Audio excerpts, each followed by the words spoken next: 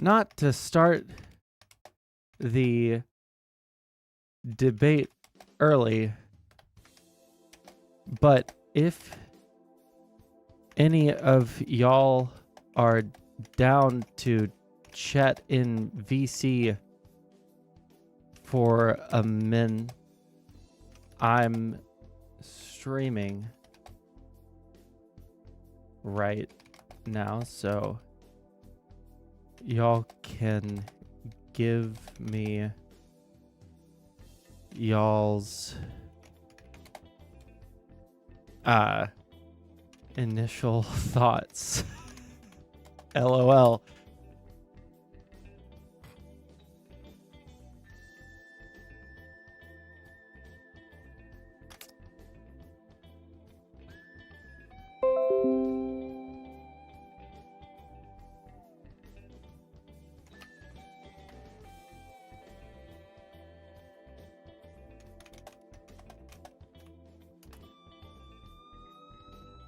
TED Talk about it.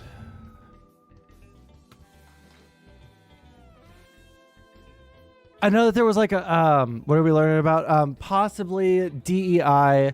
We're also going to read this. Can U.S. presidents launch airstrikes without congressional approval? I guess whatever the fuck this is.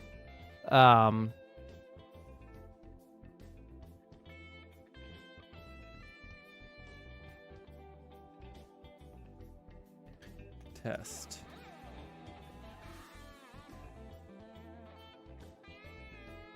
Thanks. Can you link it again?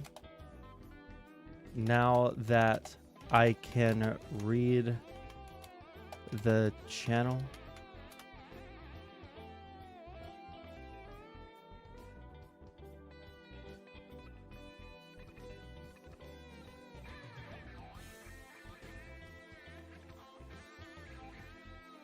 Okay, let's see.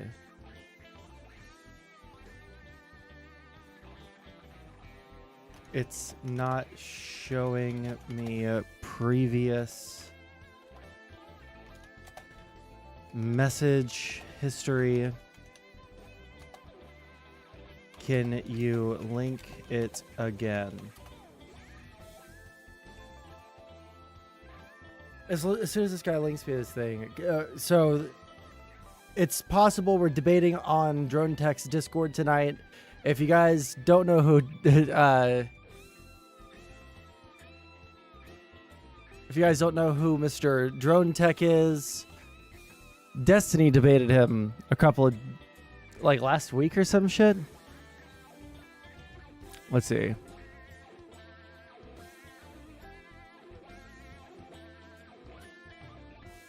This one.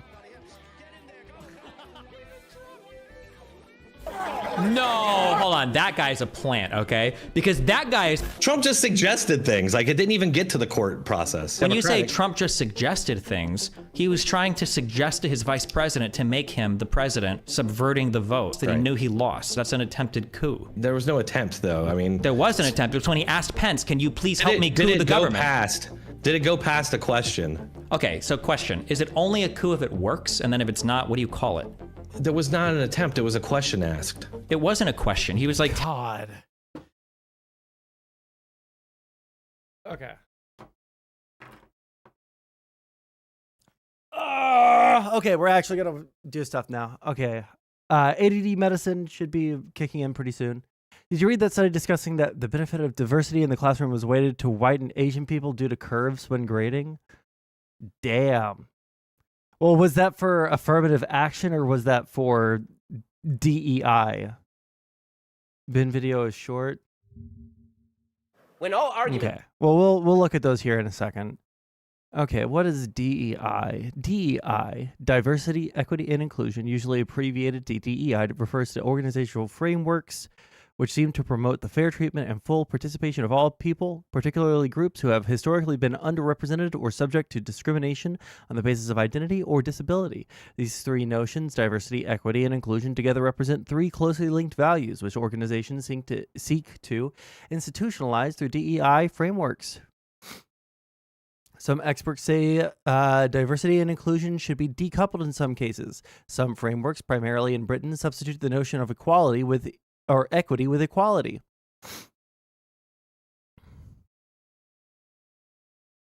Okay, different variations. Variety within the organizational workforce, such as identity, gender, culture, ethnicity, religion, disability, class, etc., age, or opinion. Equity refers to concepts of fairness and justice, such as fair compensation. More specifically, equity also includes a focus on societal disparities and allocating resources.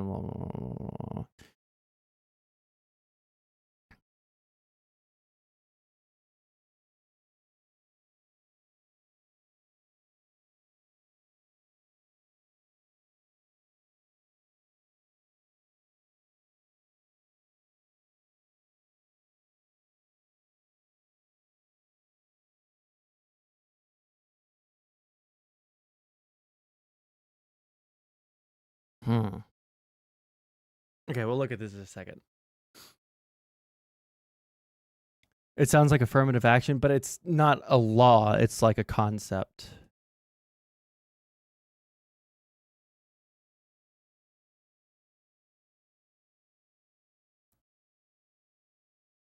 It's basically the same thing as affirmative action, but they rebranded it since the Supreme Court ruled 6-3 against it.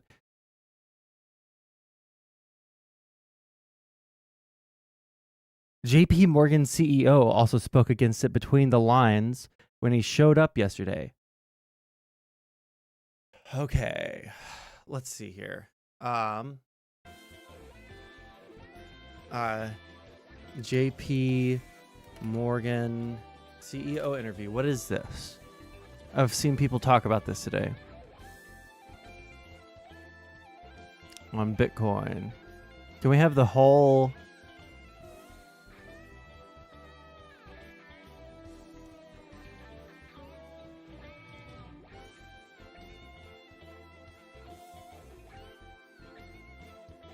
Let's see what this is. JP Morgan Chase CEO Jamie Dimon. No. He has Thank thoughts. you. He often shares them, and this time he's warning Democrats this election cycle. Watch what you say about Donald Trump and his supporters. I wish the Democrats would think a little more carefully when they talk about MAGA. When people say MAGA, they're actually looking at people voting for Trump, and they think they're voting, and they're basically scapegoating them, that you are like him.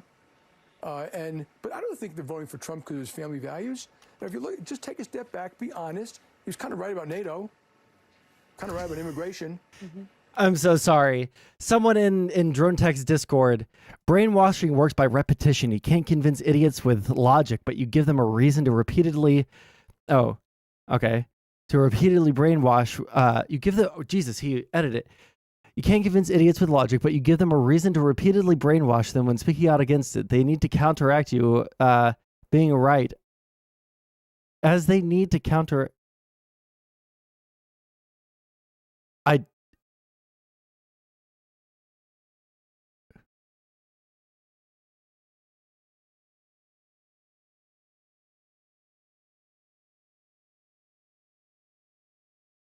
Okay. He grew the economy quite well, and I don't like how he said things about Mexico. I don't like, but he wasn't wrong about some of these critical issues, and that's why they're voting for him.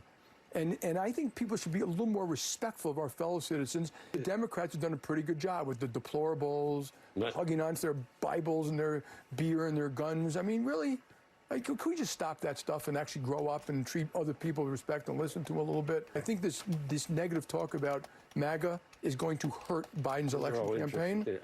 It's a really interesting moment for a number of reasons. One, because you rarely, if ever, hear CEOs of huge companies be that candid on politics. Two, because Jamie Dimon has been no defender of Donald Trump. You'll remember how he went after Trump's response to Charlottesville in 2017. Our reporting has been that he has been very impressed with Nikki Haley so far. So let's talk about this and the big picture. Back with us at the table, we have Lee, Matt, and Leah. Thank you guys for being here. Matt, let me start with you on this. What's so interesting about when Jamie Dimon talks about politics is he tells you what he really, really thinks. The point he made there is a lot of what Trump did proved in his opinion, to be correct, even if you don't like some of the style, some of the things that are said, et cetera, and beyond that. So my question to you is that a warning that Democrats should heed and the Biden administration should heed about how you talk about supporters? That's really the message he was saying, is show respect when you talk about people who support Trump for these reasons. It's a warning politically to the Biden campaign and folks who support him and how they court possible independents and moderates. I think it's also a warning to the business world that you need to surround yourself with people who don't think exactly like you. You need to break out of your bubble a little bit, because I think what we've seen this past year or so is too many corporations and companies walking in head first into some bad PR or bad issues because they don't go around the table and talk to anyone who might have voted for Donald Trump or have any sort of favorable opinion to him, and it can head off a lot of issues you've seen if you. I think something that I think that what should happen is they should find more conservatives that are like the Jeb Tans or the Counterpoints or, you know, people like that. Oh shit. I almost fucking died, bro. I almost fucking died, bro. Jesus Christ. Yeah, they need to find more like kind of chill conservatives. Because if they don't, right, if they only ever see, you know, conservatives, the only time they interact with a conservative is when they turn on fucking MSNBC and watch, you know, Bobson Dugnut, you know, the fucking famous NASCAR, you know, fan that goes to every single fucking Indy 500, right? And he has a big MAGA hat on. Then the only thing that they're ever going to see is that guy.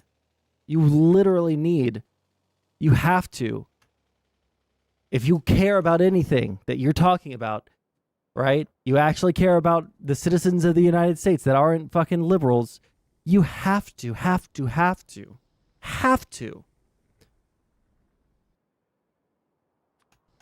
know people that are willing to engage with you. You can ignore, I don't necessarily disagree that you can fucking ignore the, oh, 1 second. I know how I can measure this out. You can ignore the people that are fucking crazy, sure. But when you say that, you know, Republicans are acting like this, you should probably link that to people that actually believe that, right? Also, we're on oil now, so this is going to be a much more complicated game now. If you just have a different perspective, if everyone sitting around this table thinks the exact same way you do, whether it's a boardroom or anything, that's a red flag. And so you need to bring in outside perspectives. I mean, look, Jamie Dimon for president. I think it was the right message for him to be delivering. I think Bill Ackman tried that. Yeah, I think he's moved on. Seriously, he did. Now he's moved on to how. He's so right. Right? When you think about the moment that Hillary Clinton lost the election in 2016, it was the moment that she called basket full of deplorables. That was game over. When you go after the supporters instead of the candidate, big problems follow. And let's not forget, Jamie Dimon is the CEO of a company where in America, probably half of his clients voted for Donald Trump. And so he can't be too critical. He's got to understand this. He's got to have a message of unity in many ways. But I think he's absolutely right. When he also went on to talk about how we have to stop accusing supporters of being like the former president instead of listening to their underlying concerns. MAGA Republicans at large, have very valid concerns. They're concerned about the direction of the country. They're also, by the way, concerned about democracy. They're concerned about inflation, immigration, the economy. They're good people, many of them. And we're defining them by the worst attributes instead of the best. And I think that Jamie Dimon had a really valid point, and Democrats would be wise to listen. I think it's a good point. I think it's one that I think you could see reflected in a very different approach that you heard from the former president in Indianola and Iowa on some. I genuinely don't know how to feel about these people on like CNN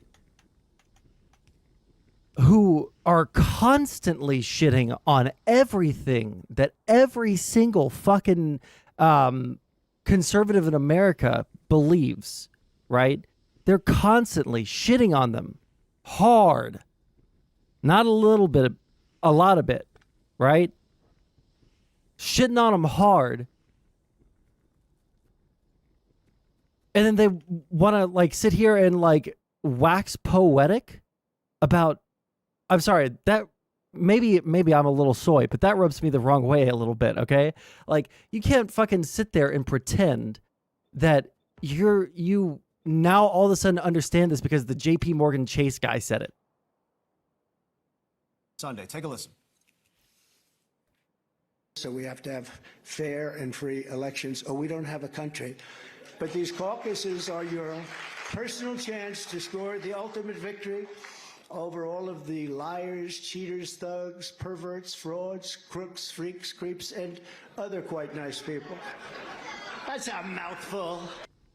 I was being sarcastic there. Like that, like it's the thing that I don't understand about this, and I'm not criticizing Jamie Dimon or that view of what he's saying, or what you're saying about Hillary Clinton and the deplorables candidate. It's like Trump says awful things about Democrats and supporters of Joe Biden and supporters of Hillary Clinton and everything like that. Way worse than deplorables or you don't like them. That's kind of true.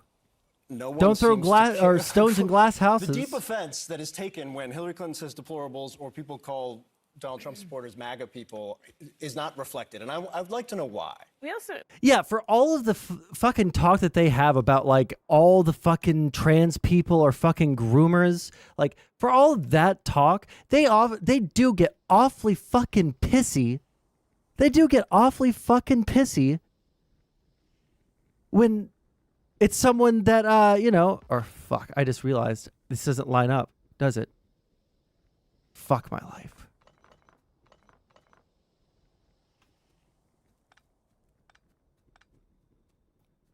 Like they'll say like trans people are trying to they're trying to turn our kids into them. They're trying to confuse them about their gender. God gave you your gender, and you're you know, they'll say all these fucking horrible fucking things about trans people. They'll say these fucking horrible things about gay people. They'll say these horrible things about like basically any minority or, you know, thing that's striving for some sort of equitable, even if it's done in a bad way. Like they can't see the intent behind it. It's always some like world-ending fucking gay pedophile cabal that's trying to ruin all of the children in America, right? It's never just like, oh, well, these people might have like a different opinion than me, but God forbid we point out that they fucking charged into the Capitol on January 6th. Where they charged into the fucking Capitol on January 6th. We're not allowed to talk about that because that would be mean, but they can call everyone else literal fucking pedophiles. I have zero fucking sympathy for a fucking conservative that wants to cry about, oh, you guys just don't understand MAGA people. Oh, you guys, yeah, this is why you'll always lose because you guys just don't care. You guys don't actually care about, you know, conservative, you know, countrymen of yours. It's like, bro, what the fuck are you talking about?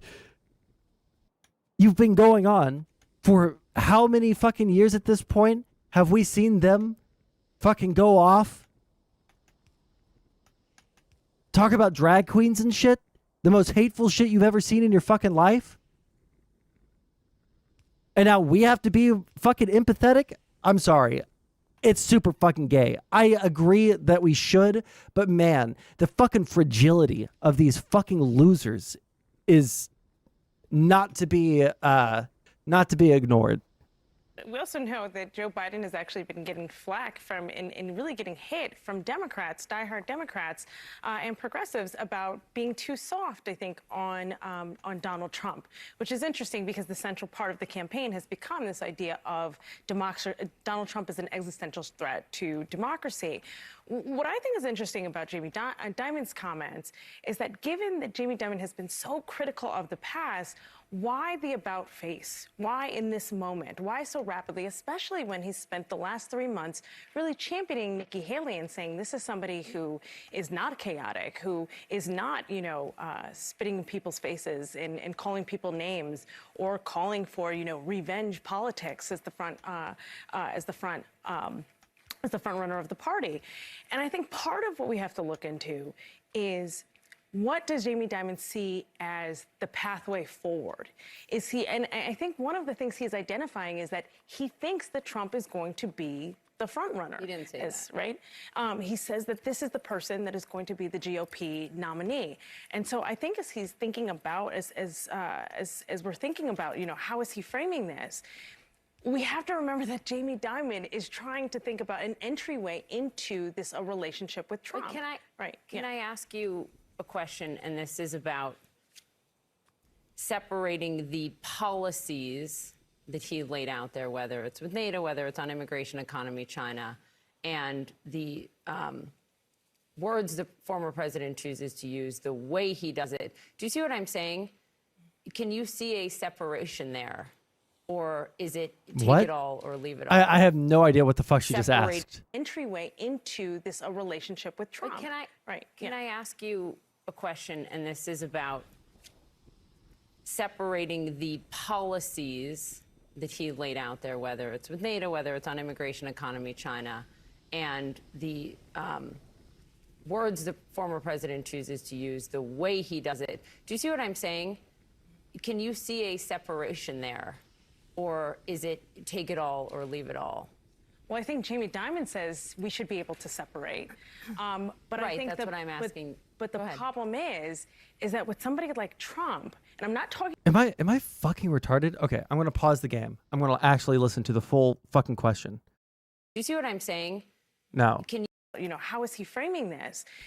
We have to remember that Jamie Dimon is trying to think about an entryway into this relationship with Trump. Can I ask you a question? And this is about separating the policies that he laid out there, whether it's with NATO, whether it's on immigration, economy, China, and the words the former president chooses to use, the way he does it. Do you see what I'm saying?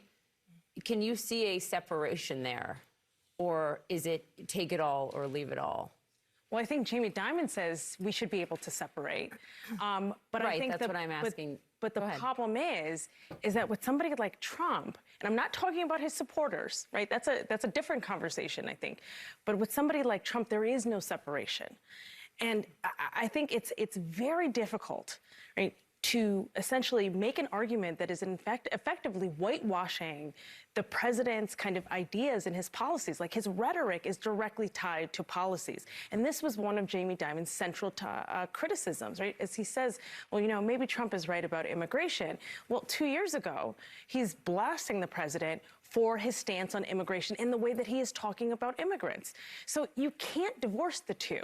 And it's something that I think has to be evaluated alongside, right, how we are thinking about running. Okay. So this link that they had didn't mean anything. To those who think that if President Trump... Okay. Let's go through some news stuff real quick and then we'll get started. We can get a better deal. You got to get 60 votes in the United States Senate. So to my Republican colleagues, this is a historic moment to reform the border in a way that would give tools to the next president they don't have today. Senator Lindsey Graham yesterday adding to a chorus of Republican senators sending a message to House Speaker Mike Johnson to take a deal on border reform. There were hopes that progress might have even made over top lawmakers made with President Biden at the White House yesterday, including Speaker Johnson. But Johnson quickly dashed those hopes last night when he said he has been frequently talking border reform with Donald Trump, who was urging him not to compromise. Johnson saying the ex-president is, quote, not wrong. Joining our conversation, one of the lawmakers at that White House meeting yesterday, ranking member of the House Intelligence Committee, Democrat. Republicans never compromise. Republicans never compromise. It comes from the top down. Don't compromise with the Democrats. Just hold off, obstruct until we have control of all three branches of the legislature. All right, the president, the Senate, and the House. All right, and as soon as we have all three of those, oh boy, then we're going to be calling out the Democrats for not compromising with us. Congressman Jim Himes of California. Congressman, thanks for being with us. There is progress, as I understand it today, on a short-term funding bill. Anything on border negotiations? Also, I don't even know what needs to be negotiated at the board. Fuck me, I didn't mean to do that.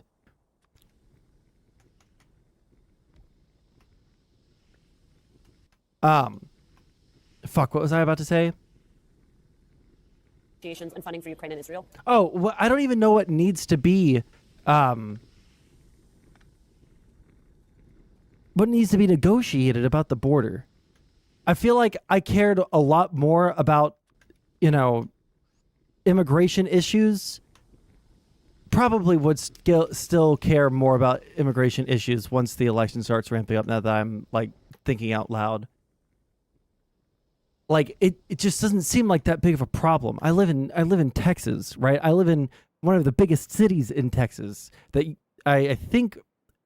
I don't remember what happened with like the term sanctuary cities, but if there is a sanctuary city, then Houston is one of them. Okay, like there's a lot of undocumented fucking immigrants here. But like, do I feel like they're invading my country? Do I feel like my life is worse having had to like interact with these people? No, not at all. Like it just feels like insane to me that people that live in like fucking Idaho, people that live in like bumfuck nowhere, where there's like 3 Mexicans who are working on their on their construction crews, care more about immigration than I do. They care more about immigration, feel like immigration is doing more to them. Are either of these moving at all? It should be connecting here to there, to there, to there. All right. Are we waiting for space and destination?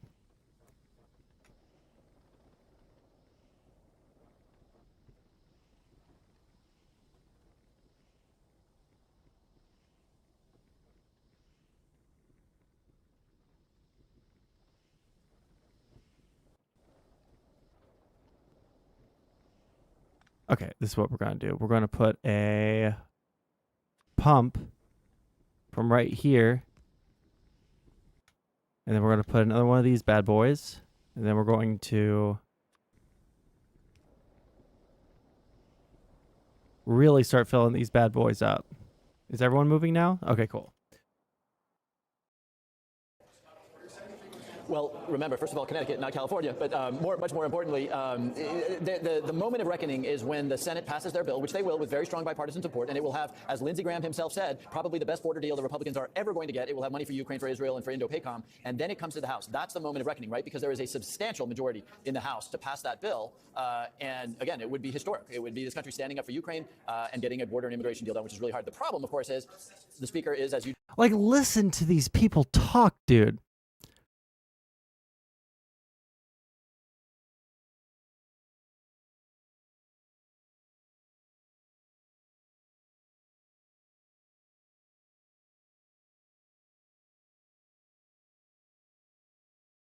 Right now, we're in a battle between social media taking over the role of legacy media and should be focusing on winning the hearts and minds.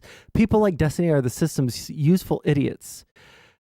Twitter/X does seem to be counteracting the mainstream media and other social platforms.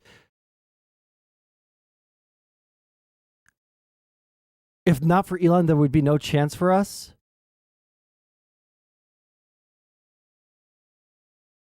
I still think Elon is part of the designed narrative. Like like everything is fucking 007. Like we're living in the Matrix. Everything is a fucking conspiracy to them. I don't know how they live like this. Bro, it's fucking crazy to me. Sorry. You just reported talking to Trump a lot. Trump is interested in maximum chaos. And the more severe problem is that the Republicans have a very, very narrow majority. And the 2 or 3 people who may decide to hate this deal so much that Mike Johnson should no longer be Speaker have the tool to make that happen. So when that Senate deal passes, the Speaker needs to think really hard about whether he wants to take a choice and maybe do a deal with Democrats that actually allow him to survive and get Ukraine done, get the border deal done, or whether he wants to get none of that done, and how he'll explain that to the American public. Congressman, how important is that aid to Ukraine and Israel that's being held up? Give us a sense of what that aid actually means. Well, you know, the conflicts are very different, but they share one quality, right? Hamas attacking Israel is a totalitarian, religiously driven, murderous cult, really, that brutalized Israel on October 7th. Set aside everything that has happened since. You know, if Israel doesn't have the resources to fight that, and if the Ukrainians, who are dealing with an expansionist, totalitarian murderer, Vladimir Putin, if we don't send a clear signal that we will not allow that kind of thing, that those kinds of people, those kinds of groups to prevail, President Xi in China notices. The mullahs in Iran notice. North Korea notices. That has implications for Taiwan. It has implications for stability in the Middle East. It has implications for the very many Iranian proxy groups that are creating instability all over the Middle East. This is really a critical moment. And I get it that, a lot of Americans maybe sitting around the dinner table don't fully feel that. But the problem is, of course, if the forces of authoritarianism get emboldened, history tells us that eventually U.S. military, whether it's World War I, World War II, eventually the U.S. military is involved, and that will have a profound effect on kitchen tables around this country. Congressman, one of the dynamics that we are watching is this interplay between House Republicans and Senate Republicans. Here's how Senator Thom Tillis reacted to Speaker Johnson just today. Hi, Senator. Hi. What do you make of President Trump telling Speaker Johnson that he shouldn't support the border deal? I respectfully disagree with the president. I mean, he could not have possibly seen what we're negotiating. When the bill is released and everyone, particularly conservatives and President Trump, sees the tools that will be available to a President Trump, should he win the election, to lose this opportunity to get it passed into law, I think is malpractice. We'll talk about the substance of what is actually in there. It is striking to me, though, one, that you have Senate Republicans seeming to be very, very frustrated with House Republicans and the way in which they do not seem to understand what is possible in the U.S. Senate. It strikes me that is in large part because there are members of the House GOP caucus who aren't really interested in getting anything done so much as they're interested in grandstanding on this issue. That's exactly right. And I mean, let's be clear about this. The majority of Republicans, I think, would agree with Senate Republicans. They're legislators. They understand that when you don't have the presidency, you don't have the Senate. You take what your colleagues in the Senate are saying is a very good deal. There's two strains that are opposed to that. Number one are those that are slavishly devoted to Donald Trump, and nothing else matters. If Donald Trump says this is a bad deal for whatever reason, and that reason is usually because Donald Trump is looking after. Isn't that crazy? Has there ever been a non-sitting president who was calling the shots from the campaign trail? I actually don't know the answer to that. Is that normal for an ex-president, a president that is no longer in office, or an incoming president to be guiding legislation well before the campaign has even gotten to the general election? Or look into the past, not even that long ago. There we go. Now we're burning with gas. Fuck them trees, bro. Fuck them trees.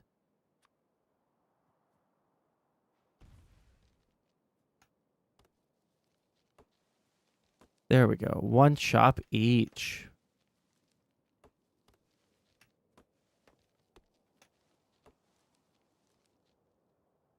Okay, I was actually asking you guys if that had ever happened before, but I guess nobody knows the answer. For his own self-interest, they will parrot those talking points. And then, of course, you've got the sort of chaos agents or the people who are here because they believe that somehow they have the leverage to get far more than what the senators have been able to do it. But at the end of the day, it all comes down to, does Speaker Johnson decide to do away with the, let's just use the analogy, the firearm that every single member of the Republican caucus now holds to end his speakership? The path to getting that done, and I think he would find receptive negotiating on the part of Democrats, is to say, let's agree to do away with this one-member motion to vacate that allows the looniest of the loonies to end that man's speakership. Until that goes away, we're going to be having these conversations and not getting anything done until the cows come home. Interesting. All right. Hey, guys, if you're watching on YouTube, like the stream right now, or you will be visited by the cuckold bull tonight in your dreams and in real life. And he will fuck your mom. He will fuck your wife. He will fuck your girlfriend if you don't like the stream. Also pretty sickening to see liberals weaponizing Trump against Muslim and Arab Americans for not wanting to vote for Genocide Joe and going all white savior as if voting for blue MAGA has made anyone's lives better. Well, I will tell you something. The fact of the matter is that we cut child poverty in half, by 45%, 40%. I think that makes a difference to people's lives. Biden hasn't done nearly enough in terms of student debt relief, but for 3 million people, yes, it made a difference. The idea that Medicaid expansion was promoted under Biden, yes, that makes a huge difference. The idea that the National Labor Relations Board has made unionizing easier, yes, that makes a difference. For millions of people who stand to gain Social Security and worker protections because of the Labor Board decision today, yes, that makes a difference. I mean, on balance, I'm sorry. The fact is, yes, there have been many more people's lives who've been made better by having a Democratic administration versus a Republican administration. Okay, it is not revolutionary. Wait, did we already Some of listen these- to this? Wait, didn't we already listen to this? Why was this linked in content suggestions again?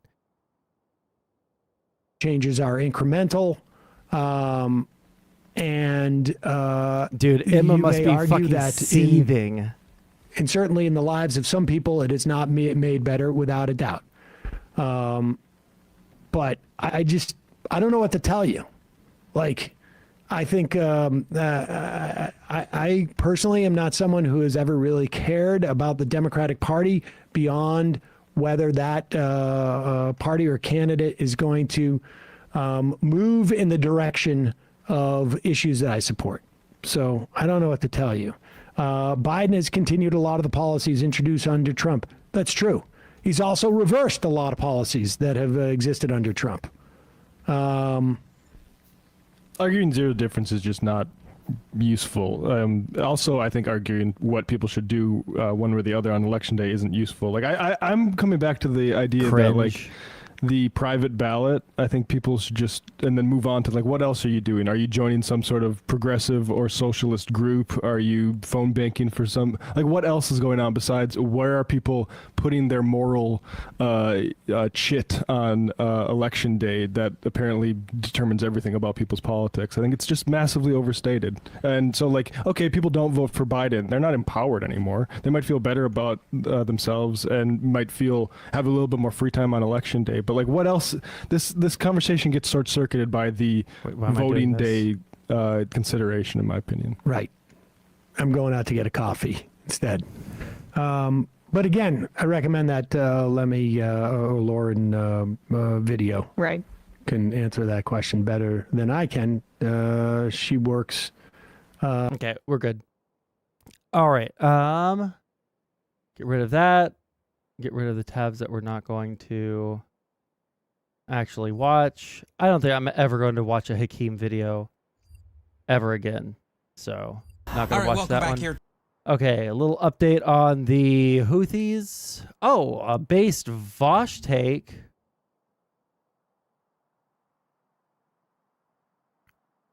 Okay, copy link. And I guess we'll try and open them up in a private window. I must have gotten blocked by this person on my account. I was. What? And seeing the discourse already with like, a lot of people don't want to talk about. Stop. Fuck off. Fuck off. I've been seeing the discourse already with like the vote blue no matter who stuff. Like, I won't vote for Biden after his role in this. And his role in this has been monstrous. When I said vote blue no matter who. Can he like, what is his role has been monstrous?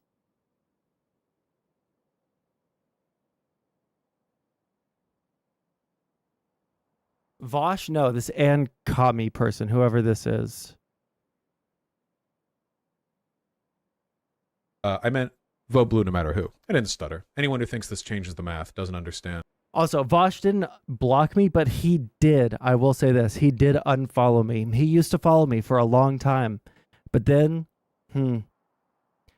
I said something mean to Keffels when she was, saying that she was going to use her contacts at Twitch to get me banned.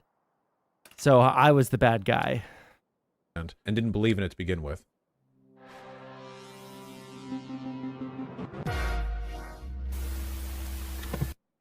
If it's an election between 100% Hitler and 99% Hitler, it's 99% Hitler all the way. We campaign, baby. With that being said, I have to say, Biden's response to this entire situation has been really bad. Basically, a lot of people don't want to talk about this. I've been seeing the discourse already with like the vote blue no matter who stuff. Like, I won't vote for Biden after his. Okay, cool. Right now, what were we about to watch? Oh, this one. To live now from Fox, I'm your host, Giacomo Luca. Thanks so much for joining us. Pakistan's Air Force has launched retaliatory airstrikes early Thursday in Iran, allegedly targeting militant hideouts. God, I hate it when people say At least Iran. 9 people and further raised tensions between the neighboring nations. Meanwhile, the United States also announcing it striked at least 14 Iran-backed Houthi missiles in Yemen. That also comes as the escalations in Gaza continue. At least 16 people were killed. I keep on in doing the airstrikes fucking by gears. I Israel don't in need the southern gears. Gaza today. Fuck off. And there's also no word on whether or not medicine has reached hostages there in Gaza after an agreement there. Want to turn now to Fox News correspondent Trey Yingst with the very latest on all of it. He joins us live from Tel Aviv with the very latest. Good morning, Trey. Hey, Giacomo. Good morning. Trey, tell me first about those attacks overnight on those target sites in Yemen and the escalating conflict there between the U.S. and the Houthis. Yeah, absolutely. So as the threats continue from Iran-backed Houthis in Yemen, targeting commercial shipping vessels in the Red Sea, the United States has started to increase strikes against Houthi rebels. And overnight, for the 4th time, they struck this group. And this time it was a unilateral strike targeting 14 different missile launching positions. And according to U.S. Central Command, Tomahawk missiles were used, a very accurate missile that allows the United States to target specifically what they're looking for. And look, they're trying to send a message here to the Houthis that they do have the ability and the intelligence to target much of their weapons arsenal. A new report in the Wall Street Journal indicates that U.S. intelligence says about a quarter of Houthi weapons capabilities have been destroyed in these strikes that have taken place over the last week and a half. And so it is a significant question to ask. How much is this Iranian proxy willing to risk, and how much are they willing to lose as they continue provocative actions against these commercial shipping lanes? This is a legitimate question. How much are they willing to lose? Because it seems pretty fucking crazy to me that you would, like, I understand why they're doing things. Iran tells you to jump. You say how high. They're giving you all the missiles that keep you in power in the country that you are, you know, doing a rebellion in. Yeah, I mean, I get it. Okay, I get it. But, like, how much are you willing to sacrifice? How much are you willing to actually lose on this shit, you know? Are you willing to give up your entire or are you willing to give up your entire, like, hold on power if things go badly? Because that seems like it would be a very, very bitter pill to swallow. And if you're not willing to do that, then what the fuck are you doing? Like, like, if you know, right? If you know that the U.S. is going to be super ass mad about this, basically everyone, like, if we pull up a, let's look up Google Earth.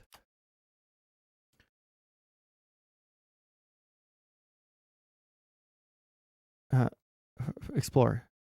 Fuck off. Why does it start on fucking Taiwan? Okay, if you're the Houthis, right? You control basically this area. Can we see that? Yeah. You control, like, this area, and even then, not even all of this, right? But, like, this general area right here. Means that you get to control the Strait of, what is it again? This is the, are you going to give me a label? Really? No label. Bab al-Mandab Strait. You control that, right? But look at all of the places around that need trade from right here, and the countries that need trade up here. Who all is going to be pissed off at you for doing that? Well, you're right. We do have Israel right here, but you also have Egypt, who is losing out on all of their Red Sea to the Mediterranean Sea traffic and tolls that they get off of the traffic through the I almost said Panama Canal, the oh my god, I'm thinking of all the wrong terms right now. The Suez Canal, before it even pops up, there we go, right? Then you have, can these countries please label? We have Egypt, then we have Sudan, we have Eritrea, we have Djibouti, we have Ethiopia, which is landlocked and gets all of its trade through Ethiopia, right? We have Somalia, right? Basically, every single one of these countries right here is pretty dependent on both of these little choke points being available and open and freely trading. Saudi Arabia ships its oil through that strait right there. All of these countries up here buy oil from Saudi Arabia. That's true. But look, they also send to India. They also send to the Pacific Islands. I don't know what to call it. Oceania or some shit, right? Philippines, Japan, et cetera, et cetera, et cetera. They have to send it all the way over there too. Everyone over here is super fucking pissed at the Houthis. You're not hurting Israel all that much because they can get their shit from other places over here, right? They can get, they're not completely restricted from getting shipments from Asia over here. They're not completely removed from that. It's hurting all these other places way more. Not to mention all the countries nearby who get their food from there. True. In the Red Sea. Trey, meanwhile, let's talk about the strikes that happened in Iran as well. This coming after Iran apparently made strikes in Pakistan earlier this week, and now Pakistan striking back. What do we know about this? So on Tuesday, the Iranians struck Pakistan. They say they were targeting a militant group that was linked to attacks inside Iran. Meanwhile, the government in Islamabad said that 2 children were killed in those strikes that included both missiles and drones. We understand overnight Pakistan responded against a militant organization inside Iran. And this is significant because other countries striking Iranian territory is extremely rare. And we're talking about 2 regional powers that have significant weapons capabilities. Now, we've already started to see diplomatic actions with ambassadors being recalled and threats rising in the region. The real concern here is that the buildup on the border between the 2 countries could erupt into a larger ground conflict. And that is certainly what other mediators, such as China, are trying to avoid in all of this. And meanwhile, Trey, we've learned that an Israeli airstrike on a home killed 16 people, half of them children, as the fighting continues in southern Gaza near the town of Rafah. We also know that yesterday there was that exchange of an agreement being made where the Israelis essentially would send medicine from that brokered agreement between Qatar and France.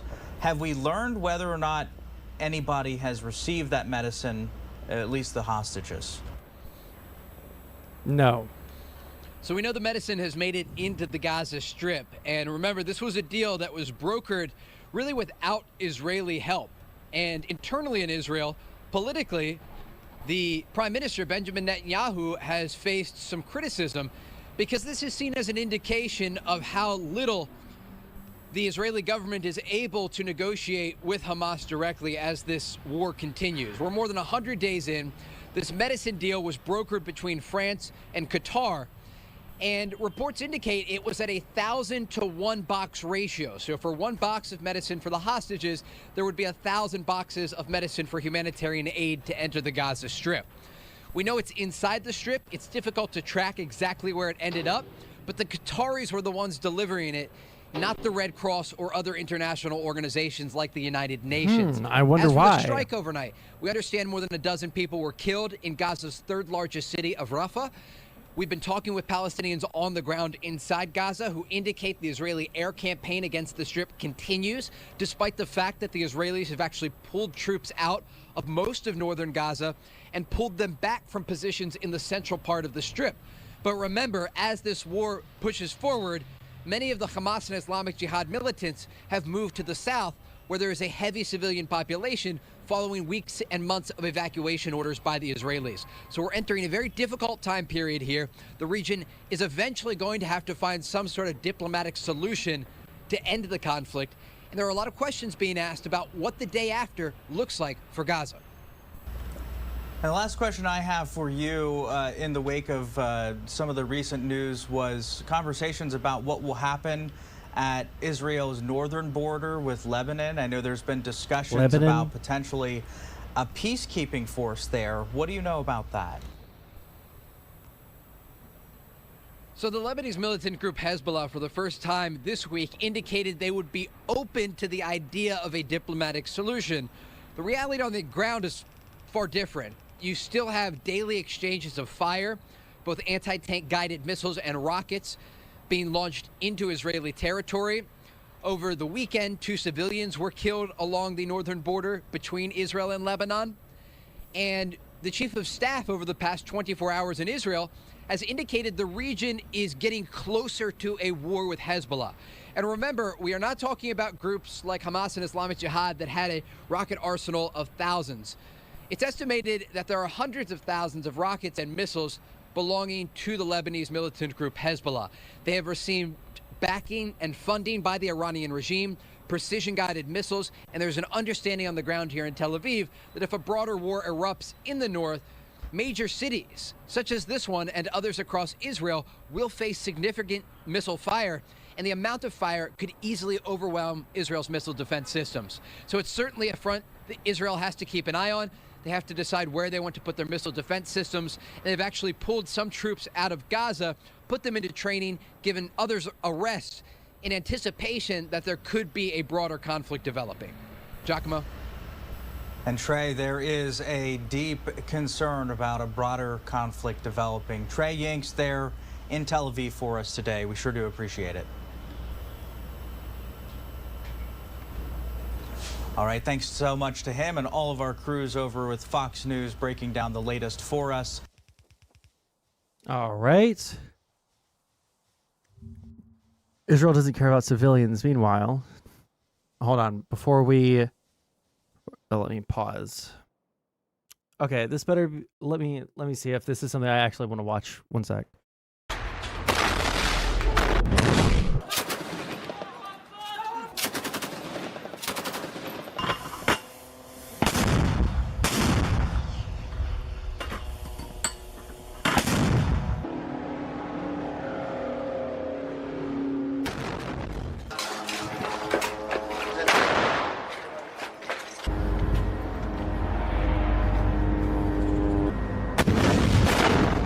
الآن تجهيز يوم 7 على بيار طبرقان. They really are just like fighting in civilian clothing, aren't they? They really are just... And they're wearing fucking sandals and shit, dude. Jesus Christ, that's loud as fuck. Okay.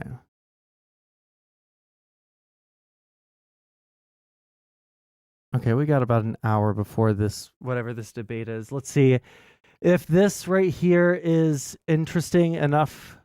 If I feel like I can or steelman this hard enough, then we'll do the debate. If not, then we'll start memeing on some other shit. Let's see what we have.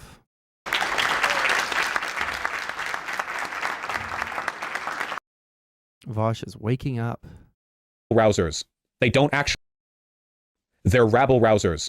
They don't actually care about Palestinians. They're anti-Semites, and they're galvanizing people against the West. They had plenty of reasons to do that before, and now they're doing it by engaging in indiscriminate piracy. They're just doing shit. There's no consistency. There's no strategy.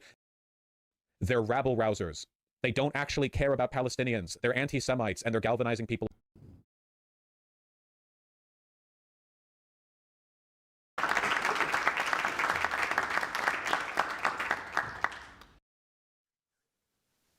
diversity, Wrong clip. equity, inclusion.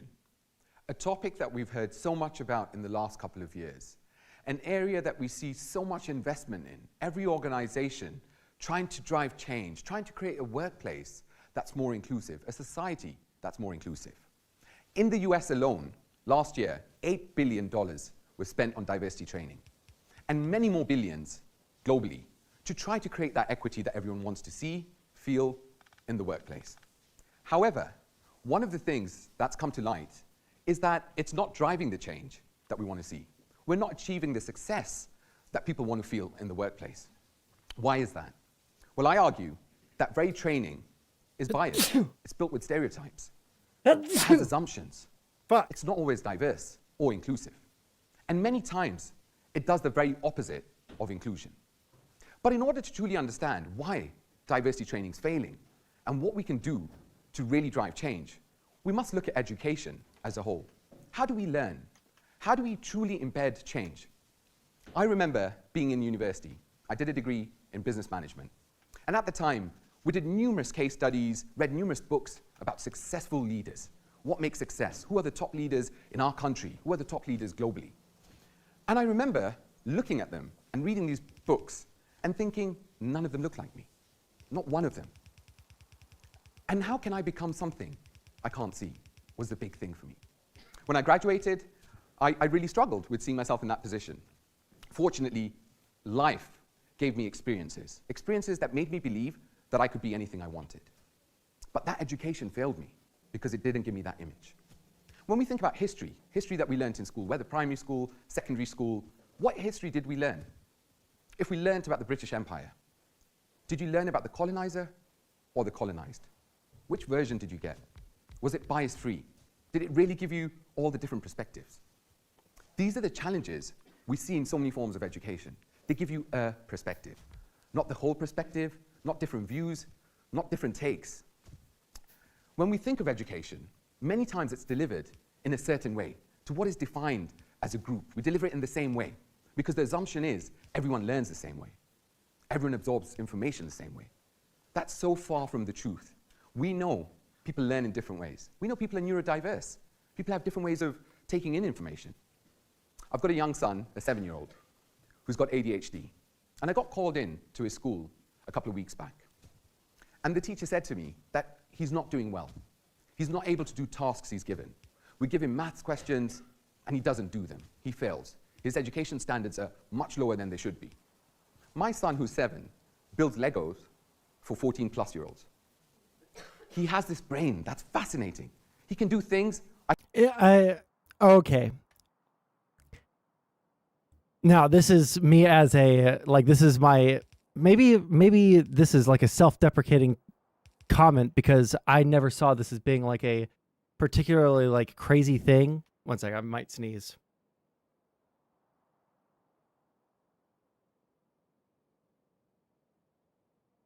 Maybe I won't. I still feel like I gotta sneeze. So, like, when I was growing up, I was reading books for, you know, kids in high school. When I was in elementary school, I was pretty academically successful insofar as like I got the gist of everything, right? I understood. I knew what I was supposed to do. I understood the oh shit, is it really that bad? Oof.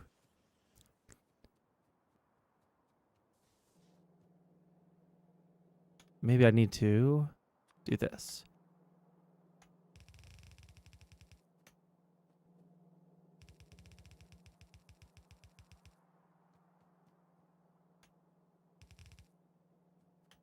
Okay. So like I was reading books for like high schoolers when I was a kid. I was doing like super complicated Lego fucking things too. Like I was there. But I don't think that I was like particularly special. I feel like the way that they, and maybe it actually is like a super true thing. Like, yeah, no, like it's just like a thing that they age appropriate, or they accurately, you know, label these things based off of what the They accurately label these things according to what age this should be appropriate for. But I feel like they overage things, because there's no way like reading a high school book in elementary school is that crazy, right? Unless it's like Wuthering Heights, you know? I couldn't even imagine to do at his age. And I said to his teacher that if you want him to learn, you have to adapt your style, not him adapt himself to fit in. Why not give him those 10 math sums and break them down? Give him 2 at a time. Let him complete 2, tell him he's done a great job, and give him the next 2. Because that's how he learns. That's how he can be successful when learning. So we must readdress how we teach, how we get people to understand different things, if we're truly going to embed change. And then when we think of diversity training or diversity education, it's built with so many different elements that are not having the success that we want to see. And let me give you some examples. When we learn about diversity, what do we see? Usually, we have a poster up with a person. That's someone who's a person of color. That's someone who's a member of the LGBTQ+ community. Really? Does one person or one image describe a whole community? It's not possible. I remember being told once, what is the view of Muslims on something, being someone of faith? And I was like, wow, you want me to give you a view of almost 2 billion people? Me. How can I do that? Everyone's an individual. Everyone has a unique identity. But if we're going to stereotype and say this is this group or this is that group, we're not going to achieve success.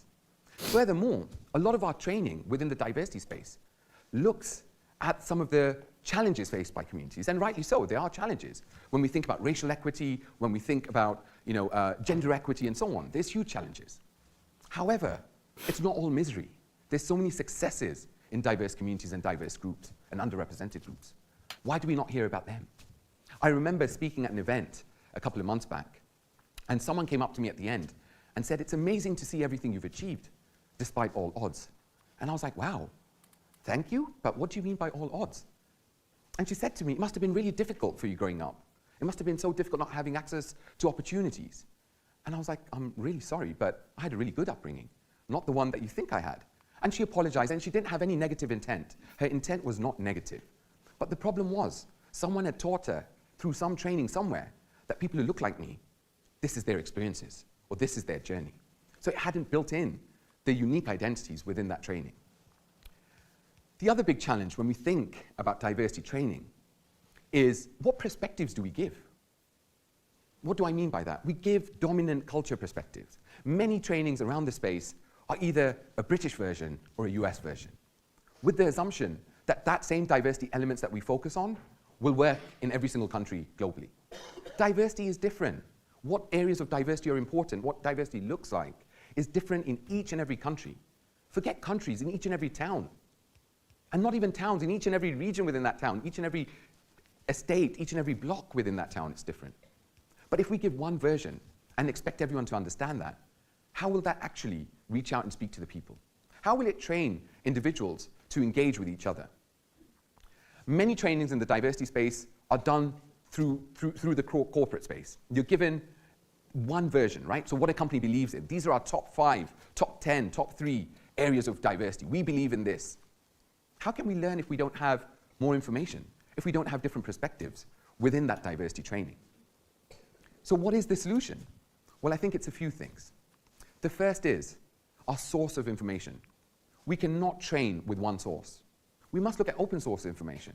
Why can diversity training not be about all the different views on a topic? We don't have to give one perspective.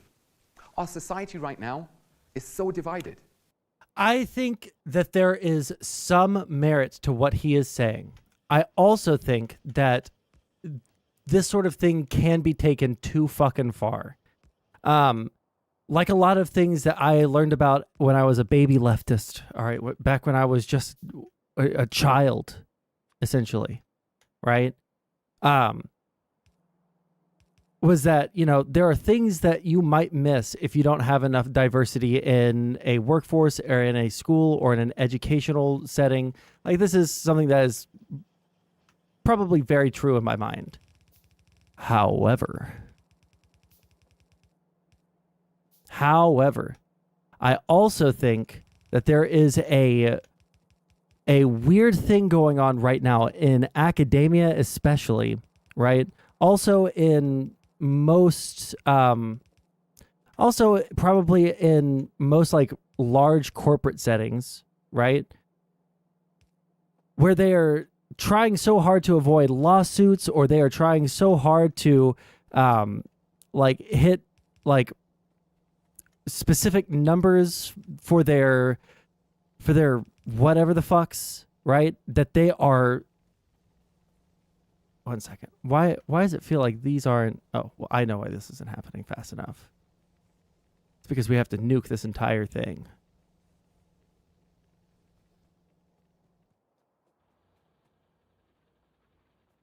We have to nuke that entire thing, don't we? Fuck. That's so fucking annoying.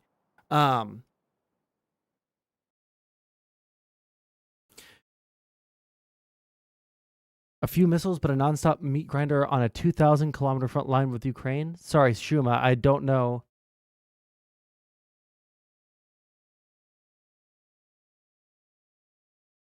I don't know what you're talking about.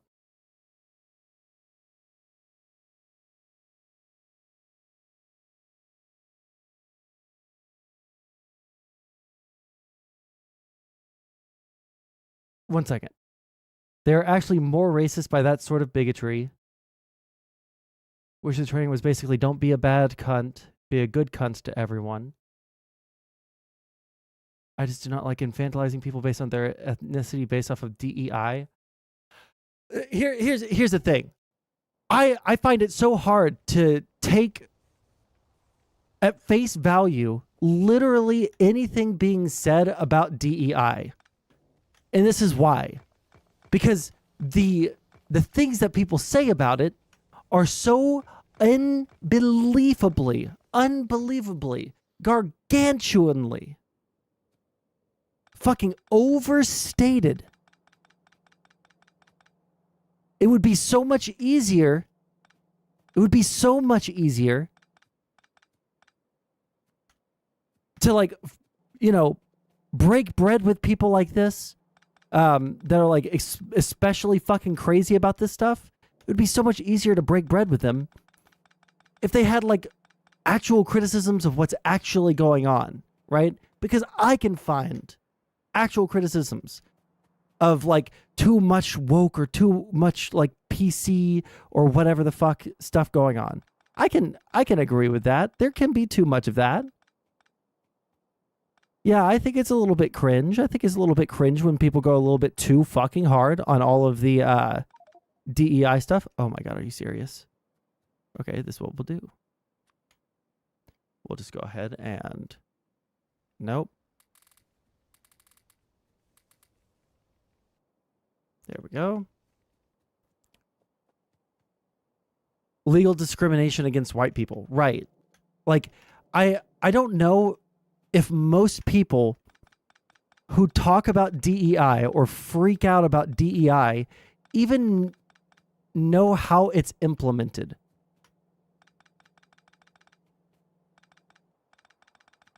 I wonder how many of these people actually think that people who undergo some sort of like diversity training in the workplace actually listen to it, right? Here, 1 second. Let's see here.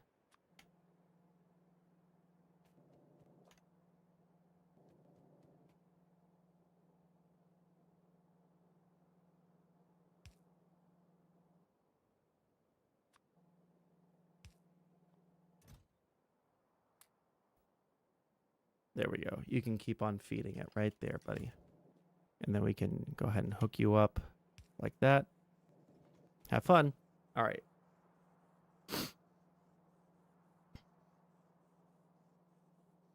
Anyways, yeah.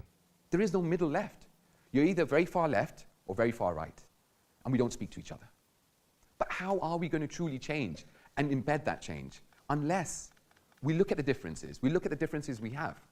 Diversity has never been about us all agreeing. If we all agreed on the same things, that wouldn't be diverse. Diversity is about bringing different perspectives, different lived experiences together, and respecting our differences, and then working towards better goals. Twids. So we must diversify the very content we teach, and the very content we put in for people to learn. We must localize it. Diversity training shouldn't be training that's designed centrally. We need to let teams and individuals speak about what it means. Storytelling. We learn through stories. So if we have diversity training that gets a group of colleagues together and they share their experiences, that's impactful. We learn through each other. Human interaction, the biggest learning we can have. The other big thing is we need to move away from just one form of learning or education when it comes to diversity. Traditional classroom-based learning has a part to play. It's good. But we must think about experiential learning. How do we create experiences that truly drive change? If I asked any of you to speak or to remember a time that you were taught something in the classroom, you could probably go back a few years, maybe even a few weeks. But if I asked you about an experience, you could probably go back to your early childhood. We remember experiences.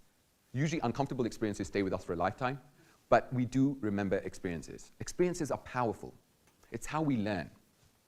So if we're going to teach people about diversity, let them have experiences. And we must diversify our experiences, not just in our workplace or in our schools, but beyond that. If I asked any of you to write down your 5 closest friends, how different are they to you? You'll find they're very similar. So unless we diversify our experiences outside of our workplace, our studying environment, we're not going to learn. We're creatures of habit. I go to the same restaurants. I sit in the same chair in the restaurant. But that's not going to teach me anything. I must try different experiences, even if they're uncomfortable, because that's how we learn, and that's how we truly will drive change in the diversity space. Group learning, so powerful. As groups, how can we learn? How can we come together and share those different ideas? How do we create psychologically safe environments? As I mentioned, there's so much fear of saying the wrong thing, of offending someone, not knowing the right terminology to use when it comes to diversity. That can't help if we're not talking. How will we learn? How do we create psychological safety to come together and have those difficult conversations? Ask someone that, look, I don't know what the right phrase is, or I would like to know more about this, and we share. I have never been offended by someone asking me a question, but I have been offended by someone making an assumption about what my needs are. So ask me. Ask what I would like. And then self-led learning. Learning is our own responsibility.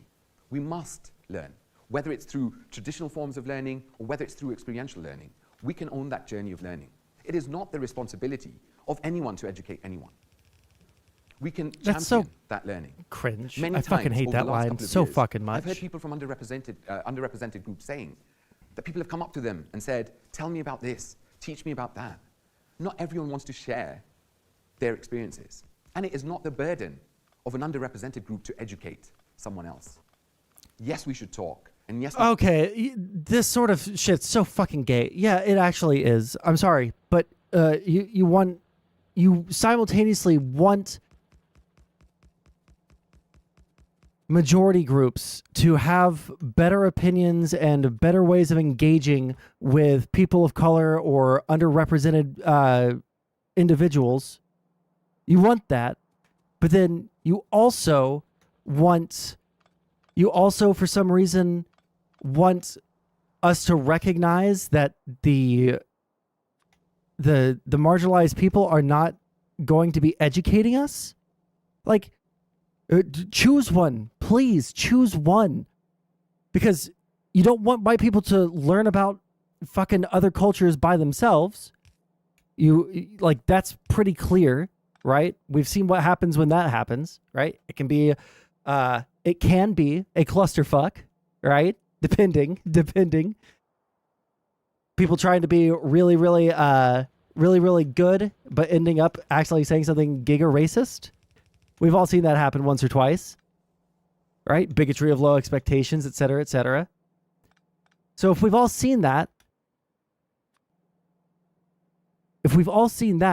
then yeah, you do think it's an important thing for people of marginalized communities to be the educators for white people, for people in the dominant group. Yeah, you do believe that. Interesting survey. We'll look at it in a second. But that responsibility lies with us. We are the people who own our own journey of learning. And it is uncomfortable. I don't want to lie to any of you and say diversity or the topics around diversity are not uncomfortable. They are. But we need to get comfortable being uncomfortable. because we're not going to make progress unless we truly understand what that looks like. And finally, when we think about learning in the diversity space, it's not a 2-hour module. It's not a half-day program. It's a lifelong journey. Within the workplace, statistically and evidence shows, half-day programs, the 1-hour workshops do not change behavior. People revert back. How many times have you seen learning or training being delivered and people are sitting on their phones? People have switched off. For learning to be impactful, it has to be continuous. We learn through continuously practicing something, through continuously leading something and really owning it. That's how we learn. And learning is not for a select group of people when it comes to diversity. Diversity education is for everyone. It's not an us and them game. We don't place a particular group through the education and not another group. Biases exist everywhere. Microaggressions, discrimination, stereotypes. But we must all own that journey. We must all go on it. And it will be a long-term journey. Diversity, equity, and inclusion is here to stay. It is not only a nice thing to do, but it's a business imperative.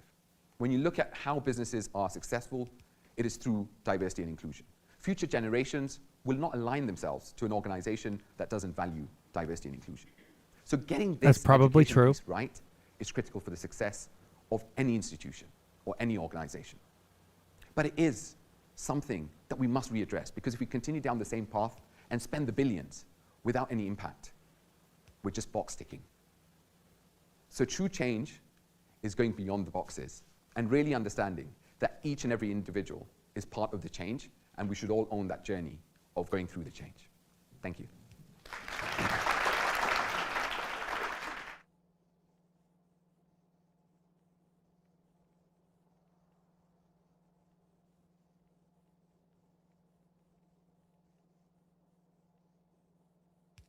Okay.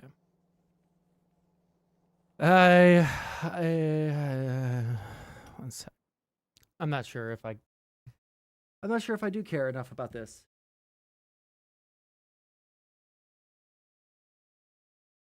Majority of U.S. workers say focusing on DEI at work is a good thing, but relatively small shares place great importance on diversity in their own workplace.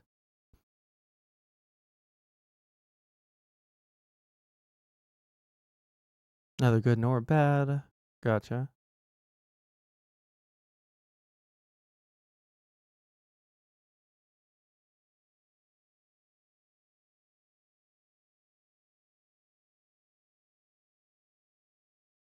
Three in 10 say it's extremely very important to them to work somewhere where there are a mix of employees of different races, ethnicities, or ages. Roughly a quarter say the same about having a workplace with an equal mix of men and women, and 18 say this about a mix of employees of different sexual orientation. More than half of workers say their company or organization pays about the right amount of attention to increasing DEI. Smaller shares say their company or organization pays too much or too little attention, and 17 say they're not sure. Black workers are more likely than those in other racial and ethnic groups to say their employer pays too little attention to increasing DEI.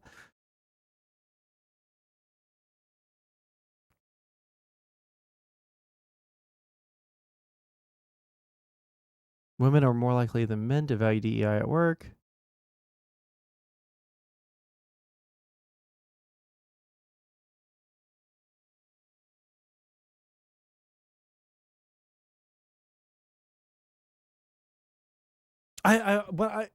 Is there someone that has like a DEI?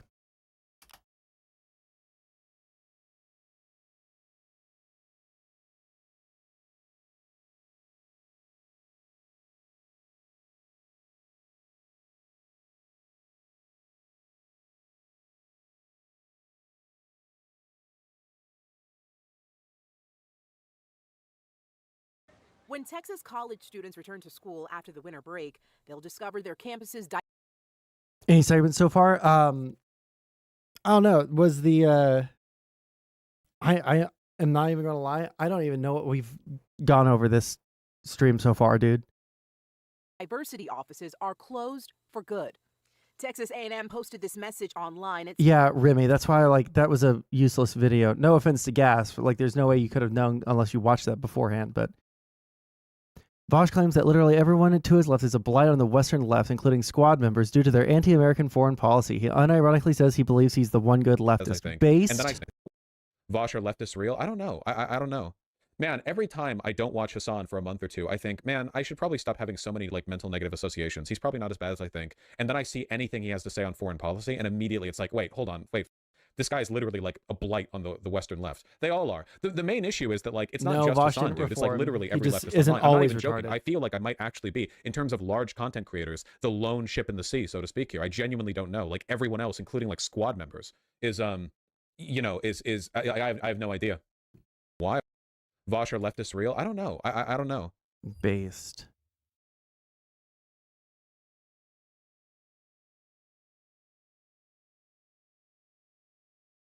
Says they're preparing to comply with Texas Senate Bill 17 regarding diversity, equity, and inclusion programs at public universities. Staff members have been reassigned, and this office is closed. This is out of step with Diversity, equity, and inclusion programs at public universities. Staff members have been reassigned, and this office is closed. This is out of step with the majority of the global population. We are disadvantaging our students by failing to acknowledge that and make a plan for inclusion. Dr. Michael Sorrell, the president of Paul Quinn College, says scrutiny of DI initiatives isn't new and it's riddled with politics. What problem exactly are we working to solve? A political problem. As it stands, DI programs in universities are being cut across the country, claiming the offices eat up financial resources and have little to no impact. But research shows DI initiatives, they boost student enrollment numbers among underrepresented populations, help universities hire employees with more diverse backgrounds, creating more cultural awareness on campus. The idea is that they are the people who are working to make sure that the institution functions in its most equitable and fair state. Fundamentally Christian principles. Dr. Sorrell says even without DEI offices, institutions, they need to prioritize supporting students. He's now a part of an effort to support employees who are being reassigned. I hope they realize it's all. I wish they would go into more detail.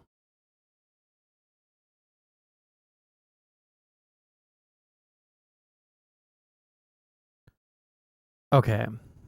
What else do we have here?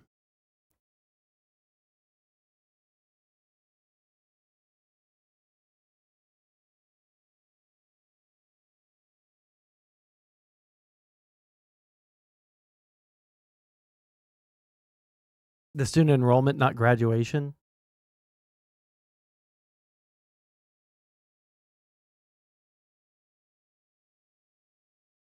Wait, probably just on how much he is watching Destiny to see what positions he should hold? Wait, what are you talking about? Because it's all bullshit. Here's the thing. I don't think that all of DEI is bullshit. I think that there are bullshit aspects of it, or there are things that there are like different versions of DEI, right? I feel like I looked this up.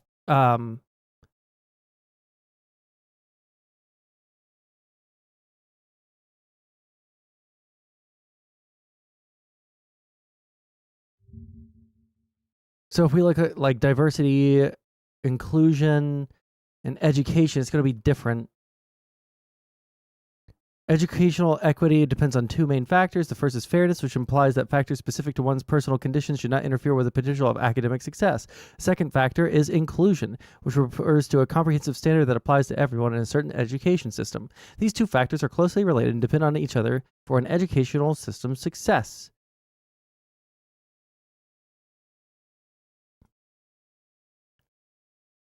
So like this would be like the program that I was in when I was in like grade school, right?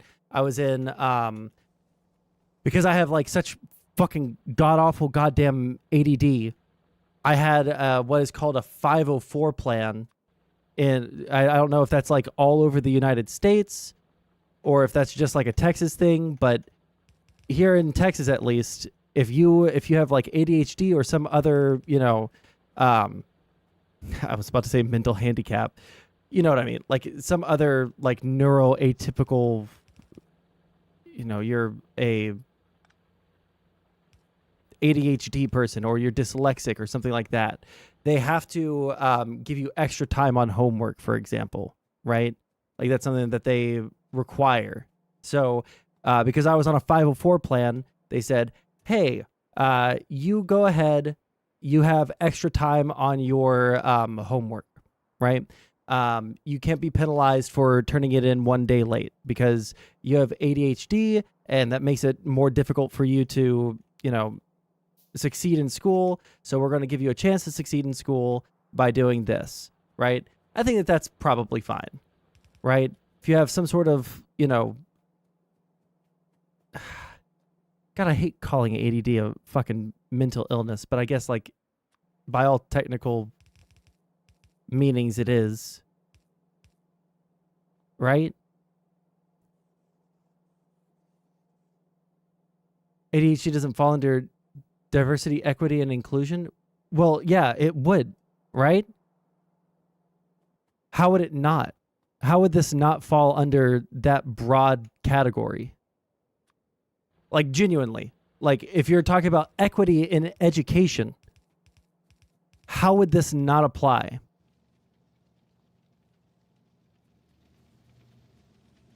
DEI doesn't only talk about racial. It also talks about gender. It talks about mental status. It talks about race. It talks about all of these things because it's intersectional. It's one of those intersectionality things, right? Learning disorder, sure. It's an IEP, individualized education plan. Well, yeah, but that's like what they're kind of referring to, right? When they're talking about when they're talking about DEI, right? They're talking about exactly what you just said.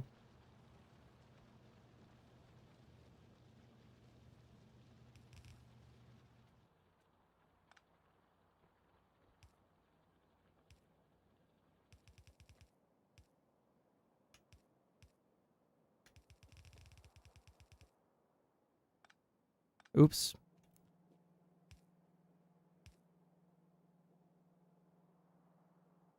And then let's do it like this.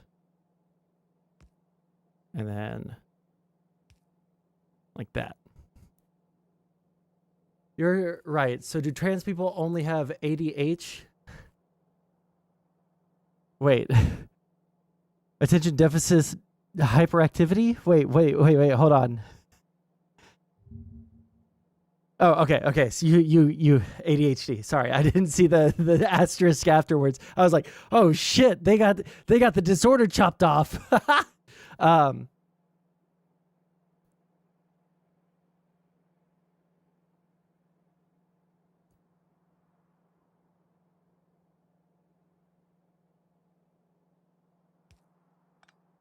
Okay, let's see here. Now I'm actually fucking curious. Diversity, inclusion, provide organizations with many. What I actually want to see, and see if you could see if someone could find this in chat for me. Okay, is there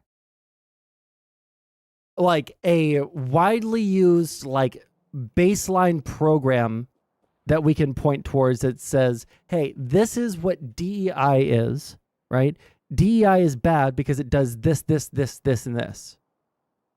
Do we have anything like that? Like, this is like the predominantly used DEI motherfucking thing?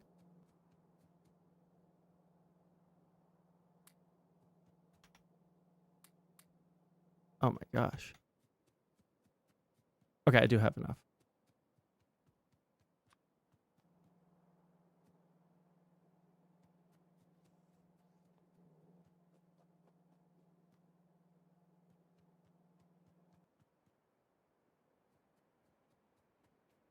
Okay, we need to like massively upgrade our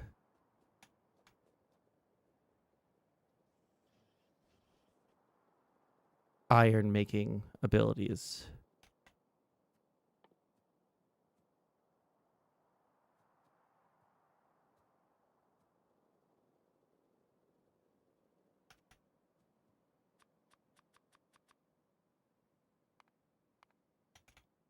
One second.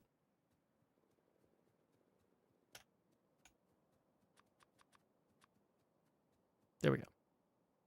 Jean Carroll is back on the We'll stand. listen to something facing about Trump. Cross-examination from Donald Trump's lawyers in her $10 million defamation case. Trump's lawyers indicating she had about 30 minutes worth of questioning left. Let's get right to Kara Scannell outside court. Kara, what are we hearing from inside the court? So Jean Carroll has been on the stand for just a little while now, and she's under cross-examination from Trump's attorney, Alina Habba. The focus of much of the questioning this morning has been on the timeline, because Jean Carroll's initial story came out through a book excerpt on New York Magazine's website, and that Donald Trump made his first statement that Carroll is suing him for that's defamatory. Oh, no, I about already 5 have that full. hours later. So what they are showing Carroll are people responding to her tweet about this story that was negative before Donald Trump made his first post. Some of these tweets that they've showed said that she was making up false news, was a dirty liar. Another said, "You are a disgrace." That's all part of Trump's argument that he should not be held responsible for mean tweets that people would have sent Jean Carroll regardless of what he said. And of course, Carroll and her lawyers have said that it was Donald Trump's statement that prompted his followers to echo his words and to bombard her with negativity, both in these tweets but also through Facebook messages and some threats that she said had scared her, where she thought she was going to get shot. So she is still testifying now on the stand. They're also starting to ask questions about how much money she is currently making, because another argument that Trump's lawyers are saying is that Carroll's actually, her career has prospered since she came public with her allegations against Trump, and she has a newfound career, and that it's not as damaged as Carroll has testified yesterday under oath all day about the impact of Trump's statements. So her testimony is only, as you say, about to go for about a half hour today, and then she will be done, and the cross-examination will be over. Her lawyers may choose to ask her questions under what I thought this one was already settled. Her testimony will end sometime this morning. Sarah? Okay, we're seeing video of her coming in and out of court. Kara, I just wanted to know who's taking the stand next, or what's happening next in court after she testifies and is cross-examined. So her lawyers also say that they want to call Carroll's former boss at Elle magazine. That's where she wrote her advice column for almost 3 decades. So she is expected to take the stand, add to Carroll's credibility. And they also intend to call a reputation expert. That is someone who will talk about the monetary harm that Carroll is facing. She is facing more than $10 million in damages in this lawsuit. Now, the judges also said that Carroll's lawyers can play the Access Hollywood tape. That's where Donald Trump bragging about how he, as a celebrity, has a right to do what he wants to women. That was allowed in the first trial. The judge has said he will let that come in again because it may help the jury understand the former president's mindset and views toward women. It's unclear if that will be played today, but that is one of the pieces of evidence that Carroll's team has said that they want to play. Sarah? Yeah, the Grab Her in the Pee tape raised a lot of eyebrows and Grab her anger back pee. when it was played, and yet he still became president, and now we're seeing this fight between he and Jean Carroll play out in the courts. Kara Scannell, thank you so much for following all of the details of these cases. John? All right, with us now, CNN legal analyst Norm Eisen. He served as House Judiciary Special Counsel in Donald Trump's first impeachment trial. Ambassador, thank you very much. Let me first ask you about this line of questioning that Jean Carroll is under right now from Trump's attorneys. Is something along the lines of other people did it too and first in terms of saying bad stuff about you, Jean Carroll. Why are the Trump lawyers doing this, and is it effective? John, it's not effective, and the reason it's not effective is because the Trump lawyers are pointing to an approximately 5-hour gap between Jean Carroll revealing what Donald Trump did in New York Magazine and Donald Trump claiming it was false. And what Alina Habba, Trump's lawyer, is trying to do here is to say, look, you were attacked in this 5-hour period before President Trump said anything. And therefore, you can't blame President Trump for everything that has transpired since. But John, we're talking about 5 hours on the one hand and years of harm that Jean Carroll very persuasively testified about on the other. And I just don't think the jury is going to care.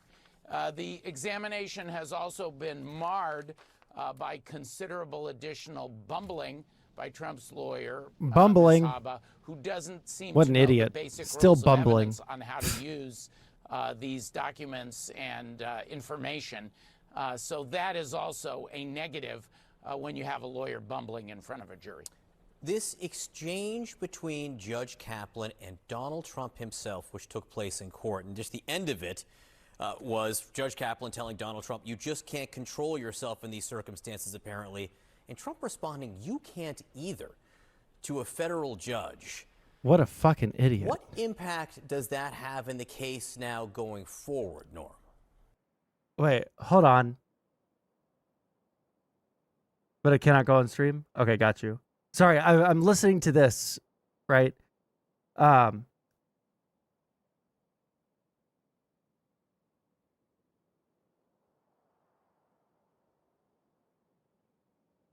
Do you think DEI affects free speech?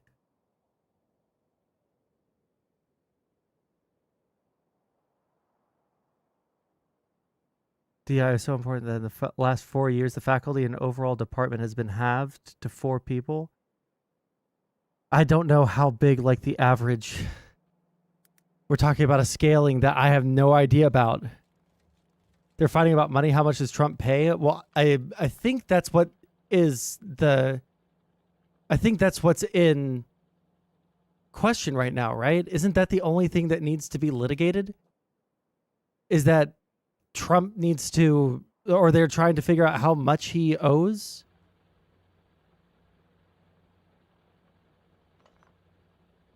Or am I wrong on that? Maybe I'm... Yeah.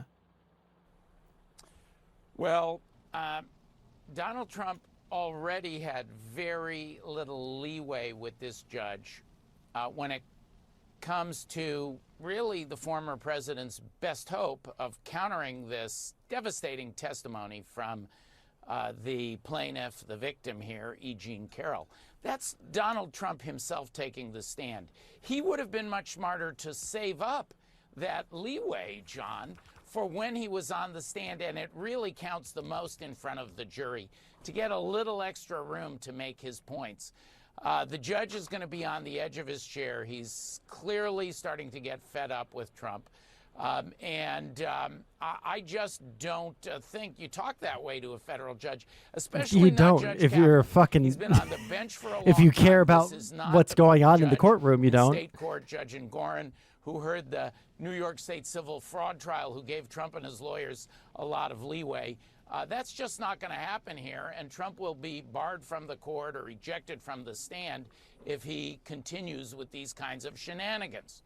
Yeah, I haven't seen a federal judge treated this way or taken this way. I want to ask you, we could hear any minute or any day from the federal appeals court on the issue of presidential immunity. Donald Trump and his lawyers are arguing that he has immunity for anything that happened on January 6th that he did because he was president of the United States at the time. Donald Trump on his social media just put out an argument here. He wrote, a president of the United States must have full immunity, without which it would be impossible for him or her to properly function. Any mistake, even if well-intended, would be met with almost certain indictment by the opposing party at term end. Even events that cross the line must fall under total immunity. Ambassador, that seems like an even more expansive argument than they made in court. John, it's hard to comprehend a more expansive argument than the one Trump's lawyer made in court, that the president can order SEAL Team 6 to assassinate an opponent. And yet Donald Trump has managed to go even further this morning. The core idea of our Constitution, of American law, of the founding of our country, is that no person is above the law. Everyone is subject to the Constitution. No, you cannot cross the line. A president cannot have that absolute immunity. That would be a dictatorship.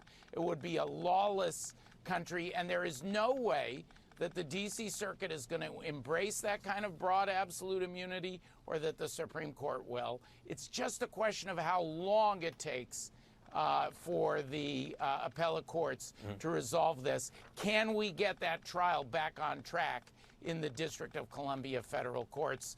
But this is a dead loser and really reprehensible and dangerous. Dangerous. Holy shit. Not dangerous.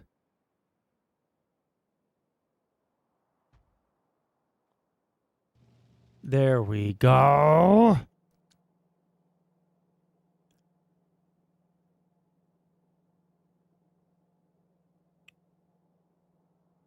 Which we're talking about today. I'm trying to see if it's worth jumping into this debate that's supposed to happen in 15 minutes about DEI. I don't know what I think about it. It feels like there's obvious issues with it, then there's obvious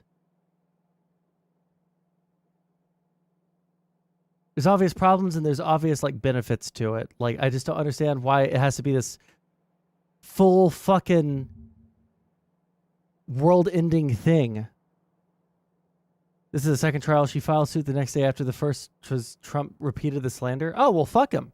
If he's too fucking stupid. Okay, you know what? Actually, I thought that it was the same one. If Trump is too fucking stupid to not fucking put himself in that position twice, he fucking deserves it. Fuck him. Like, I'm sorry. There's just like no sympathy. No sympathy for me. Holy shit. How could he be that fucking retarded?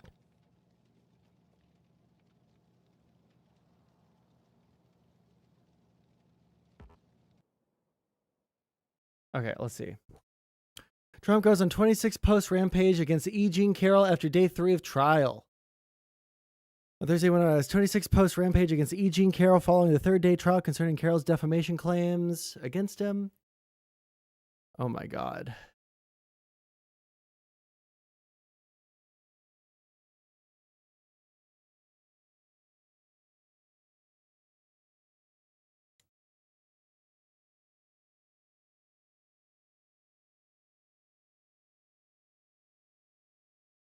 Hampshire, in other words, right after this. And then as to the trial today, it was a very interesting day. As you probably noticed, it's a big story that the witness today, a person I never knew, I never had anything to do with. It's a totally rigged deal. This whole thing is rigged, election interference. But this is a person. Bro, holy shit. Does he not look extremely rough right here? Bro, what's going on? No idea until this happened, obviously. I have no idea who she was, and nor could I care less. It's a rigged deal. It's a made-up, fabricated story. Well, they found out today that she got rid of a lot of evidence, as you probably noticed. She got rid of massive amounts of evidence, and in addition to that, she had a rifle or a gun. No, his hair. His hair looks like wispy and thin and not coiffed in the same way that it usually is. Because she said she bought gun bullets or rifle bullets, and it was the opposite, I guess, of her gun. And was it licensed? No, it wasn't licensed, so I guess she's got a difficult problem. That's going to be her problem, but she has a gun or a rifle.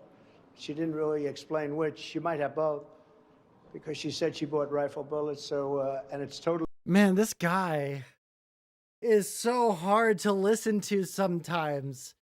Yeah, she has a gun. She might have a rifle. She could have both. I don't know. That's a problem for her, though. She says she doesn't even know what kind of bullets go in it for her gun or her rifle. Again, she could have both. Like, we just listened to this for 1 minute, and he repeated the same thing over and over and over, didn't he? It's a rigged deal. It's a made-up, fabricated story. Well, they found out today that she got rid of a lot of evidence, as you probably noticed. She got rid of massive amounts of evidence, and in addition to that, she had a rifle or a gun, because she said she bought A rifle is a gun, bullets or Donald rifle Trump. bullets, and it was the opposite, I guess, of her gun. And was it licensed? No, it wasn't licensed, so I guess she's got a difficult problem. That's going to be her problem, but she has a gun or a rifle. She didn't really explain which. She might have both, because she said she bought rifle bullets, so, and it's totally unlicensed. So I assume that's a problem, but the judge was protecting her. He didn't want to go there. We don't want to go there. We don't want to. If that were me, it would be a different story. But with her, The judge is totally protective of them. And frankly, anybody Who in is that court them? would see it. Donald Trump. Frankly, it's a disgrace. That's probably one of the reasons our country is going to hell. Bro, he's simultaneously unlistenable and like super entertaining.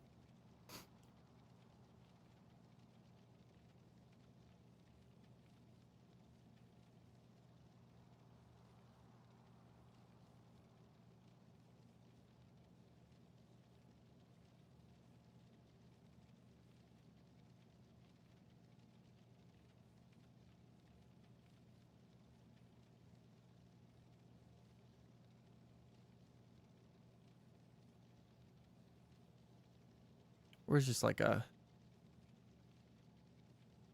Since Teddy? All right, bud.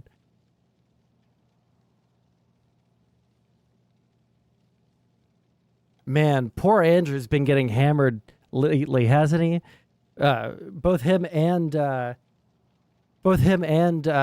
fucking Rachel.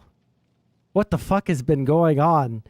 Evidently, Rachel groomed Andrew into getting married, and then they got pregnant pre-marriage or some shit like that, and he made her take a paternity test so that he would actually like go through with marrying her. And like, bro, for all of the fucking moral grandstanding that they do. Yes, I have the HBR link right here. We'll look at it here in a second.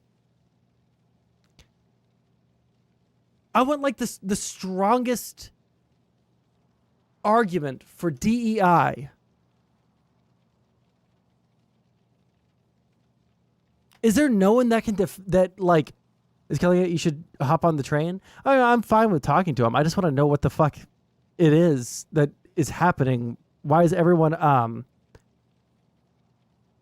like beefing with him super hard?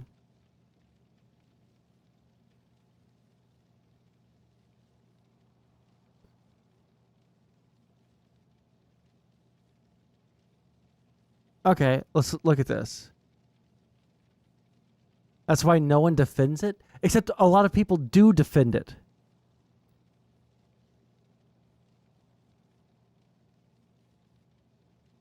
And I think that there are aspects that are worth defending. Unless you're just a complete fucking... unless you're just like a complete political hack. There's probably plenty there that is worth saving, right? Or worth holding on to, right? Or no? DM to adventurers servers. Yeah, your man banned me before I even said anything in the Discord. Okay? Your man banned me before I even said anything. He saw Sondsol jump into the Discord. He said, "Oh no, Sonsol's too smart for me. He might make me look really dumb." And then he banned me from his Discord or kicked me out or something. I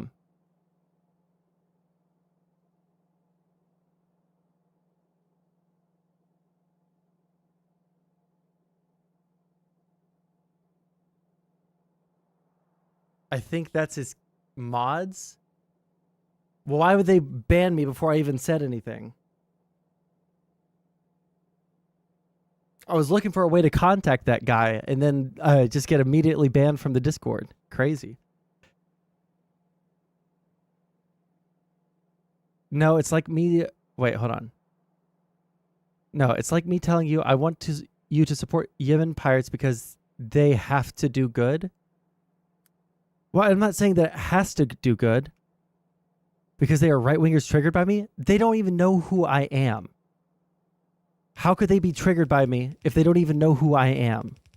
I've never interacted with these people. Anyways, I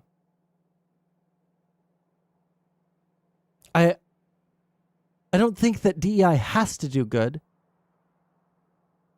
I'm saying that there are probably fair instances where we would say, you know what? This is actually probably a good implementation of this.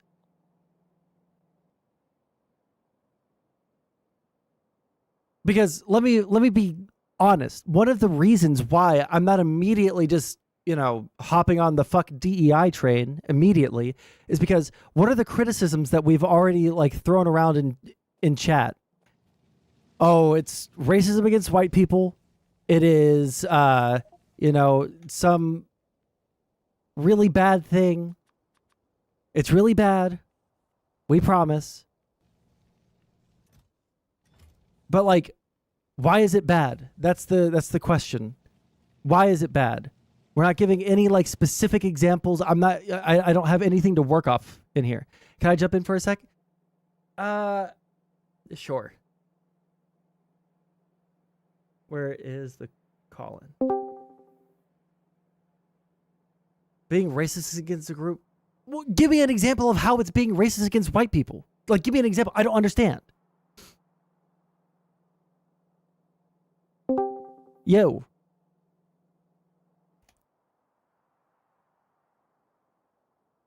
Oh, it's either on my end or your end. Let me look at my end. Voice and video. Nope, I should be able to hear you.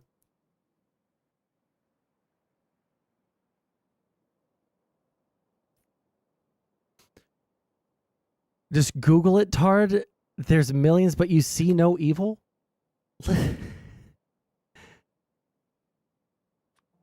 Why would I even bother responding to such a fucking retarded statement? Why the fuck would I even bother responding? I'm willing to change my mind. But if I Google, why is DEI bad, right? Then I'm going to get a bunch of Cope articles. Just it feels like I'm getting Cope from both ends about why it's so good or why it's so bad. Just Google it, Tard. Okay, well, you have such strong opinions on why it's racist against white people. You can't think of a single fucking instance of why it's racist against white people? Man, white people really are the most fucking retarded. Race realists had it fucking backwards, obviously, since no white person can fucking think of a single reason why this is racist to white people. They just have very strong fucking emotions about it.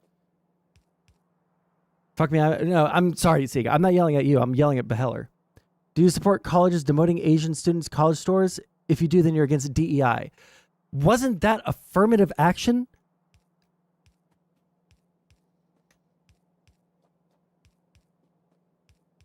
The problem is no one's giving any direct examples. No one's giving any direct examples about why this helps this person, why this helps this person, why this helps this person, or why this hurts this person, why this hurts this person. Nobody's saying anything like that. We're just saying that it does. We're using broad statements oh, we just want more black people as our evidence. And that's extremely fucking frustrating. Okay. Hello. Still can't hear you if you're talking. Go to your voice and video settings, see which microphone you're using, etc., etc., etc.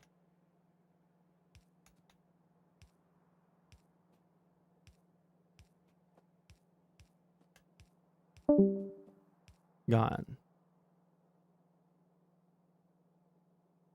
You already know you're going to get a dishonest example? Well, even if they give me a dishonest example, I can look into it and then we can see, oh, well, this actually wasn't bad because of XYZ reason, right? We can do that. I'm totally fine with that.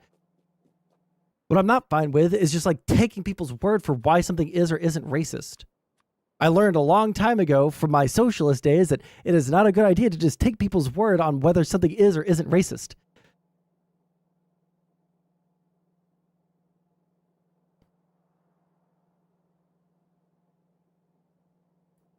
Libs just want to be racist to white, and this proves it.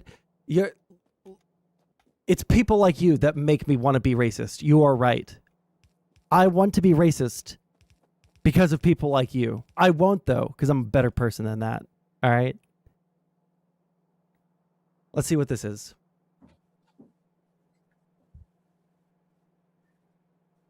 Let me tell you about Harry. Harry is the second highest ranking executive at a multi-million-dollar corporation. He's a successful white man in his early 60s with an Ivy League education. Harry is well-connected, he has a conservative political worldview, and he supports a number of charities. And on the outside looking in, Harry is very similar to the other 5 white men and women C-suite in his organization. He loves his work and enjoys having great relationships with his peers. But in August 2020, that began to change. You see, that summer brought global attention to the racial injustices that people of color, particularly Black people, faced in the US. And in Harry's mind, his peers seemed to have changed overnight. They started talking about the need to invest in diversity, equity, and inclusion, or DEI for short. And these concepts were seldomly brought up before. Then they started acting and speaking differently. They started sharing plans to aggressively only hire future leaders that are people of color because the optics of their team wasn't good. And whenever Harry questioned their decisions, they would likely joke with him, "Oh, Harry, your opinion doesn't matter. DEI has nothing to do with you. It's not for privileged white men. Harry, your bias is clouding your judgment." Hello. All right, I heard you for a second, Tron. Oh. I'm down my audio. I guess Tron's in the debate chat. Go ahead and drag him back up for me. I don't know what's going on with his mic right now. Hello, hello? Tron! Here we go. Hello? Okay, yes, we hear you. Testing, 1, 2, 3, 1, 2. What's up, my guy?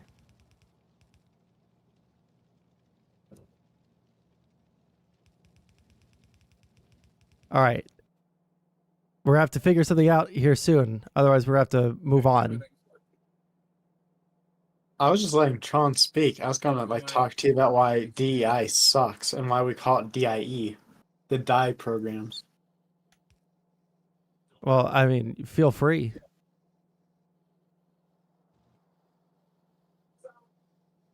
Before I do, I was curious what Tron was coming in for, but if we don't know, then I guess I'll just come in and start talking. Gotcha. Go for it, bud. So the reason why a lot of people are against the DEI programs is actually a lot of the same reasons why everyone's against intersectionality. For instance, when it comes to something like Asian students, they're actually disadvantaged, which, as you know, the Supreme Court ruled against. Yeah, they got rid of the... Well, right, but this is the question. What is... Are we linking... one-to-one? Is DEI, like, should we just look at that exactly the same as affirmative action? Like, should we look at this the same, and should it be regulated the same? Because, like, these are private businesses doing this. I know, like, that's like the cop-out that everyone says, but, like, should we look at this a different way because of that? Like, these are important questions, I think. DEI is affirmative action, the department. Does that make sense? The department. No. Yeah, so it's a department that's focused on affirmative action.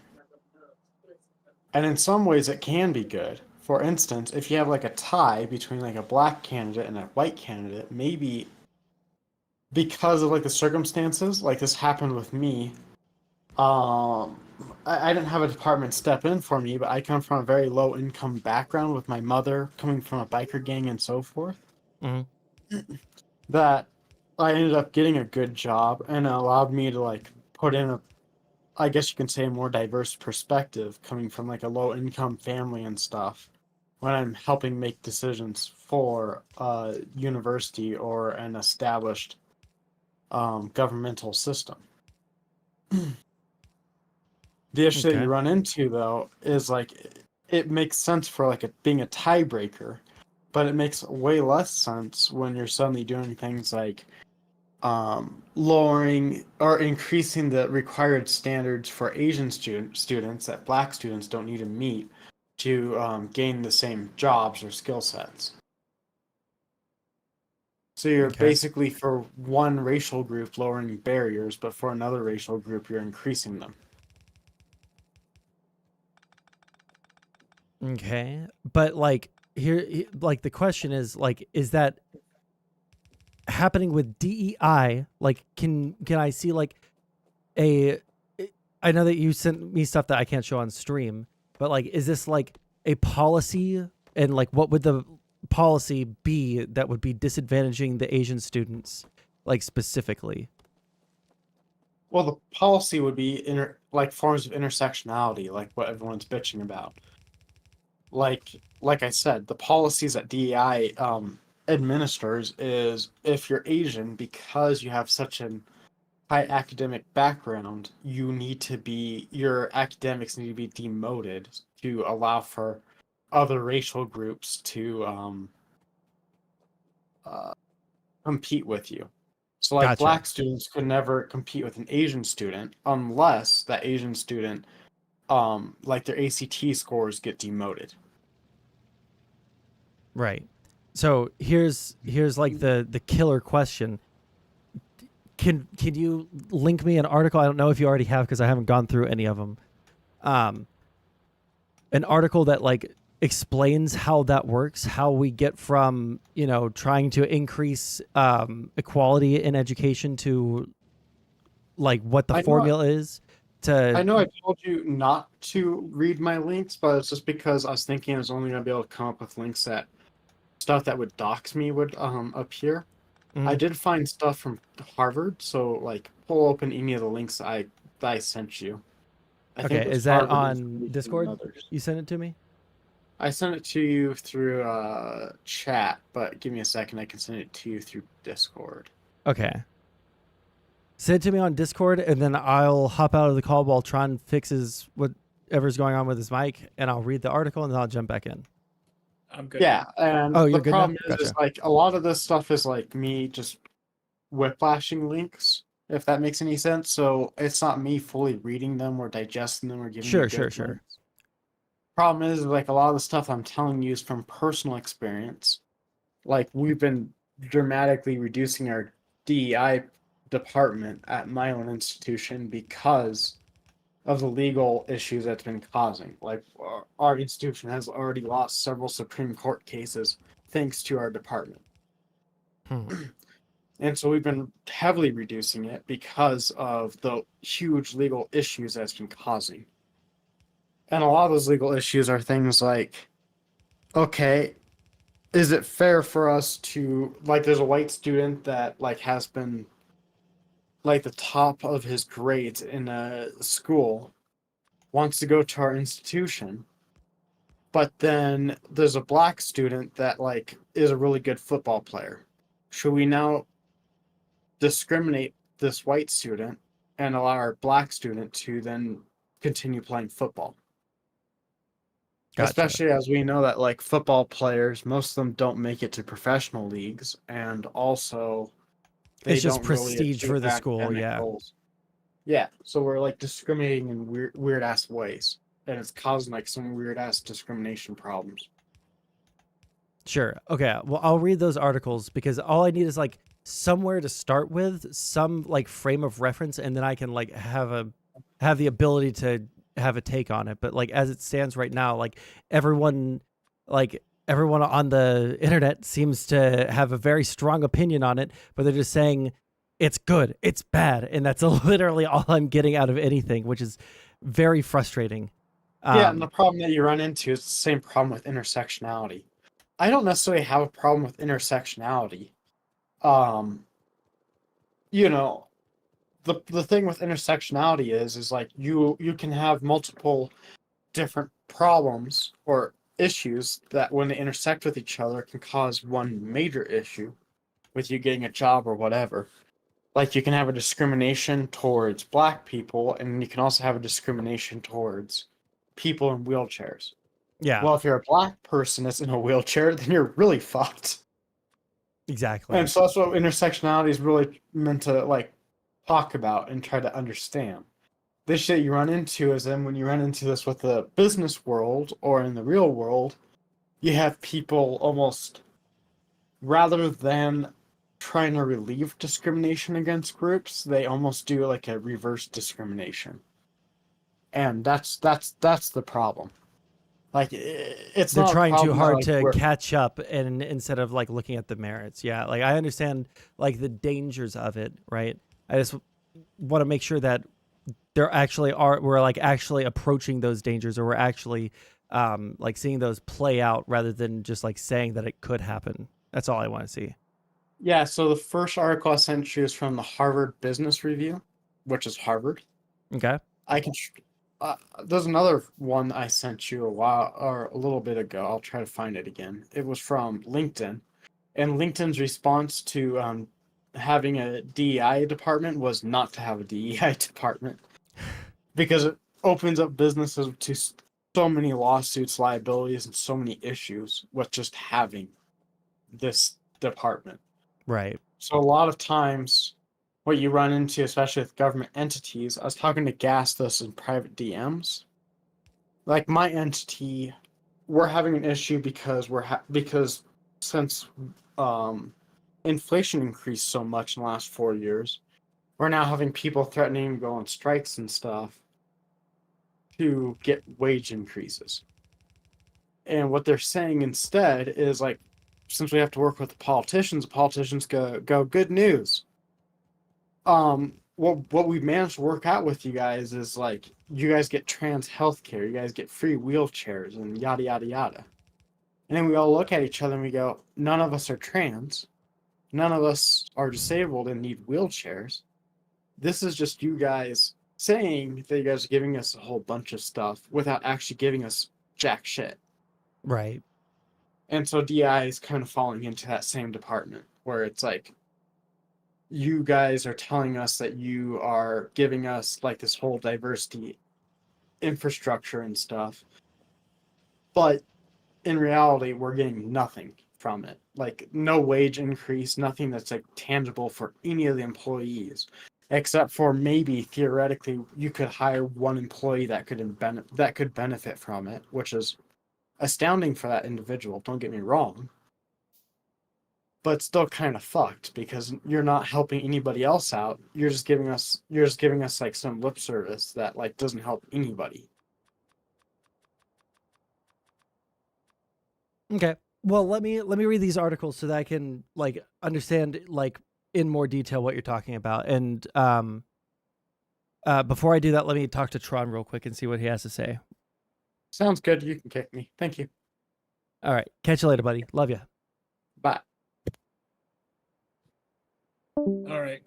So, reading over job listings, and I think I have some personal experience with dealing with this department at a college close to me. It kind of feels like it's kind of like back in the 1950s or into the 60s and 70s, they had to have people explain to men to not touch women's butts, you know? Right. And then the DEI department ideally would be explaining, hey, it's not appropriate to call a black woman's hair unprofessional because she has an afro, right? Right. They would function as a like, hey, this isn't good. You know, you're harming diversity. So that's basically all it is, because that's what it seemed like. If we look at like DEI training, like from my outside perspective, right, in the very limited amount of stuff that I've seen, like in like a work setting when I worked at schools when DEI came up, it was like pretty tame and stuff that people like, oh well, it looks like we have to do the diversity stuff real quick. Look at us. Oh, cool. And everyone just like gets through with it. We now are all on, on notice. You're not supposed to sexually, sexually harass coworkers or anything like that. If you see something, say something. Like that sort of stuff is part of DEI, which is why I'm not willing to like wholesale, just get rid of it or whatever. But yeah, it definitely seems like something that probably should be necessary for most large universities, but obviously if it's used wrong, it shouldn't be used right. Okay, well, let me read these articles really quick and then we can reconvene in the voice chat. Okay. Real quick, I sent Yeah. you a DM, and in that DM I posted a job listing for a DEA department head, and his positions and roles are all listed in the job posting. Okay. I have that open. All right. Let me look through all this real quick. All right. All right. Bye. Okay. You don't even want to understand? I literally do. I need an outside source. Sad, just think for yourself. Oh, yeah. Is that reverse discrimination? I don't think I've ever said the word reverse discrimination. Putting targets in position based on race would make the system more corrupt. Libs are brain dead. That's all I'm asking is like, show me an example of people being put into a position based off of DEI. Sieg said it. Right. And he sent me, the reason why I listen to Sieg and why I look at you like you're a literal fucking 70 IQ fucking caveman retard, right? Who can't stop fucking banging rocks against his head because he likes the feeling of his brain touching the inside of his skull, right? The reason why I talk to you differently is because he will actually bring a source so that I can read and understand something, and you'll just be like, ha, ha, Trump is the God Emperor. Fuck black people. Ha, you're triggered, lib. Ha, leave it to a lib to be racist against white people. Ha, and like, yeah, I would love to be on your side here. Give me a fucking reason to.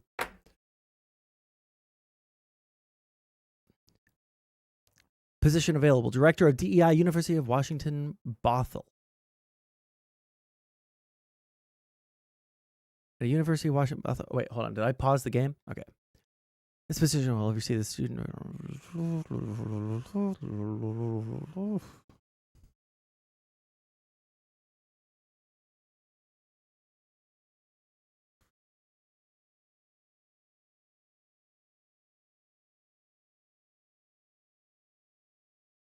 Okay.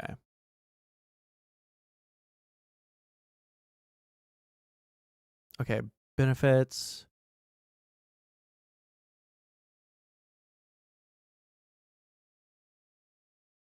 Okay. The 3 priorities. Okay. Diversity and inclusion are core values at UW Bothell. Bothell. How do I say that? Our work begins with the acceptance and celebration of the differences that are represented through the many diverse minoritized communities on our campus and the surrounding community.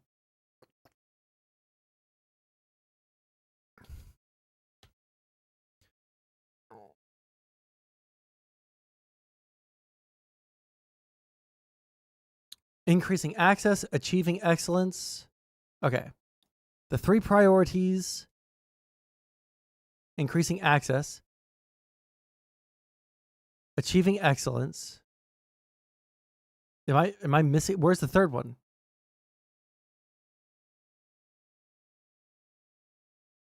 Okay. This is the strategic plan. Increasing access, achieving excellence, strengthen diversity and equity, enhance community and campus engagement, and advance cross-disciplinary teaching and scholarship. This is the only one that I care about what they mean by that, because like enhancing community, well, I guess I care about how they mean all of them, right? But like enhance community and campus engagement, like that's probably a good thing all around, right?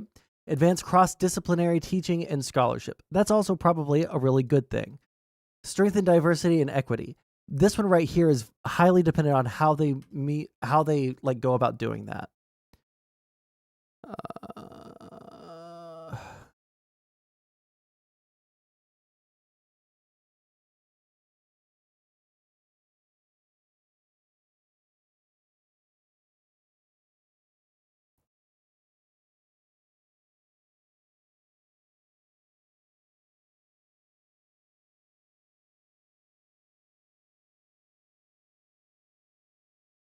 I hate it when people say serving diverse students. Like, why have we PC'd our language down so hard that we can't even say like minority students? Why do we have to say diverse students? You're either diverse or not diverse. Parentheses, white. Like, it's so stupid.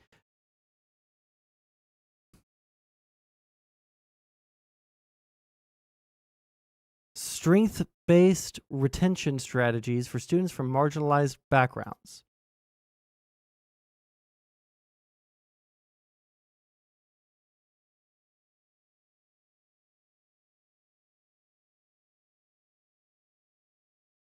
Okay, this is interesting, but I need to know more like what the specific policies are. Let me look at the stuff that Siegling.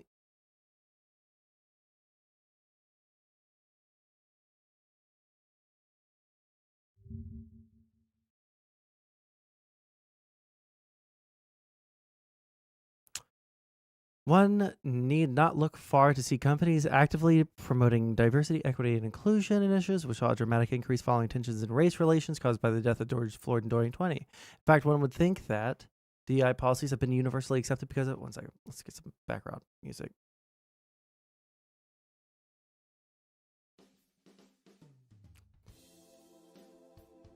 But the truth is, the whole concept of DEI in general is not without critics. The reason you probably haven't heard this criticism is because the critics are hesitant to speak up for fear of being labeled as a bigot or racist in a society eager to cancel anyone with a dissenting voice. The absence of any differing opinions on any topic should be enough to cause for additional scrutiny, and that is the purpose of this article. Having diverse workplaces inclusive of all employees is a worthwhile objective for all corporations for a multitude of reasons. There's information about and benefits of diversity, but the most popular opinion is that the differing perspectives are incredibly valuable in solving problems and innovation. So, like, this right here is why I'm predisposed to like DEI rather than not like it. There was a famous case in, I think it was Kodak, like the film company Kodak, that had a new camera that they were testing, and it had facial recognition software on it or some shit. And it was either... Was it Kodak? Fuck, I can't remember who it was. But anyways, they had this facial recognition software, and then like right before it goes to market, they realized that it is very good at recognizing white faces and Asian faces and Hispanic faces, but it's not very good at recognizing black people faces, because they tested the camera on their family members, and the majority of the workforce was either white or Asian. So, because they didn't test it on like pictures of black people or actual black people, the facial recognition software didn't recognize black people's faces as faces. So, it probably would have been a good idea to have a black person working there. So sell it in Norway, true.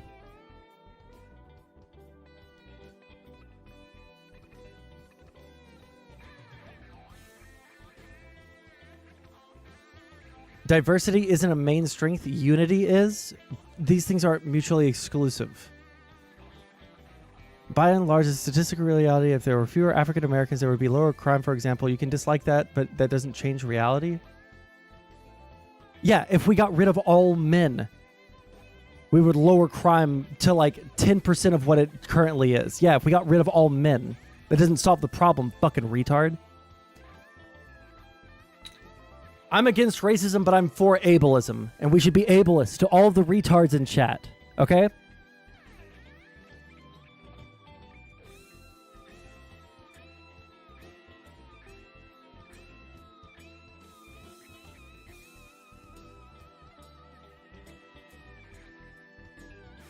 It's time for the gender shredder. Let's go.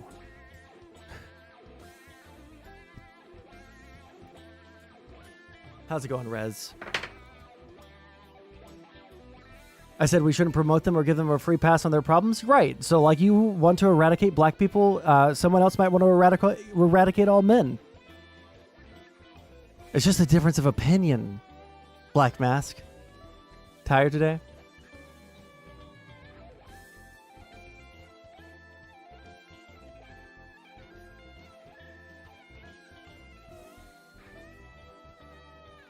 You know, every time you say this shit in chat, Black Mask, every single fucking time, we get into an argument, you jump into VC saying that you're not racist, and then we talk, and then I point out all the things that you're saying that are incredibly racist and don't logically follow from the things that you're saying, and then you get real quiet, and say, I'm just not understanding, but I do understand. You're just racist. You just don't like black people. I'm not assuming your opinion. We've had this conversation like fucking 40 times. This is great. Okay. One second.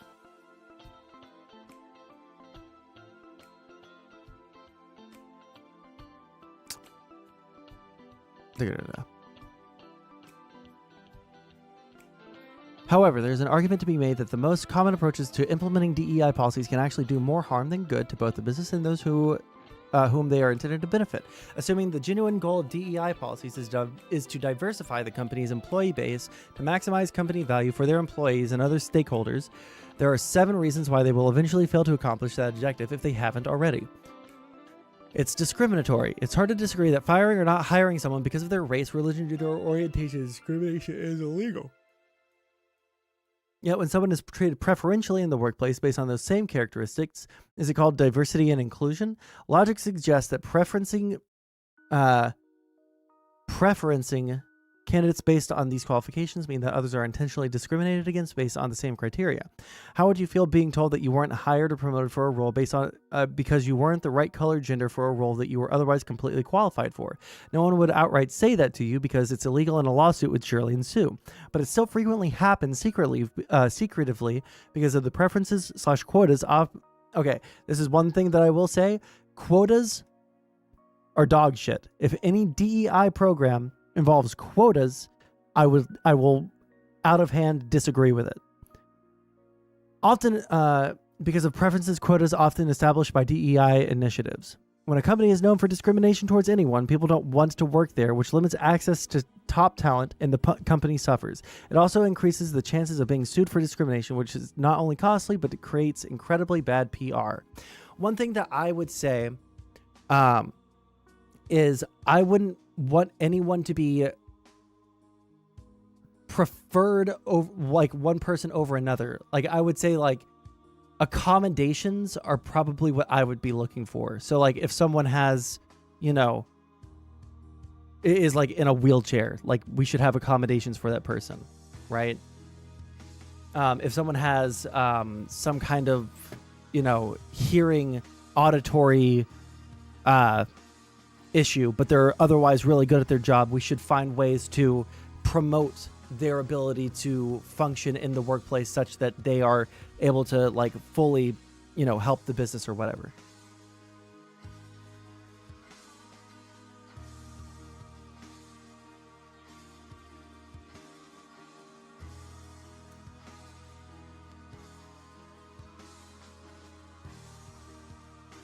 Oh god, now we're having fucking Trump stole the election memes in chat? Man.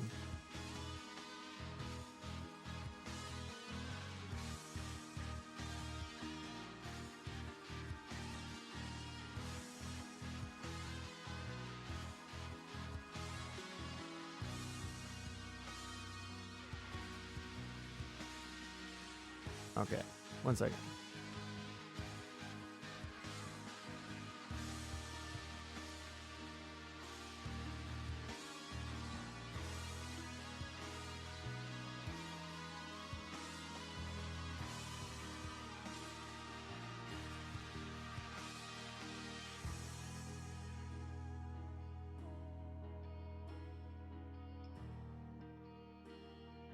Okay.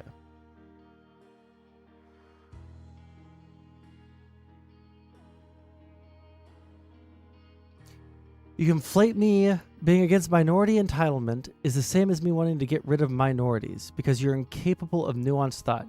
You have literally said that you want to genocide different groups of people at different times in my chat. You have literally done that. This is why you got banned multiple times.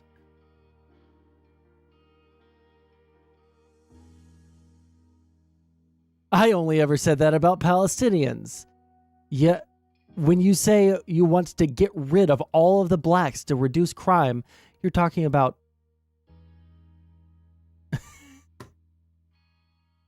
Okay. Anyway, tell that guy that I sent him a friend request.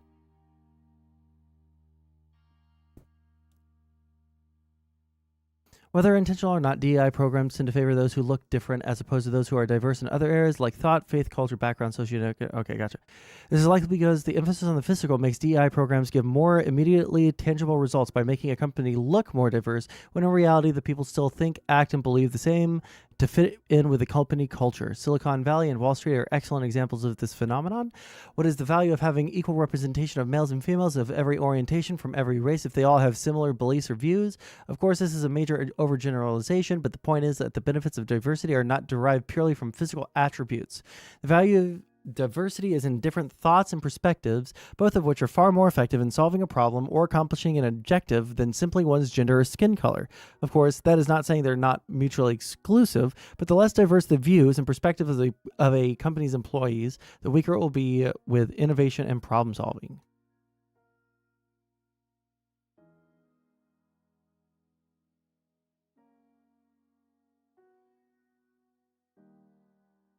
You're putting words in my mouth? Okay, hold on. Kick chat. People have been here for a while. All right. People that have been here for a while in kick chat. Do we remember? Type 1 in chat if we remember at some point Black Mask talking about genociding black people, getting rid of all the black people in the United States.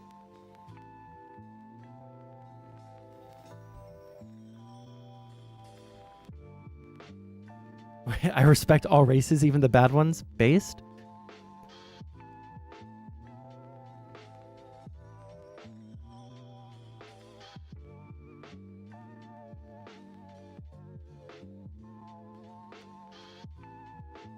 Okay,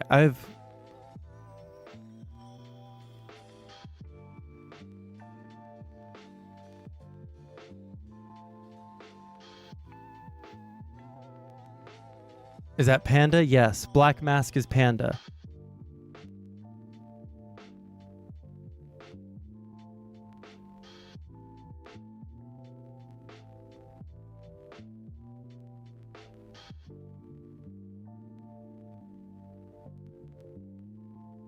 I'm sorry. Black Mask.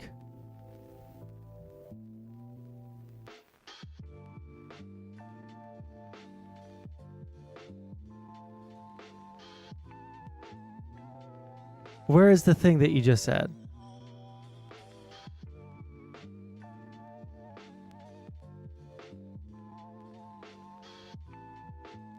By and large, it's a statistical reality. If there were fewer African Americans, there would be lower crime, for example. You can dislike that, but that doesn't change the reality.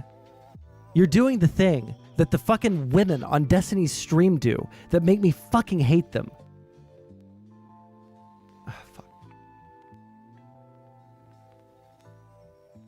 Where you say something that has an obvious implication behind it. But I didn't say the word genocide, so you're actually lying about my entire position, and you're just putting words in my mouth because I didn't say the word genocide or kill, so you're lying. But like the words that you're saying, you know, I have a grasp of the English language that has about 10 years on yours, and you know, you've already admitted to being autistic, so maybe you really just don't understand this. But when you talk about like if we got rid of black people, there would be a lot less crime in the United States, you're implying that we ought get rid of black people. Now, maybe because you're autistic, you literally are just stating the facts. Well, actually, if we got rid of all of the black people, then there would be less crime. What do you mean that's racist? I'm literally stating a fact. Yeah, you are, but there's an implication behind it. Learn fucking social dynamics, fucking retard.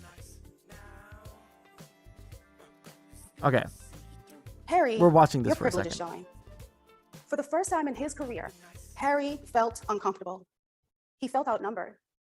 He essentially felt unsafe to speak his mind at a company he was effectively leading. Months later, his company decided to hire my firm to help them begin their diversity, equity, and inclusion journey. And 2 weeks before that project began, Harry actually invited me to a virtual meeting. I remember when I entered that meeting room, I could see the look of worry in his face, even though this was going to be our first conversation. I had never seen that look in the eyes of someone with his background in power. Harry then started to express to me the concerns that he had about the future of his organization. And he believed that my team and I were going to ruin the culture and divide the employees with our DEI initiatives. Harry was afraid. After that conversation, I didn't sleep for several days. I was quite conflicted because on one hand, the fear and worry that Harry was experiencing for the very first time in his career was something that Black, Indigenous, people of color feel and continue to feel in the workplace. But on the other hand, he was actually in a position to make things better for everyone. That day, Harry and I spoke for about 2 hours about the misconceptions of DEI in the workplace. And it all came down to this. If we redefine our individual relationships with the concepts of diversity, equity, and inclusion, together, we can create a great place to work. Not just for some people, not just for others, but for everyone.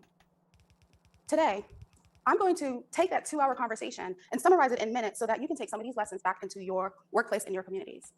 So while there are a lot of misconceptions about DEI, I want to walk you through the 5 myths to unlearn about diversity, equity, and inclusion.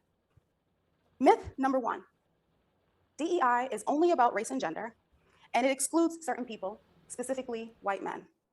Now, did you all know we all have over 20 different social identities that make up who we are? A social identity is things like what language we speak, what do we like to do for fun, where did we grow up? So as you can see, we all are made up more than just fucking our race memeing and our hard gender today. identity. Well, you may be asking yourself, why does there seem to be so much emphasis on race and gender? What's interesting is that despite decades and decades of legislation, social movements, and DEI efforts to advance racial and gender equity, we're still just talking mostly about that, in addition to the 20+ social identities that are there. Power and privilege systems continue to slow down this progress. The fact that I can tell you that story about Harry with a general description of a senior leader is pretty telling. Now, I did get Harry's permission to tell this story, and I changed his name. Had I been talking about a woman or a person of color leader at a large US firm, within days, you could have figured out who I was talking about. Having said that, we can walk and chew gum at the same time. Diversity, equity, and inclusion is about embracing all differences, and we can do that while amplifying the needs of underrepresented individuals. We can do both of those things without excluding anyone in the process. Myth number 2, DEI. 1 second.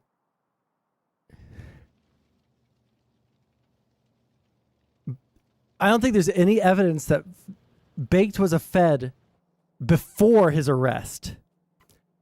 After, though, when it came to him going to jail, that guy absolutely worked with the fucking feds, dude. That guy absolutely worked with the feds after he got in trouble.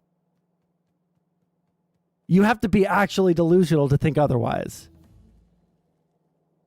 Is a zero-sum, divisive game designed to create winners and losers. Now, to think that someone must lose in order for someone to gain is rooted in a fixed scarcity mindset, when DEI is actually about a growth mindset to support a growth strategy.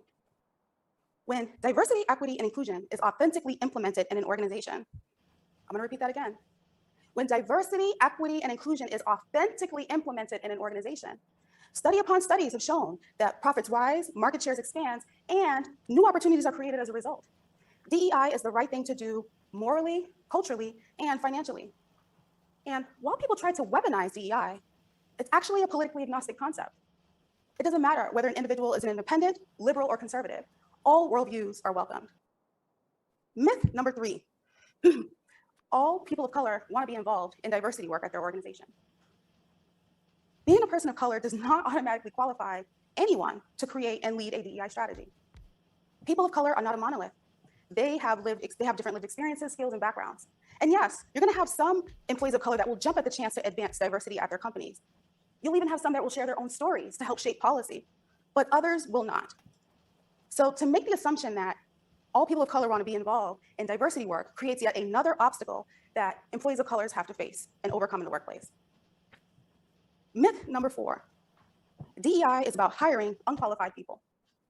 Now, this narrative stems from biased thinking that somehow underrepresentation in a role means that there are no skilled, qualified candidates available. And we find time and time again that that's just simply not true. It also comes from a growing, disturbing trend of individuals making forced, tokenized hiring decisions for the sake of optics. All of a sudden, diversity recruiting has become identity recruiting. Let's look for only X race or Y gender to fill ABC role at all costs. This lose-lose scenario creates lasting negative impacts for all. I mean, can you imagine an underrepresented individual coming into an organization hired this way will most likely be tolerated instead of celebrated for the skills and experiences that they bring to the table. True diversity recruiting is actually about shifting focus internally into a company to change mindsets and create inclusive behaviors. True diversity recruiting is about casting the widest net and attracting all types of candidates to your company organically because they will have a thriving career as a result of the culture that's been created. True diversity recruiting is about redesigning a process that reduces biases in decision-making and holds leadership teams accountable. True diversity recruiting is hard work, and it takes time. Myth number 5, DEI is HR's problem. No, DEI is actually a team sport. Everyone, from the CEO down to every single employee in an organization, has a role to play to bring DEI to life. And yes, HR should act as a strategic partner because they enable various different processes that impact the employee experience. However, companies shouldn't solely rely on their HR team. Sondsol, Econo Boy, what's up?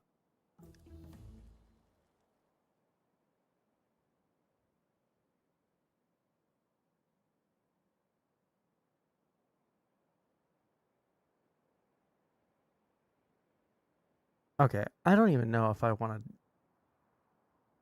to do any more of a deep dive into this. I would body you in any debate. I don't know about any debate, all right? I don't know how much Naruto you've watched, all right? But I can defend why Sasuke is better. Fuck, there was something I was going to ask you just now, but I completely forgot it because I started thinking about Naruto. Nope, it's gone. I think that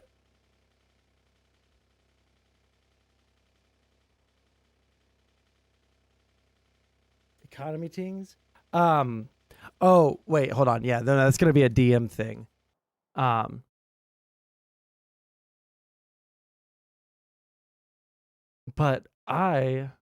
let's see what's going on with this drone tech thing.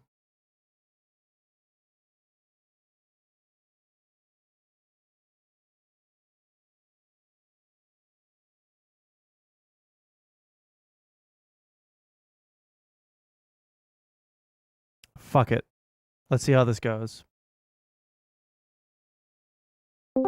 You ever heard of the skull? You ever heard of the Scully You effect? muted yourself. No, I haven't. You have not. I don't think so. Why don't you Google it? I mean, you're Googling everything else. Why don't you give it a look? I'm Why don't you show about the to. Scully effect? Here, go ahead. The Scully effect. Sondsol, welcome, brother. Got it. That's gone. So it's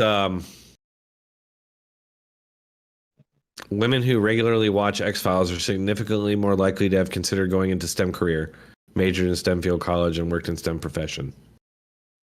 How is this not a negative benefit to, or how is this not a benefit to society by highlighting a woman in a STEM field where it's not necessarily a combat role that she does, right? She's in the lab, she's investigating shit. Right. Well, I'm not against that at all. I think that's great, actually. And I would say the problem that we're having here, and this is my biggest issue, is that I really want to ask, how would you feel about a sign like a donut shop, right? That said out front, that said like blacks need not apply, or that said, or the Irish would need be not. wrong. How would you feel with that? Well, why is that wrong? Because that's what obviously you're because now we're selecting for race, right? But I'm only picking a historical example that people have already done, right? Like this. The problem isn't DEI. The problem is how is it applied, right? And when we originally talked about this, we talked about how it breaks up the predominant. It breaks things up from getting stagnant. Even when I joined this channel, right, you guys jokingly talked about how you guys needed more diverse combatants in here to keep things from going stale. Okay, I wasn't joking. How is the Scully effect an example of DEI? And in fact, I would say that the Scully effect, actually, real quick, I just want to throw this in there. It's like anti-DEI.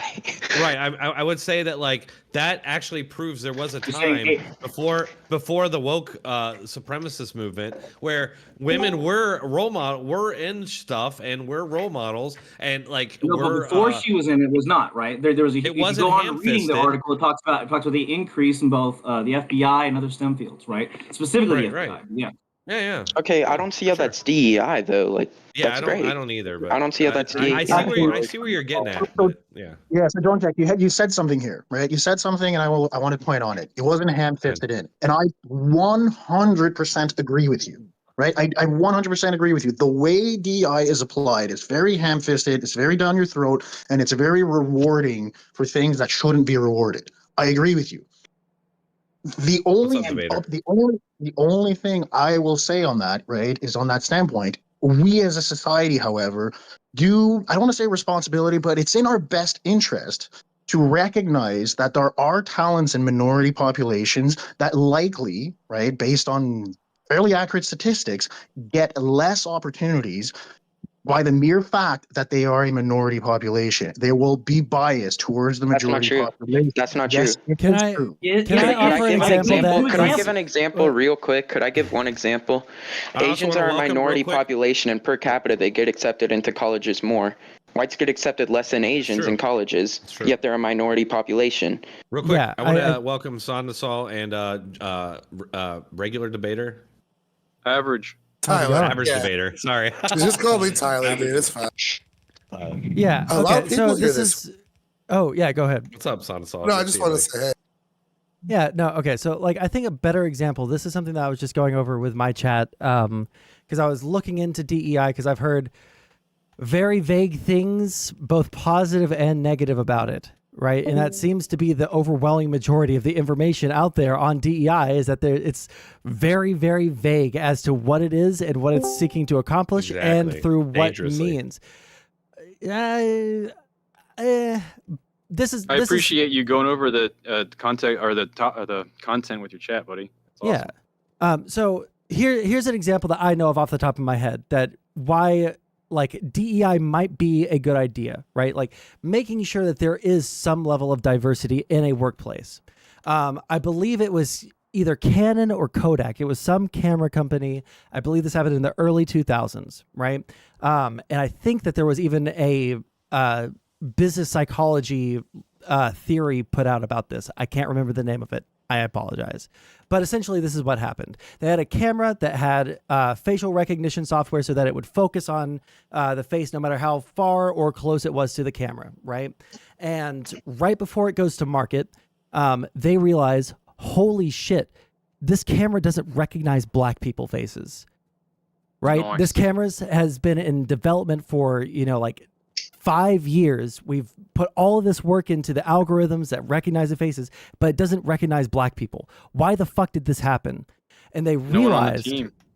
yes, they realized that the team was testing the software on pictures of their family or using the cameras on their family, right? But they were almost all white or Asian workers at this office. So because they lacked that bit of diversity in their workplace, they actually had lost a fuckload of money because it was right before it was supposed to go to market. They lost yeah, go ahead. Sondsol, it's an interesting example because it's a very physical example of diversity. Like it was literally the color of his skin and nothing to do with his abilities or his cultural experiences and stuff like that. Well, right. You know what I mean? yeah. Like I But understand this your is point, but something- it's just such an interesting point.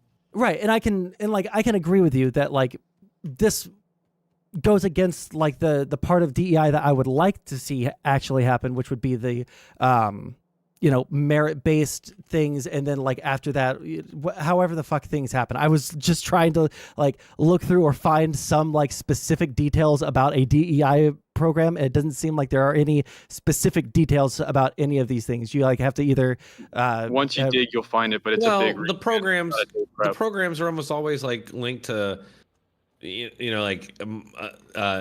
Ibrahim X. Kendi and that woman who wrote White Fragility and all those people. Robert It's all DiAngelo. critical race theory stuff.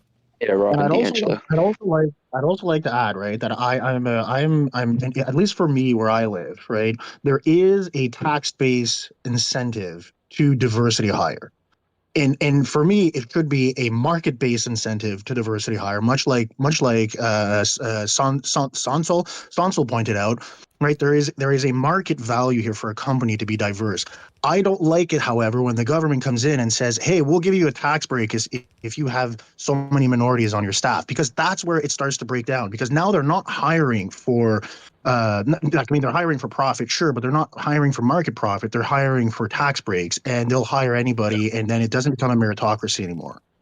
It's using money to push. Can I jump in and make I'm a little late to the party, so let me know if I'm discussing something you guys already went over. First off, Atlas, this is my first time seeing you with a camera. You look beautiful today. Ooh. I'd smack. Sondsol, what's up? I haven't seen you since, I want to say we did debate 1 for the Republicans on Wick's panel. That's the last time I've seen you. What's going on? How's it going, man? 2 things. 1-to-1 comparing the white and black demographic is a huge issue that people often bring up. You cannot compare these 2 demographics. I made a big, long, hour-long video about when you're looking at the 2 demographics just based on race. You're looking at a very young median age of the black demographic is in the 20s, which is the most common age, I should say. I don't know the difference between median, mode, and whatever.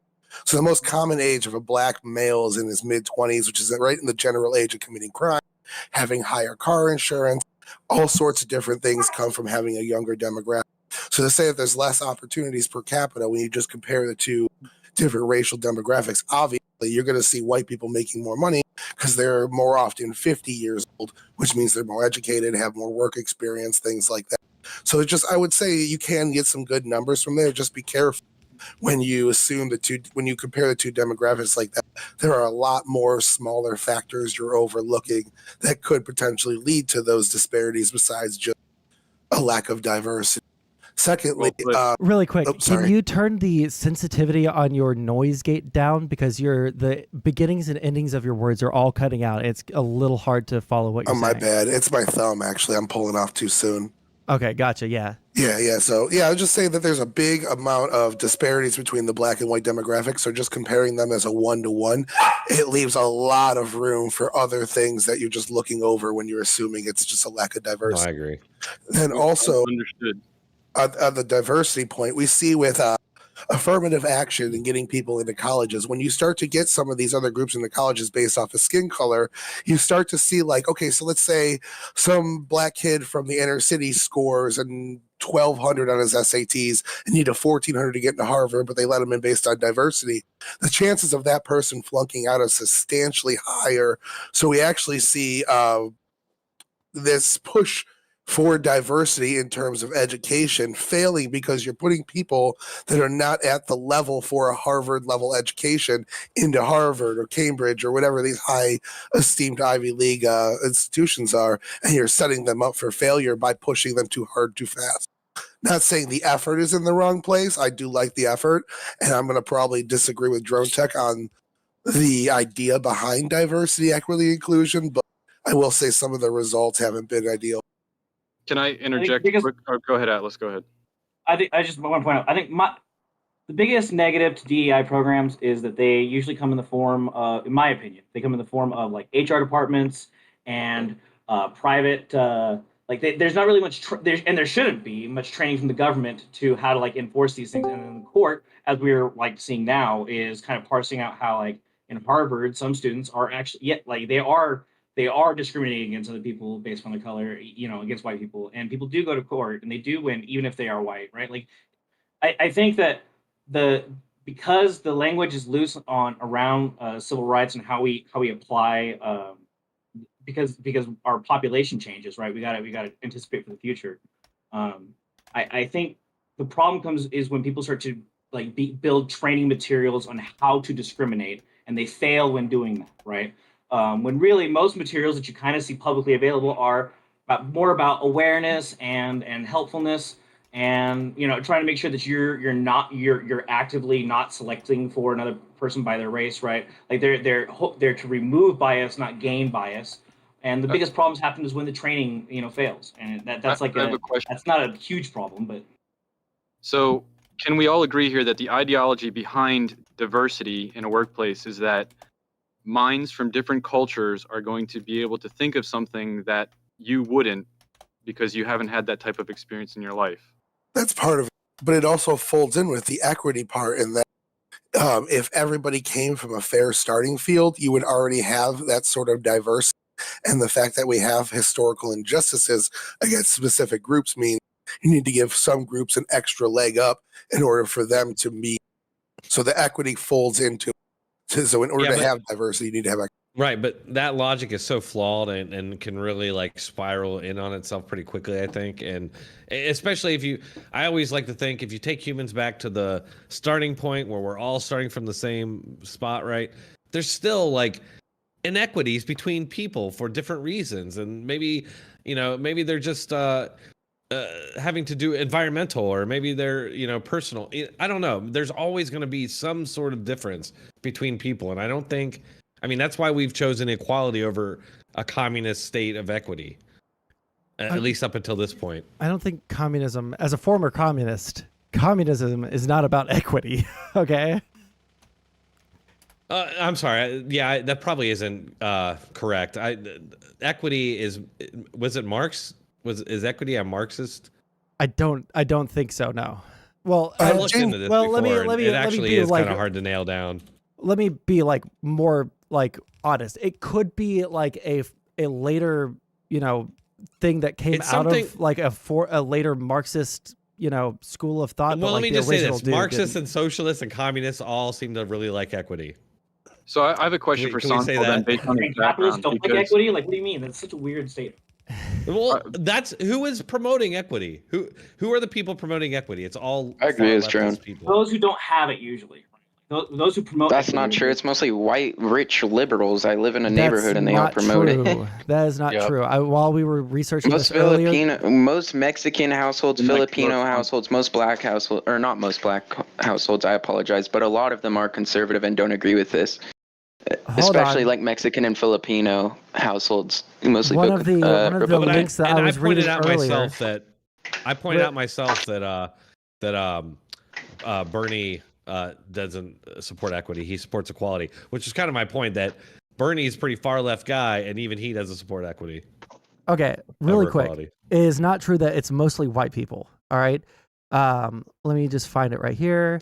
Really? What's not mostly white people? Sorry. I think that I'll agree with what he's saying, because I'm just trying to find a lot of the exact minorities paragraph. that are allowed into these Ivy League colleges under the DEI principles are brainwashed with leftist ideals, and they also promote that. Yeah, I don't understand how it can be mostly white people, considering we make up most of the population. That would literally just make sense. That's true. Okay, Right. I would argue, however, the reason why there are so many foreign students in universities is not because of DEI, and is strictly because of capitalism, because universities charge those foreign students a fortune. So it has nothing to do with diversity or anything. It has everything to do with money. There's also going to be some amount of prestige for being seen as like an international school rather than like a local little hinky-dink college town. So like that'll also be a factor into it. Really quick, I'm just going to read a very quick paragraph of some percentages. More than half of workers, 54, say their company or organization pays about the right amount of attention to increasing DEI. Smaller shares say their company or organization pays too much attention, 14%, or too little attention, 15%, and 17% say they're not sure. Black workers are more likely than those in other racial and ethnic groups to say their employer pays too little attention to increasing DEI. They're also among the most likely to say focusing on DEI at work is a good thing. 78% of black workers say this, while white workers are the least likely to express this view, 47%. That's why I didn't say per capita. That's why I said most. Yeah, just the fact that there's primarily 5 times as many white workers as black workers. This isn't a per capita. I didn't say. You said 79% of black workers and 79% of whatever are the other demographics. That's per capita. Can you send me the article, please? 20% of white workers make up more than 100% of black workers, just flat number. Just because. Yeah, and let me show you this article too. Yeah, I mean, we're not talking about per capita of black or white people or percentage of them. This or at least that's not what we were talking about earlier. This is a nationally representative survey of 5,902 U.S. workers, including So this isn't per capita. Yeah. Well, if you're saying like percentage is per capita. If you take your exact numbers and spread them out over the entire United States, 49% of white workers are just more white people in mass than black people that exist in the United States. Like I think it's like 25% of white workers are a bigger mass of people than all black people in the United States workers are now. So even if 100% of black workers were for DEI, at a flat rate, 21% of white workers is more than 100% of black workers. If you want me to clarify, Sure. Yeah, maybe I Can I just throw out misunderstood there you, a but quick it said stat? that you said that mostly white people support this and that black people and Yes. Hispanic people are more conservative and they disagree with this. But this is Yeah. saying that 78% of black workers say this, while white workers are the least likely to express I this took view. away the black part He did after I took recant away the black. black part. Okay, He I said must have missed Filipino. that. Yeah. I must have missed that. All good. If you want me to clarify, I meant mostly white people vote for Democrat, mostly white people vote for Republican, but in terms of the percentage of white people and black people, yes, it could be different, or among their own Throw this groups. out there real quick, and I have it up for the audience. In 2021, in total, U.S. Companies increased U.S. workforces by 323,000 people, and of those, 20,000 were white workers. The other 94% were people of color, which I hate that term because white people are not void of color, and it's weird how it's like basically everyone in humanity with white people like out on their own. It's like separate from everybody else. Anyway, that's just another weird thing about the language used with that. But what do you think about that? Is that a good thing? I mean, Can you repeat that? Sorry, I was reading a DM from RW. it's this is from Bloomberg. It's a Bloomberg article. They said in 2021, in total, they increased U.S. workforces by 300. Companies increased U.S. workforces by 323,000 people in 2021, and of that, 20,000 were white workers. 302,570 were 94% were people of color. I would want to look into that more because I heavily doubt that. I heavily doubt that, so I would want to see that article. I have actually. I would also I like have to see. seen people I would also argue like to about see the the breadth. statues here. Yeah, but I'd also like to see, as part of that stat, right? If we're going to go look into the aggros of the stat, I'd also like to see what kind of jobs here they're using for those numbers. Because if we're talking about minimum wage jobs, then you've got a Putting the really link clear for you guys. idea, right? He's So that's what I 100%. want to see. I was going to make that same putting it in point chat. I'm putting it in chat. Incarnation made as well. Incarnation's 100% correct. If you're talking about low You guys skill might be labor right.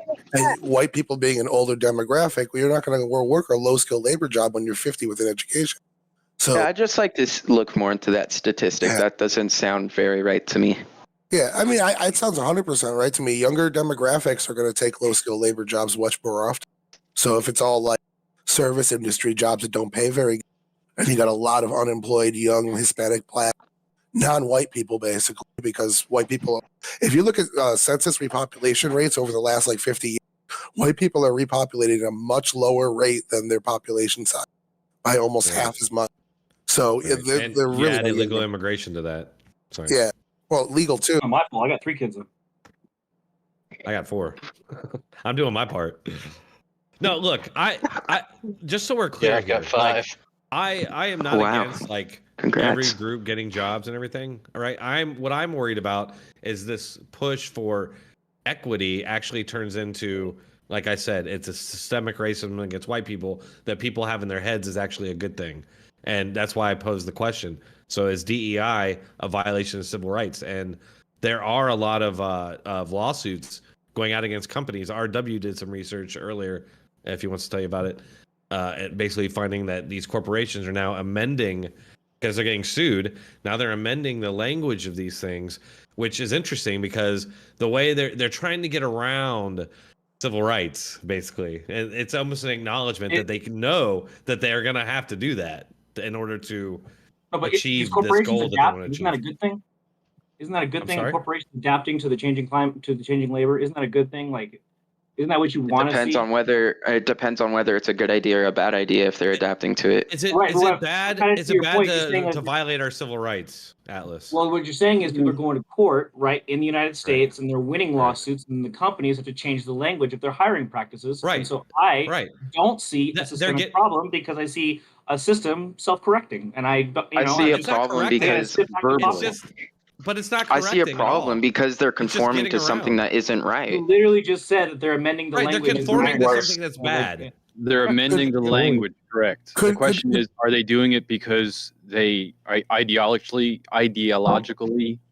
believe something different now, or are they just changing the wording so that it's no longer illegal illegal Well, to so I want say what they're to saying. point. I want to speak on what Atlas is saying, right? Like, I mean, the laws we know today may be 100 years old, right? And they may have been adapted over the change of society. And it's always this tug and pull sort of thing with laws. As they get pushed, they're too hard, they get pulled back, and then they find a happy medium where they seem to stay for a long time.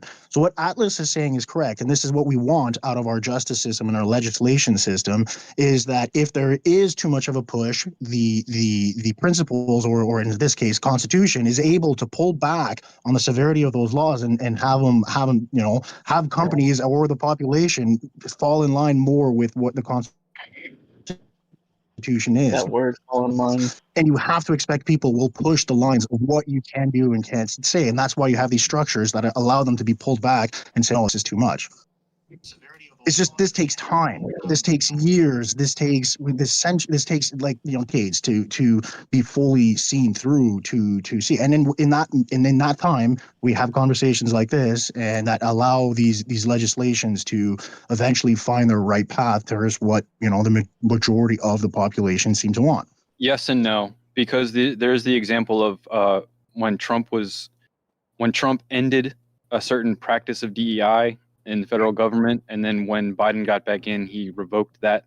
So then it went right back. In that instance, it's no longer a back and forth court issue among society. It's just like, this is what we're doing in the federal government now. Can I elaborate? It is, though, because you're talking about two changing presidents who are elected by people. I want to elaborate on Atlas's point a little bit, because I think he's onto something a little here. Essentially, the pendulum swings in different political directions, and it swung too far. Lawsuits were filed, the system's autocorrect. Think of it, for instance, Trump putting 6 Republicans on the Supreme Court. They overturned Roe with the Dobbs decision, and then it's left up to the states to do what they want. And some states passed some pretty moderate policy. Others went way too far. Lawsuits were filed, and now we're seeing the 50-state experiment where abortion policy that everybody can agree on is eventually going to be the end goal. We just have to get there through legislation, lawsuits, and etc. That's kind of what's going on with DEI right now. Is dumb leftists got their hands on somewhat of a good idea, and they went way too fucking far with it, and they got sued, and they started using it for anti-white, anti-Western shit, which was what leftists do. And now that they've tainted it, it has a bad taste in its mouth when you think about it.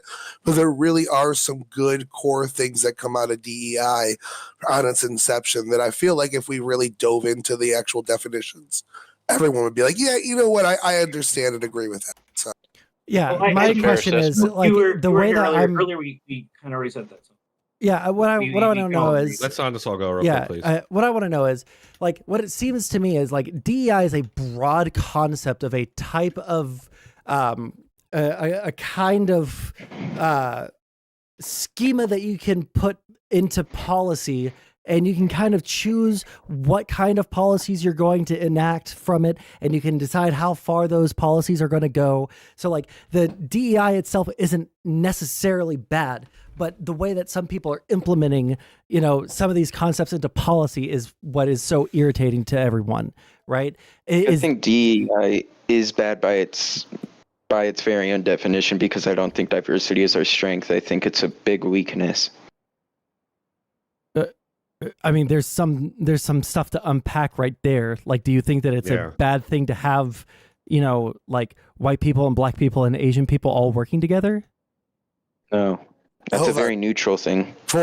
Let's say you open up a business where it's grabbing things off a really high shelf, and all you have to hire are a bunch of Chinese people.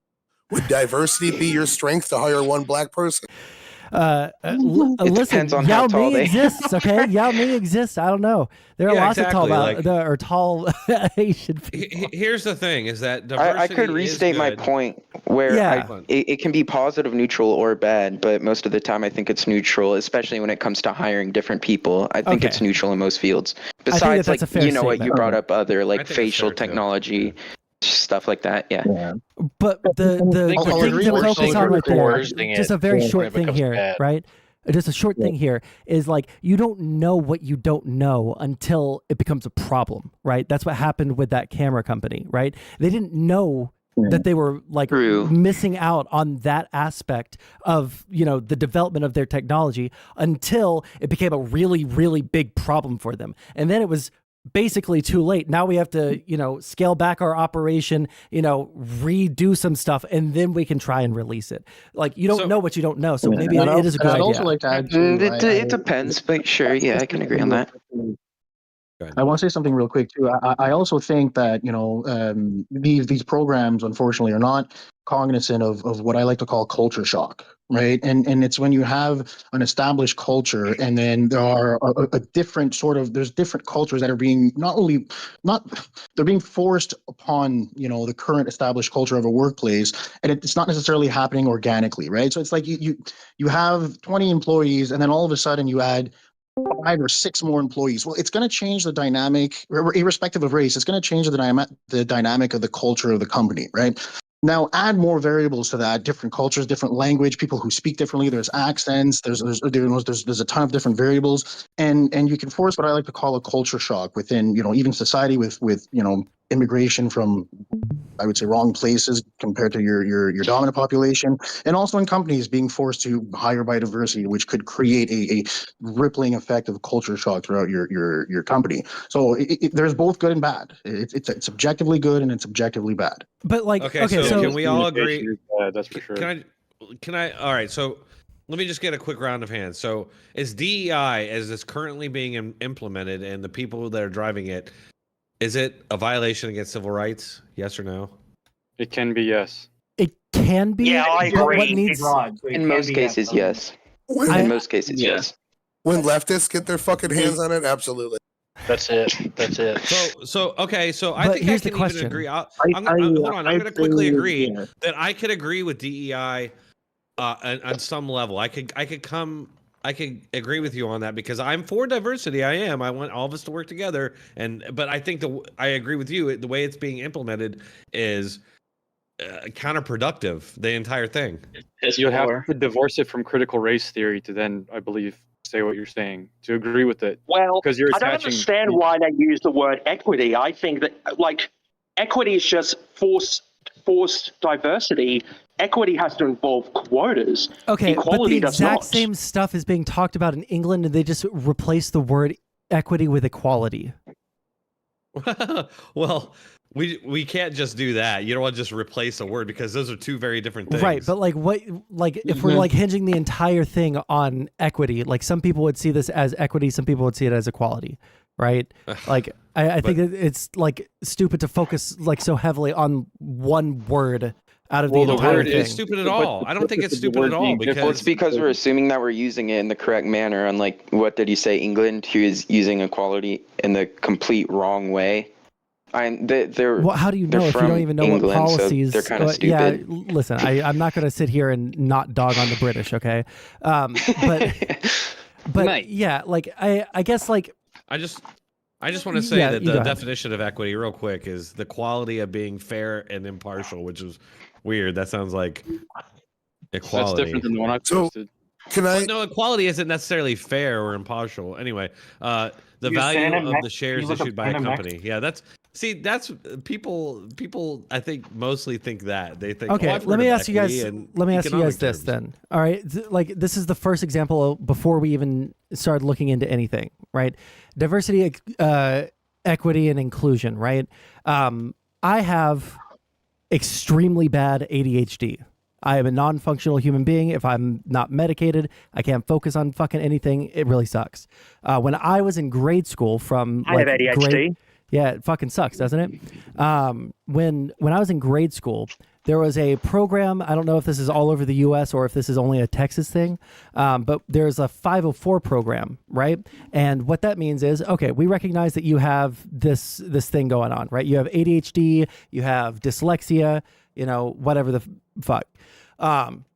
We're going to put you in this program. It means that you have a little bit extra time for your homework because we know it's really hard to focus. It brings you up to par with like other people that just like naturally have the ability to focus. Is this a bad? That's awesome. Right. So I would say I'd be this is fine like with getting better education for low-income neighborhoods where more Black people usually live. I think that'd be awesome too. Yeah, so like There's left field. there's it seems like everybody agrees there are some aspects of DEI that are good, but I think the problem is that everyone seems to have a differing level of like how much they think it's good or Understanding. bad. Yeah. Well, I think the workforce and the grade school are two very different things. Well, let me ask you, also this. have Let's two say that groups. there's a person Quick- that quickly, has Sondsol. yeah. So quickly, you have two groups here. You have everyone here that has their understanding of DEI, and you have all of the workplaces that have their flavor of how they're implementing DEI. Sure. Not happening organically. Yeah. Let me ask you this. When it comes to the workforce, just because I'm not looking at the camera, sorry, I don't know who said it.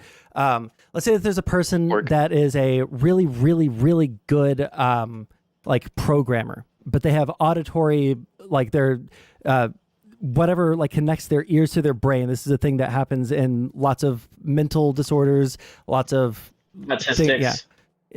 yeah, like you have like an auditory processing disorder, right? So it's hard for you to understand what people are saying unless you like take it really slow. But you're a really good programmer. Do you think that we ought to like have some, policies in a workforce that allow people with, issues like that to actually work, get all of their stuff done and thrive in the workforce, right? Whatever accommodations we need to give to them, right? So that they can be effective. I like that question. And there's a few things to unpack. First off, if they're performing just as well as other developers, sure, but I wouldn't hire them just based on the fact that they have problem with hearing, and we don't have enough people in our company who have problems with hearing, and so we need to make sure that our place is very diverse. Sure, I can agree. I will never agree with anything that is a quota-based system. We have to have this many Asians. We have to have this many whites. We have to have this many blacks. I'll never agree with anything that's quota-based, right? That's what's happening that's what's happening in many colleges. I can't say much about the workforce, but I do know that is happening. I can't say if it's happening in most workforces, but I do know it's happening in a lot of different companies. I think it's been illegalized, but I might be wrong. So it technically is by the Civil Rights Act, but I mean, yeah. Here's the question. Here's the thing about. Here's the thing I want to say about Florida. Someone's trying to ask me a question, and I'm the most important person here.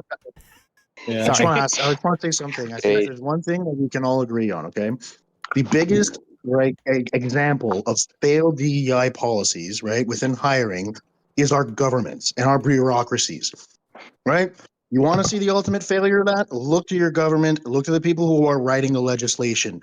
Your bureaucracy has been forced this shit for the last fucking 20 years. They hire people based on quotas because they have to, right? Because they're the government. They're a public figure. They can't discriminate. And it has created a massive financial burden on our countries simply because we needed to accommodate a lot of people. To me, that is the biggest glaring example of failed DEI example, where yes, I agree the government has to hire diversity. However, it being forced, especially in positions of high power, right? Can you give me like an example of that? Because I've never heard that happening in our government. Give you an example. So, are we talking about like the DPS, or are we talking about? I'll give you a great example. I live in Canada. We have two official languages. Official languages in Canada, right? Just to say real quick.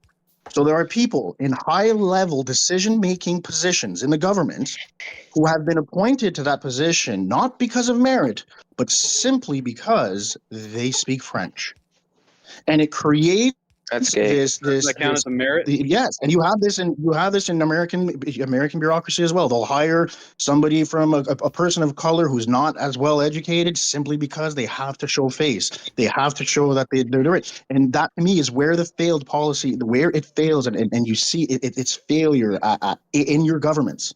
That's where can I ask you? Okay, immediate counterpoint. Yeah, immediate counterpoint to that. And I want to jump in real quick. Yeah, immediate counterpoint to that. Don't you think that like having someone that is a native or like extremely fluent speaker in a language that is not the predominant language of the entire country might be a really important thing, especially in certain like That's a good point. Merit will Yeah, never that's- make. I could be the That is best. a merit. Hold That's what on. I'm saying No, it no, is no. a merit. Oh, okay. So Just it is a merit. To be able So to speak that language is a merit. okay, yeah. saying Okay. being So able why to are we speak another saying it's language is a not? merit. Why are we saying that they're being hired Well, simply like? let's talk about hiring French, because let's say that there is a percentage of people in Canada that speak French. The majority of them are from Quebec. And let's say that if they want to hire like a certain percentage of French speakers, they have to take into account the fact that there's going to be a big percentage of French speakers that don't want to work for that position. And when you discover that, oh no, we're not being able to meet that target, they'll have to lower their standards just to meet that target.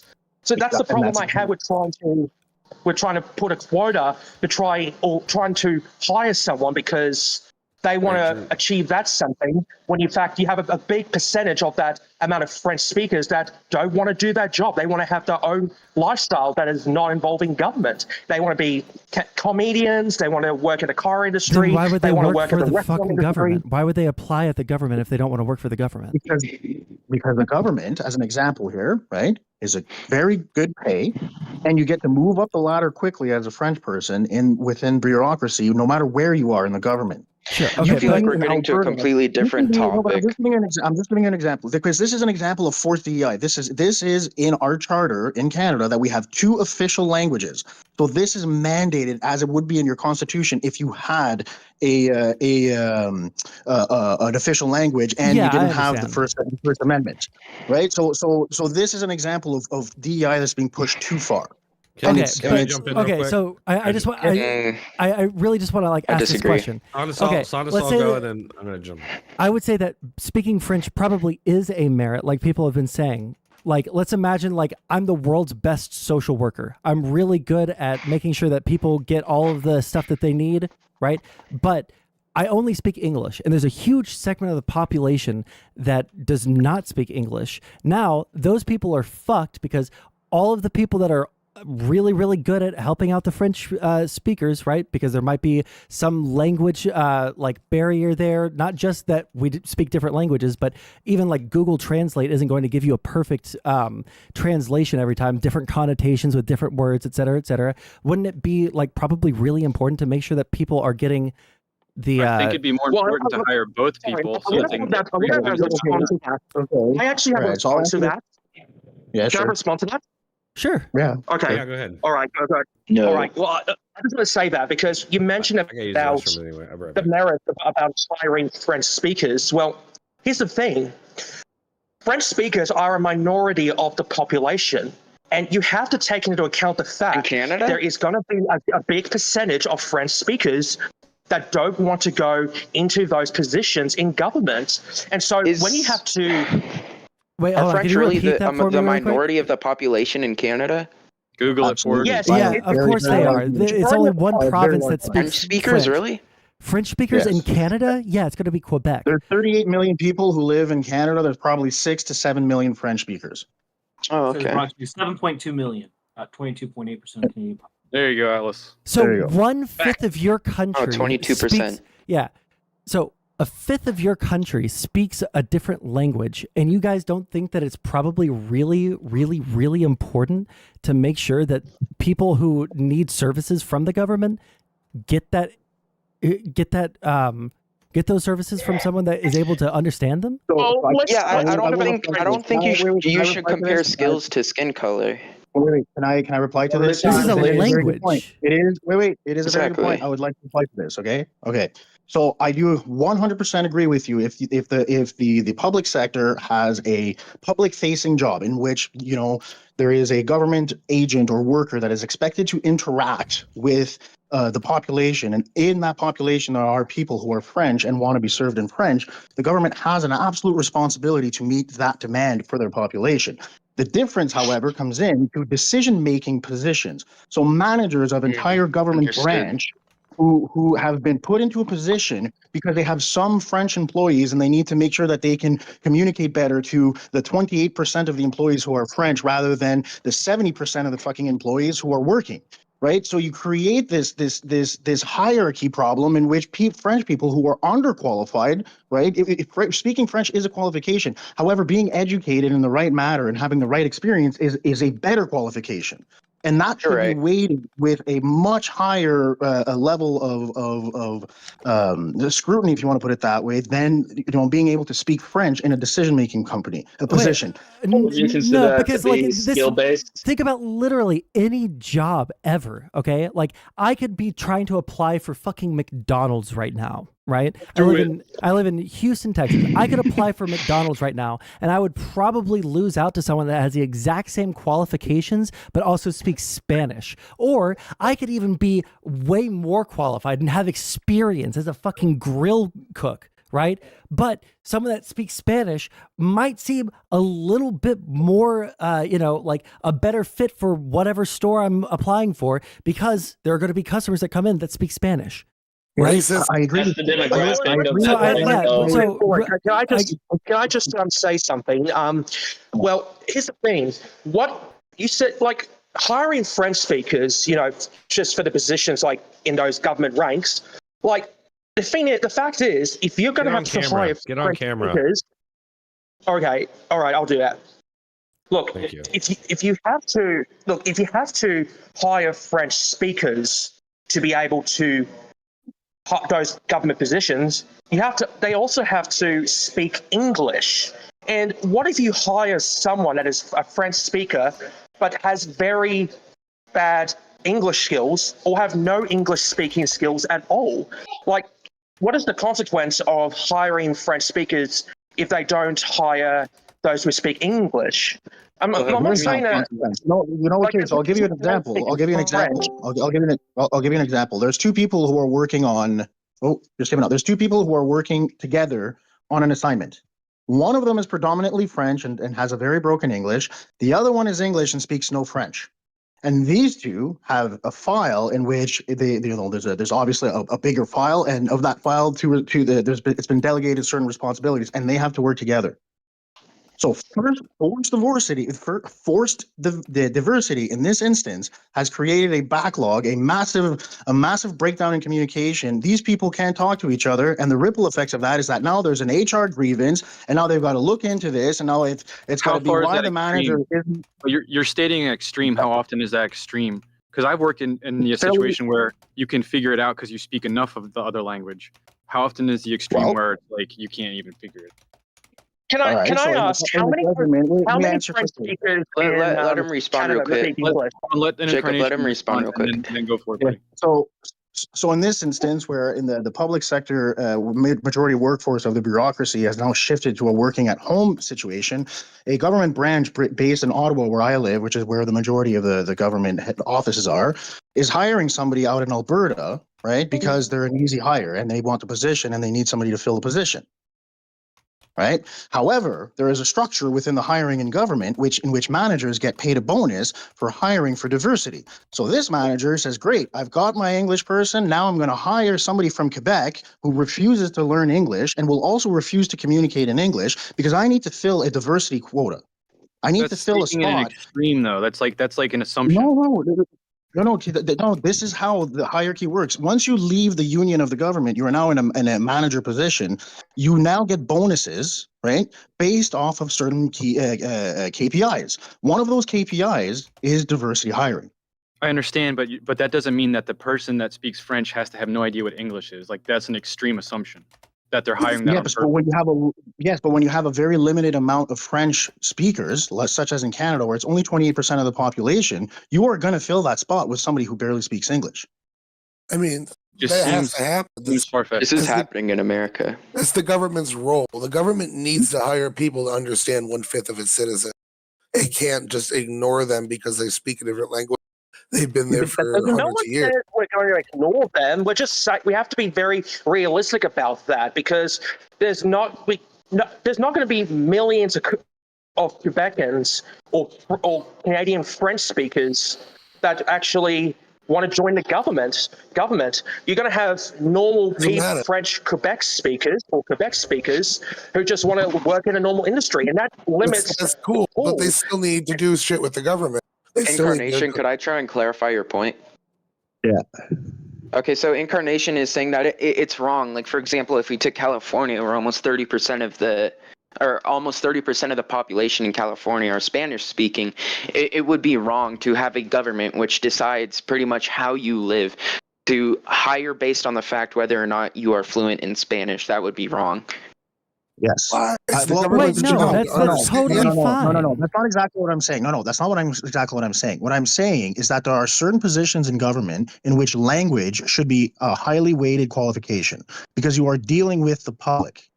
There are, however, other positions in the government where language should be less weighted, right? I think it's only good for qualifications and merit should be more highly weighted. I just don't see the But problem. that's not what happens. But that's not. Sorry, let me just finish. Wait, let him finish. I'm interested to hear what he says. Let him finish. But this is not what happens when you are forced diversity, right? And this does not happen when your upper management and the people who make the decisions at the end of the day are incentivized to not hire based on merit at the right position, but however, based on some sort of quota that they need to fill in order to get an extra check at the end of the year.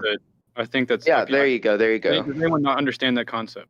I just don't see the problem. It's the government's responsibility to hire enough Spanish speakers to take all the calls needed from their Spanish-speaking. Well, he's talking. He's saying some specific jobs in government are good, but others don't need it at all. I just want to. Sorry. Go ahead. Can Let's I just give put Jacob this a chance to talk. Yes. Oh. Yeah. Okay. What are the chances? He's lagging out. Right. Yeah. Yeah. So here's what I think. He looks like he's. Are you bowling? Are you bowling? Okay. Here's what I think. Go ahead, Jacob. Oh, sorry. It's someone. Well, here's what I think. If they want to get Spanish speakers, they can always teach people how to speak Spanish. There's nothing wrong with learning another language. They can always say, "Hey, You're going to have to commit, though. You're going to have to commit to like 3 or 4 years. That could work. You're going to have to commit to 3 or 4 years and wait 3 or 4 years. Yeah, exactly. Or you just hire someone to speak Spanish. Yeah, so you can always. Yeah, but. Listen, I think. Well, my point is, but teaching people how to speak Spanish. If someone is a better fit for the job and they don't speak Spanish, and someone who is a less better fit or a worse fit for the job, I should say, and does speak Spanish, you probably shouldn't pick the latter. Get on camera. I want everybody on camera. Come on. My camera doesn't work right now. I broke it. You're on the phone? You're on the phone? Yeah, I broke my phone camera. Sure you did. You turned it on. If you're a company that deals in sales or has to solicit other companies to get contracts or whatever, right? And you're trying to get a contract in Japan, it would be kind of stupid from a company standpoint to send a white person there. And in that case, you would definitely hire based off the qualification needed to speak fluent Japanese and be able to interpret what is being said properly, right? So that's an economic advantage to a diversity hire, right? But hiring a manager, right, which a manager in the government, we'll put it this way, who let's say has to manage 25 employees and whatever bureaucratic bullshit that they have to deal with, right? Rather than hiring the best data entry people who speak English, like the majority of the employees do, they will fill a position only based off of the fact that they speak French. The mere fact that there is a lack of qualified French people who are applying for those jobs means that they will lower their standard for the French employee, and they will then hire somebody who is not qualified to do the job. So that's the breakdown of forcing. If I I may, forgot Forg is a minor. You can get off camera. If I may, the problem is you're saying that they are not qualified when the qualification is speaking French, right? Like you're admitting that they're qualified at the same time they're not qualified. Like the qualification is French speaking, right? Like that's the qualification. The qualification is French speaking. What we're saying over here is that it's a government job, there's certain mandates they have to fill out because the government has to apply to both French speaking people and English speaking people, right? So they need somebody to, represent that population. And the qualification is, as we all agree, which is a merit, which is French speaking. Yeah, but what if they don't have that other experiences like other skills? I'll share a personal experience. I worked in IT for a company. I won't give the name. I was the sole Spanish-speaking representative for their Puerto Rico line, right? Bueno. And sounds cool, right? Oh, I'm a diversity hire. It's a guaranteed job. It was really easy. I could never promote, right? Because I'm the one. Southern Bell tech support.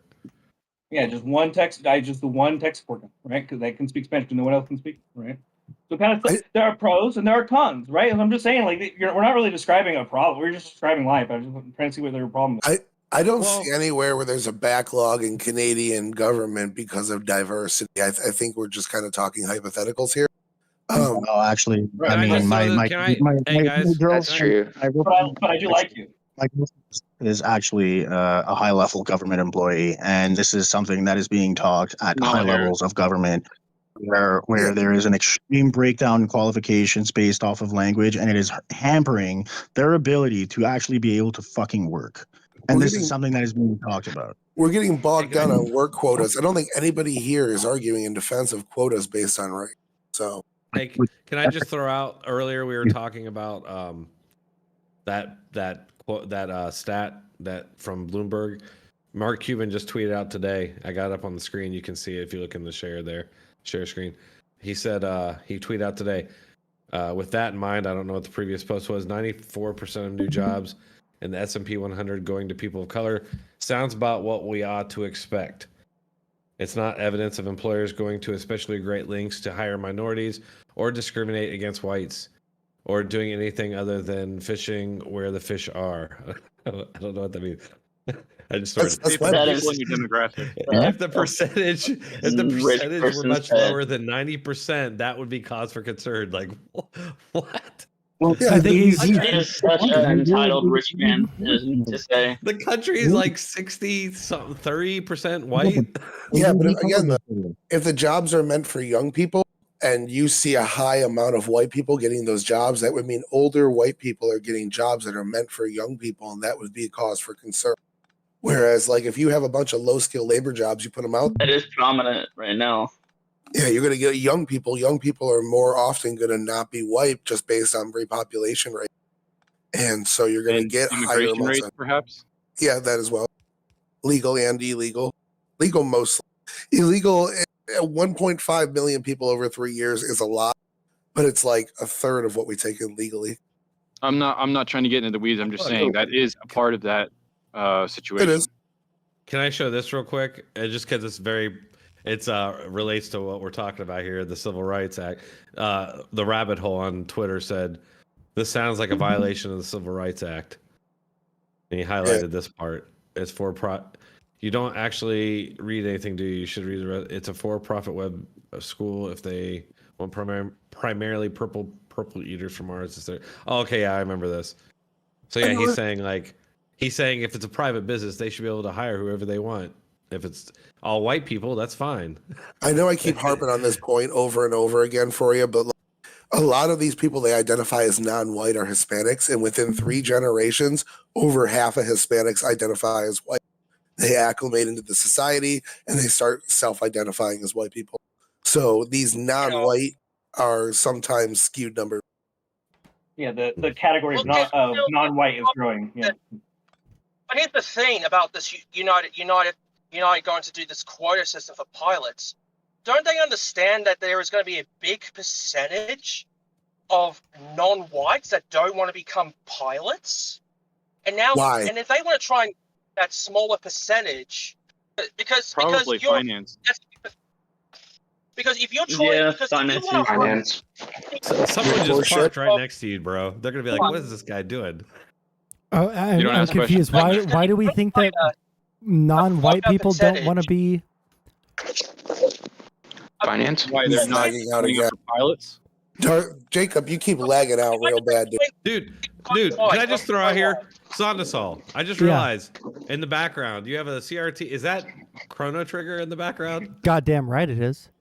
That's awesome. I didn't realize that. I'm like, I saw you had something back there, and I'm like, what the hell is that? Bro, I've been collecting old Nintendo systems and shit for a long time.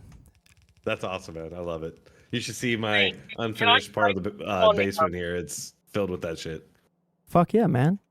Yeah, You'll have to I take a gotta picture run, of it guys. sometime. It's really been a pleasure. I'll catch you guys later. Thanks for chilling, Var. Nice to have you here. Yeah, Thank yeah. you. See you later, sorry, dude. Thanks for coming. Ford, Have a good Ford. one. Later, man. You guys want to change topic? I feel like we've kind of come to a consensus on this. I don't know. I don't think we've come to an agreement at all. I want to throw out a defense of equity real quick.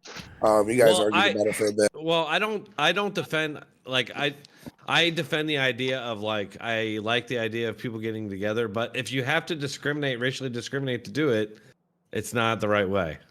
Yeah, well, like equity in terms, you guys seem to be saying like somehow there's some right way of doing that. I don't think there is. So equity, I feel like it's just a different definition or a different way to achieve equality. And a version of equity that we've had in the United States for 50 years and people don't think of it as equity is the Pell Grant, where if you're poor, you can't afford to go to college, the government will give you money to go to college, not based on race or anything. And they use the Pell Grant in order to help just specifically poor people. They'll even pay some of your bills and give you some money back for time you lost. That's not race specific. So that's equity, though. That would be why equity could be good. Not race specific. I'm talking racial quotas. Nobody in here is defending them. That's something that stupid leftists do when they get their hands on it. They start pushing their anti-Western, anti-white, fucking stupid agenda. So And I don't think when they add tax cuts to it as well, it just adds an extra layer to it. Yeah, I don't think you have any that's rabid leftists in here. You just got moderates. Okay, this is here's a quick question. Oh, we got Atlas. We have Atlas. Here's a question that I'd like to ask. Rabid.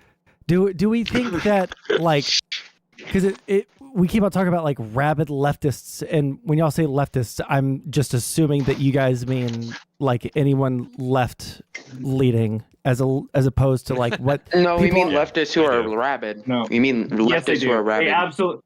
Anytime they mean somebody you can be a liberal, lefty absolutely and mean- You No. can also be a rabid lefty. You can be leftist and fun. Yeah, for sure. Yeah, I think okay. Atlas is a rabid left winger. You know what I'm talking about, Sondsol. Well, no, You've I got some actually rabid left. hold on. I have met some So rabid rabid. lefties. I fight with them really, really hard. Okay, because I used to be like a left-leaning fucking socialist person. All right, so I do know. But like when people talk about leftists, they either mean like a socialist, like a tanky, someone that is like a Marxist Some Leninist. tech reviewer. Right, I got it. Yes. Yeah. Or they could be talking about someone like Destiny, who is very, very much not a socialist. It can right? include No, both he's of those. not. I don't It think can he is. include both of those. Now, the leftists we usually Destiny's talk about are an those. interesting guy. I got into it with him again today, by the way. Did you really? I'll have to watch Destiny's that. interesting. During his research stream, what he was doing in the text. I don't respect Destiny all that much. I don't know if that's a hot take, but I made a video of it, but yeah. Destiny is far beyond what he should be. Let's try not to get off. I would like on to. that, I would guys. like to. Smart Tyler- guy. Destiny's a I would smart like to guy. Tyler's I last respect point. him. I gotta go soon. Oh no, he's very intelligent. Okay, yeah, not to make the topic about Destiny, but like the real question that I wanted to ask is like we keep on talking about like rabid leftists doing all this stuff, and I guess like the question that I have is like there seems to be so much like thought that there is intentional malice, right? Like they are doing something because they think that it's evil, right? And they know that it's evil, and they know that it's racist against white people, and they just hate white people. Like as someone that was a leftist and was a huge part of those circles for a long time, I feel like that's really not what people are meaning when they say these both things. Camps exist, though. Both. Yeah, camps exist. I won't disagree with that. I As I think moved both away exist, from socialist yes. circles, right? As I moved away from those circles, I won't You're necessarily saying that disagree. they don't exist, but it also sounds like you're saying that's not really how But it is. I don't think it's the leftist ideology predominant. seems to be centered around the main enemy of white, heterosexual white men, and white people at large, because they're like adjacent to that or whatever, right? Everybody thinks they're on the right side of history. They think that they're doing right. You're absolutely correct. They think that this hardcore eye for an eye racism against white people is I don't actually think it's doing something good. Yeah, I don't think it's an eye for an eye like on racism. There are some people that I do think are like that. My mind was changed. Great-grandfather's eye. Yeah, a little bit. My mind was changed a little bit on this while researching some of the stuff around what do you call it? Critical race theory. But not to like a really great extent. So like I think that most people mean well, right? But looking at the Discord earlier before I started looking at stuff, people were talking about like this is their plan, it's all part of the agenda. Do we think that it's like a deep conspiracy, or do we like? So you're taking an example of an extreme person in this server talking about extreme people on the other side of the fence. So yes, that person that was making those quotes is a very strong opinion person that is extremely Okay, I was just taking a temperature check to see like how. Yeah, I'm not trying to like call anyone out specifically. I'm just But like he's not trying to here. get a temperature Who said check that? of the room on how deep into the like hatred for the other side we are, so I can no, see I'm- where the conversation is going to get. I'm like on the a lot left. of people who I think there's a lot of people. So I'm 43 years old. You know, when I was in high school, I was pretty what would be considered woke now, and I literally was very suspicious of other white people. Felt like there was something wrong with white people in general. My group of friends was all like black, Asian. You know, it was like I was the only white guy in my group, and I went to college and I started questioning. I'm like, you know, and there was a lot of things that happened basically, and yeah, I think there's a lot of people going through that sort of thing. Like white people, I don't know, like I don't even know what my point is. Yeah, I don't know what your point is either. We I agree. guess like what I would imagine the point that you're getting at is like people will believe this and then they will kind of like grow out of it, right? Or is that not what we're saying? Exactly. Okay. Exactly. Yeah. Yeah, I actually used to be a person on the left myself. Now I've just shifted over to libertarianism myself. Yeah, because you see that a lot in the younger people. There's a lot of videos at a lot of the HBCU colleges and stuff. I don't know if you've seen these. There's a few of them, and the students there, man, it's like hopefully like this isn't like something that they grow up and like this continues. Like I do hope that is something that's just young, you know. Yeah, for the most part, I think that it is. Go ahead. Well, I just feel like the reason why they do that is because they suffer from a lack of consequences. So they just don't understand what consequences mean for them, you know? Life experiences. What do you mean they don't understand what consequences mean? Well, I Well, think they what he's don't saying is that they haven't had understand enough life experience to justify their beliefs. That's kind of what Is I'm that getting. an Australian Taco Bell behind you? Yes, that's an Australian Taco Bell. That's awesome. They're rare. Why are there Australians all over the place all of a sudden? Fuck. I have a quick question for Sondsol to go back to earlier, and this is a philosophical question based on Sure. what you were talking about. There was a coder that was, say, autistic, and he had trouble communicating. Sure. And we were talking about hiring that person, and I said, here's a different scenario. You have that autistic person that's hard to communicate with, and he's one of the best 2 coders in the world. The other best coder is also there to be hired, and they can talk and communicate just fine, but they can only yell to communicate. So here you have 2 individuals that are in front of you, a person that has trouble communicating and a person that communicates perfectly fine and screams all the time to talk. Which of those 2 seems to be the right choice for the job? Listen, I'm getting the auditory problem person every single fucking time, dude. Every single fucking time. Assuming equal ability. Yes, equal ability. Yeah, Abilities I'm not that- having someone screaming in my fucking workplace all fucking day long, and I'm not providing ibuprofen to all my workers. They can bring their own. Yeah, no, right? I understand. I just feel bad if we end up in court for decisions like that, you know? Oh yeah, no. Because Again, it like makes because I would, sense. yeah, that's what I've been saying. Like I would never agree with like just a quota system or anything like that. Like that seems really bad, and it seems like there could be a lot of really bad things that come out of that. So. I To be digress. honest, when you mentioned the autistic comparison, I'm autistic myself. Like, to be honest, sometimes I don't even know how loud I speak because maybe it's because of the bass of my voice or some shit, you know. But to be honest, I work at a Domino's delivery driver myself. I can drive a car, you know, deliver pizzas. So to be honest, not every person with autism's the same. They express themselves differently. They show their autism symptoms differently. So, and they don't think the same like any other autistic persons.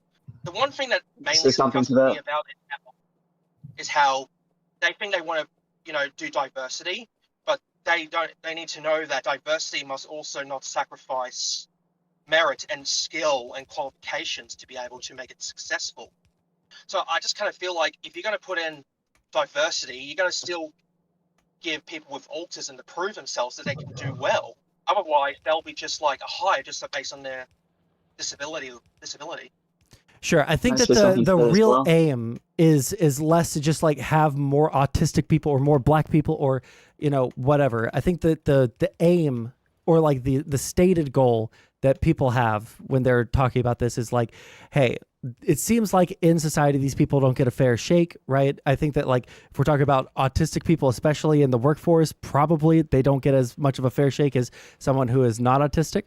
And like the stated goal is like, hey, we should do something to make it to where whether it's like some sort of accommodation for them in the workplace or something like that, we should allow these people to actually function in a workplace, right? And we should give them Can I the say chance something and all to of that? that. Yeah, go for it. Okay, so I'm also autistic myself, and I know like they said, there is like levels of autistics. Like for me, I am a very antisocial autistic. I prefer jobs where I can do my job without like a whole bunch of interaction. And I know there's autistics that can manage with lots of people and do lots of things. And Is everybody here autistic? Hey, listen, I'm a gamer, okay? I am the only normal person here. I never thought I was, but I'm starting to wonder. I am the only normal person in this room. Nice to You know, know, Adler. if we're all autistic, we should actually change this Discord server to the autistic channel. Okay, Yeah, I'll yeah, do that. absolutely. Population I'll do hasn't it. taken over just If we're yet, all Darth. autistic, I'll find No, out. I'm Could be. fucking normal and I healthy. agree with them. There Thank should you. be some Your accommodations for dogs are people cool as that shit, are like dude. I that. love your dogs. It's just So important much. for those who I want are them to be my antisocial dogs. autistics to Go work ahead, with Sebastian. people who are within the same category, but also ones who are very, outward, extroverts can work with people that they know they can do. Like myself, I've hoped and I pray that I find jobs where I can work with people that are within I guess you'd say a mild mannered personality, because most majority of the time if I'm working with somebody, I want to be able to do my job, but also know that they're not gonna like jump on my skin. Right. I mean, you will be able to find that place. Hopefully, that's a decision you make, and then you just have to hope that you come across people that are good people. Doesn't matter if people are autistic or not. They could want to work. I mean, inverted or extroverted, introverted, extroverted. Doesn't matter for autism. You just got to find people that you enjoy being around, and they will work with you because they're good people. That's my life experience. Yeah, and I mean, what is the job I just recently got to is actually working to my strengths. The people that I interviewed with were very down to earth and people I could easily talk to. Hey, what do you guys think about free Gaza? I say I don't really mind if if Israel was there instead. Just give Gaza to Bro, we're about to trigger the fuck What do out you of my guys think chat. about what's going on there? Instead of free You guys want Gaza, me to we be should completely say honest. we should You guys say want me to be completely honest about what I think there. What's going on in Gaza? To a degree. Okay, well, I have 8 here's minutes, what so I let's make think. it quick. I think that Israel has every right to do what they're doing, and I hope they wipe out Hamas from the face of the earth, and that whole area becomes a part of Israel and grows and prospers, and the Palestinian people can actually live life and stop being under a repressive Arab Nazi regime. instead of free Gaza, you should say expensive Gaza, and then none of the Jews will want it anymore. Well, Gaza's gone, Jesus. right? I mean, at this point. Thank you, almost. Tyler. Thank you. So I have a pointed question. How much towards that. explosions? I have a pointed question. Lately, there's been a lot of information in the news about starvation happening in Gaza, and I'm curious for the people here to reflect on: is Israel using starvation as a tactic for war, or is Probably. it something else where the food is not getting to I where don't it's know going? for or sure, what's but I going would on? guess yes. They're using siege tactics. It's a war. Yeah, probably. So, I like, would say like this it. much. I It's- hate it's- that people are it's suffering. not over it. right, I but do. it's all a part of war. I mean, Right, I with hate that war people are comes suffering. I discussion, don't blame the chaos. people. Well, not totally. I mean, look, they elected the government. Like, did we really give a shit about the people of Germany when they elected Nazis and they got what came to them? Like, I kind of just feel like that's what happened there. Okay, So when Gaza was when Israel withdrew from Gaza, they took all the Israelis that were settled in Gaza and ripped them from their homes and forced them into Israel. When they did that, one of the things that they gave up was a giant hydroponic farm. They set it up nice. They gave it to the Palestinians. Hamas went in and destroyed it, took all the pipes out and used them for weapons. We've been giving them humanitarian aid in the tune of billions of dollars a year to feed their people. Hamas is taking it. They're fucking storing the gas and So you're saying it's not a tactic of war. That starvation is happening because of what's happening in Palestine itself. Well, Israel was giving them water, power, and food, giving them for free. When they got attacked by them, they cut that shit off. They're allowed to say, I'm not going to supply the people fucking attacking us with free power, food, and water. So exactly. Like this entire conflict, and this is something I noticed way back in high school. Like the same iteration happened over and over and over and over. And it becomes clear over time that there's people that are like literally keeping this conflict going for some reason. They want to keep it stirred up. Israel seems to be done with that, and I'm happy. Like they need to end it because it needs to stop. Yeah, Egypt, all these Arab countries and other forces have been using the Palestinian people for years as sort of cannon fodder against Israel. And that's why they build their tunnels not underneath Israel. hospitals in heavy densely populated areas. Israel just sent, Egypt just had a military coup. They don't want any more of these people in because they just spent the last whatever X amount of years forcing the Muslim Brotherhood into these mountains. I don't know what they're called. And if they bring in another million people from Gaza, that Hamas is a tie of the Muslim Brotherhood in a different country. So, if they bring that in, that just strengthens the opposition to the government. They don't want them. Exactly. Nobody does. Jordan doesn't want them. Jordan is Palestinians. Jordan doesn't want them. 1 second. What does that tell you? Yeah, Jacob, you're so lagging, man, real bad. At least give him a chance, though. Israel. Can y'all hear me? Okay. All right, who wants to go first next? Oh my God. You're lagging really bad, bro. Let's give Texan the chance, and then let's give Jacob the chance again. Texan, get on cam, bro. I know you got cam, bro. I don't have a camera. But anyway, no, Israel just sent several truckloads of food, fuel, and medical supply today to Gaza. And the Gazans that are there are actually Egyptians, and nobody from Egypt is sending any aid, just so y'all know. Okay. So do you think that stuff will make it to its user? No, it never does. Okay. Never does. It's crazy to me that this shit's gone on as long as it has. Uses them to their own advantage. So, is there nobody to defend? We have no pro Gaza any of that here. So it's so funny I feel this is how I'm going to do this. I am broadly in support of Israel in this, but I feel like everybody's a little bit shitty in this conflict. Okay, over the course of history. War is shitty. Okay, that's interesting. Let's see what you have to say. We can say war is shitty, but we can do war better or we can do it worse. All right, where there's a lot of people that are dying for no reason or whatever. So here's the real thing that's going on here.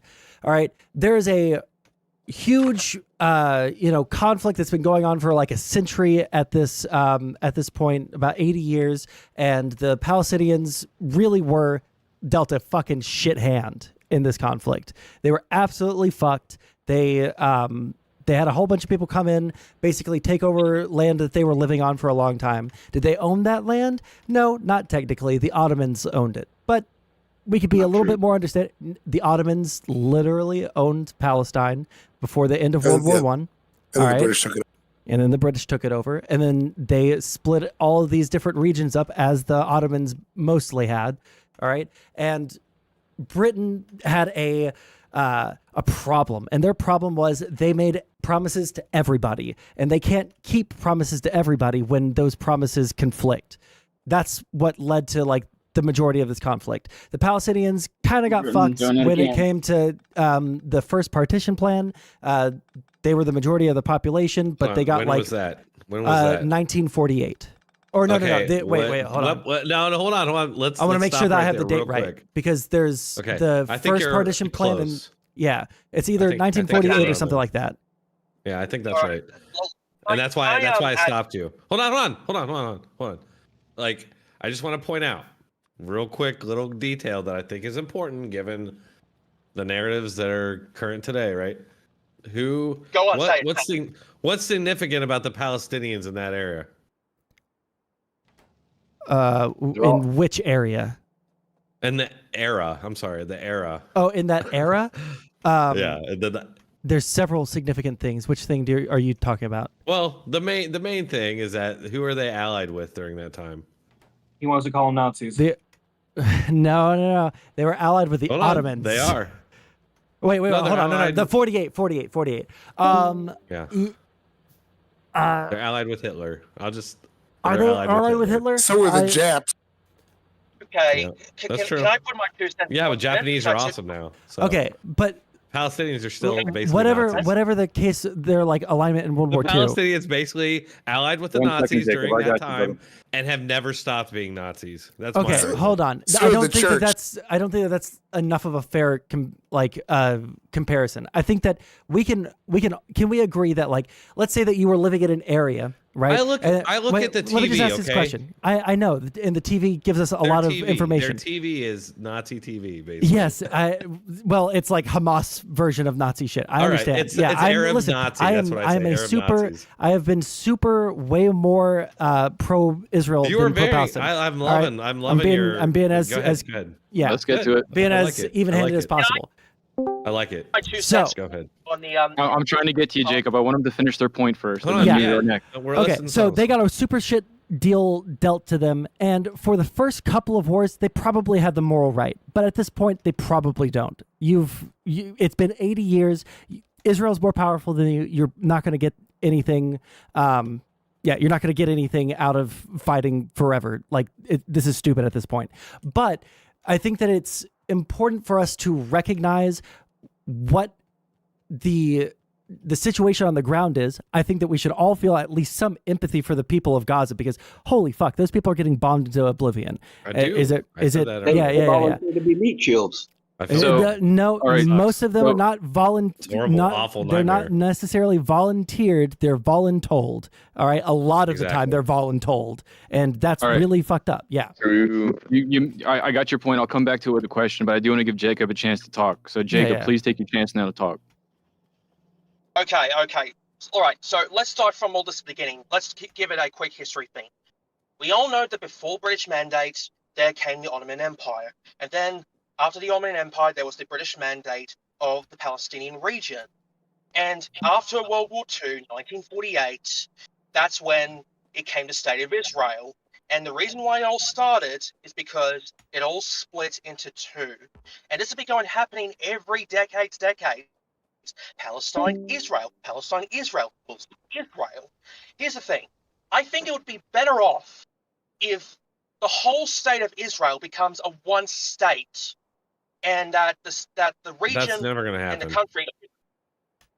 And I know. Let me get to my point.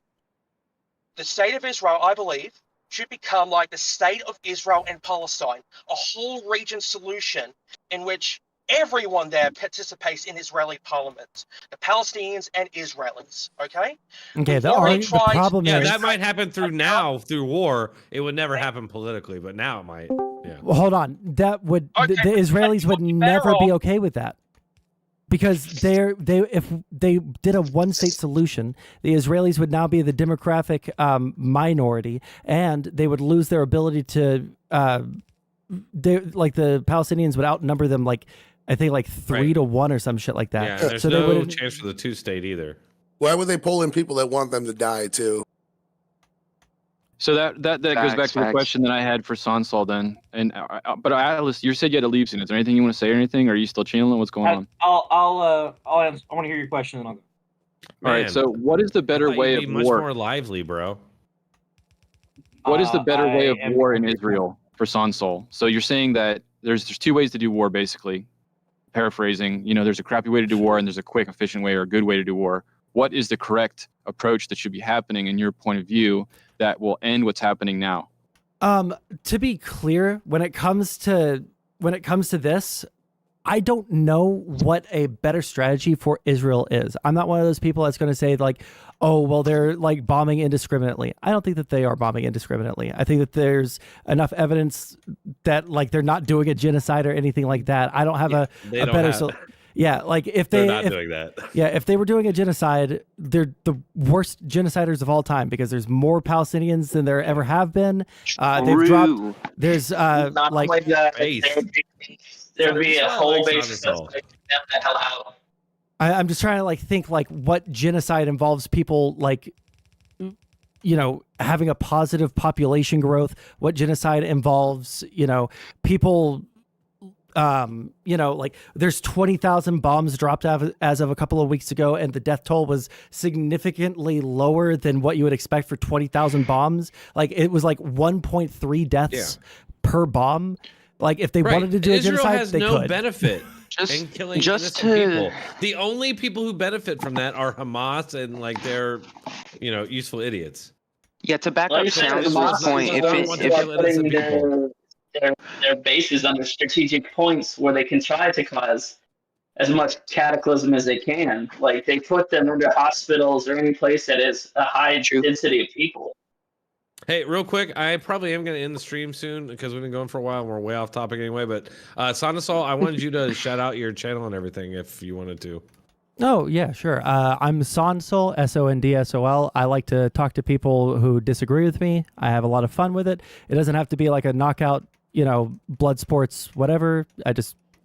I like to understand why people believe the things that they do. And sometimes I do get into blood sports stuff because people really irritate the fuck out of me.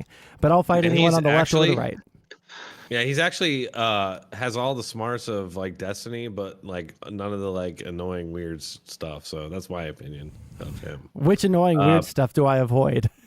Personal attacks. He just gets like I can do personal attacks. I fucking could play the retard. videos, Yeah, but you don't.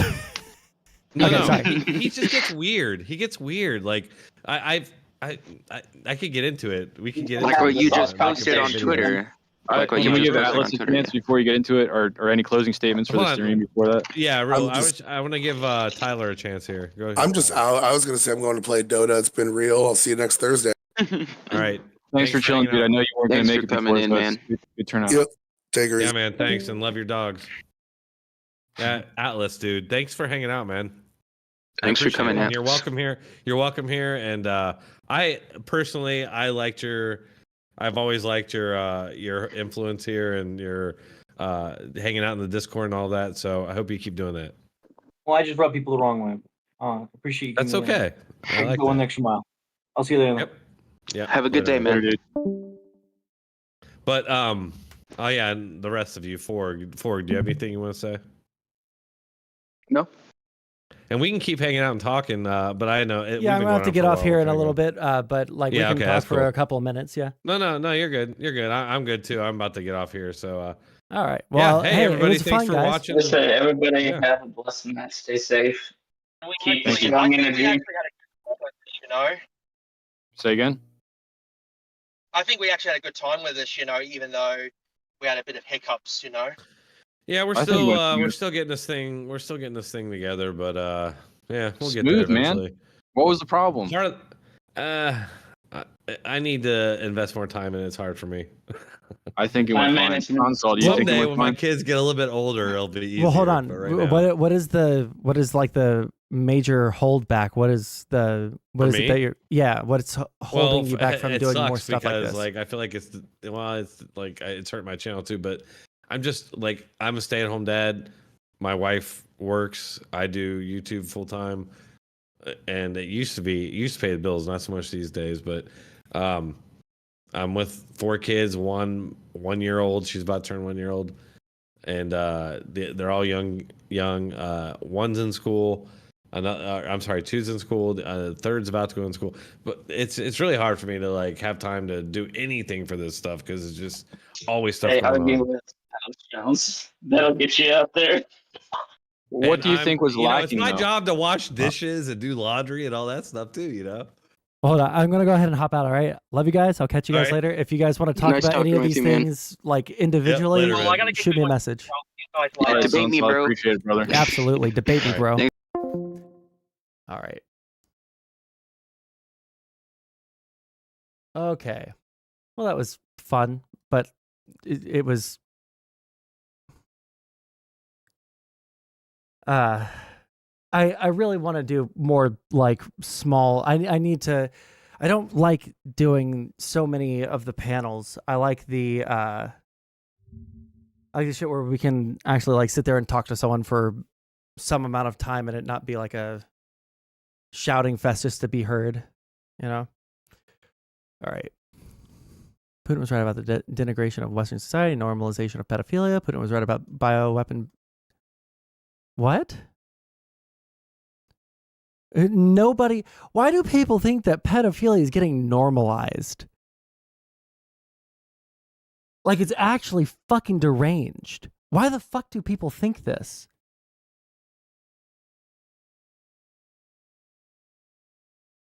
When their older generation retires? Yeah, because they're killing all their young men.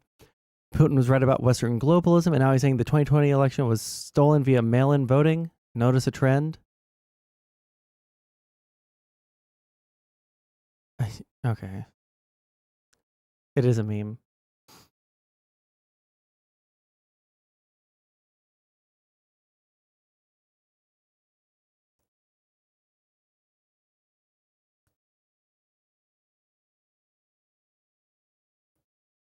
Japan and North Korea must be headed to so much growth. Sorry, I don't know what the fuck you guys are talking about. You guys have been arguing in chat for the entire debate.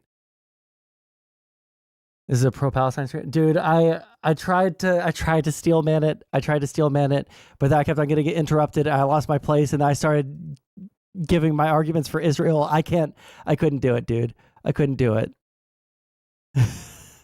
Because like I don't want to just like I don't want to like sit there and like do the virtue signals, right? And be like, well, they're did you guys know that they're getting genocided over there? Like I couldn't think of how to steel man it in real time without yeah.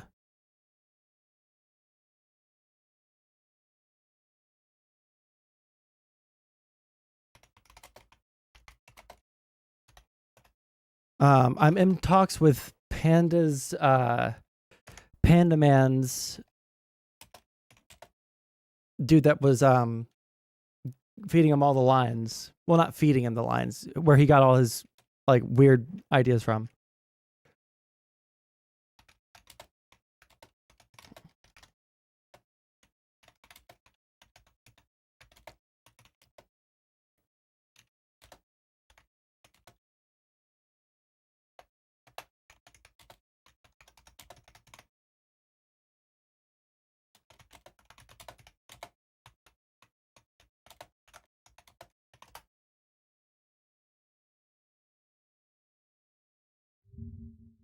Hitler didn't want to exterminate the Jews at the time. He wanted to expel the Jews.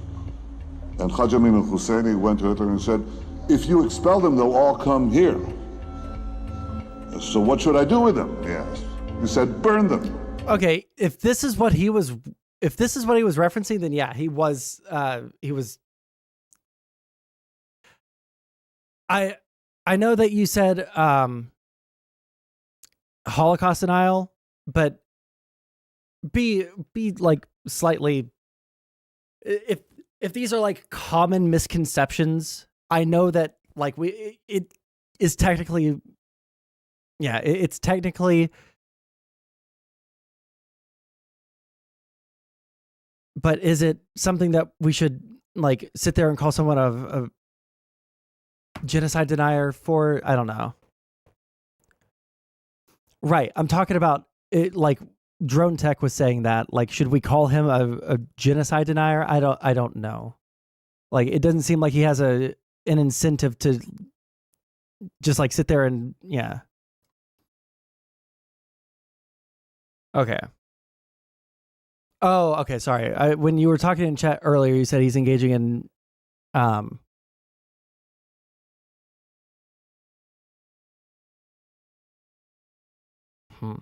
Well, I don't know if I have anything specific I want to go over.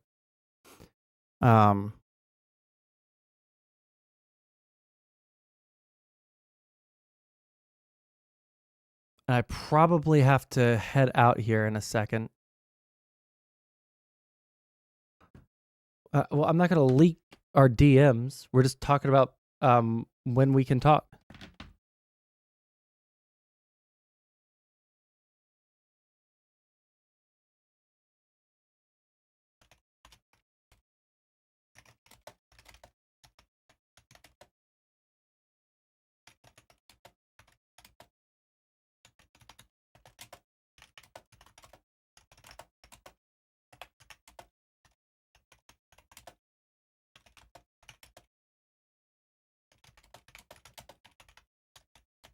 I shouldn't say that. Okay, I'll message him later. Okay. I don't really have anything else to talk about. I'm pretty tired. I need to cook dinner for myself so I can, and I have to wake up at 6:30 in the morning for work. So I'll stream again tomorrow, probably.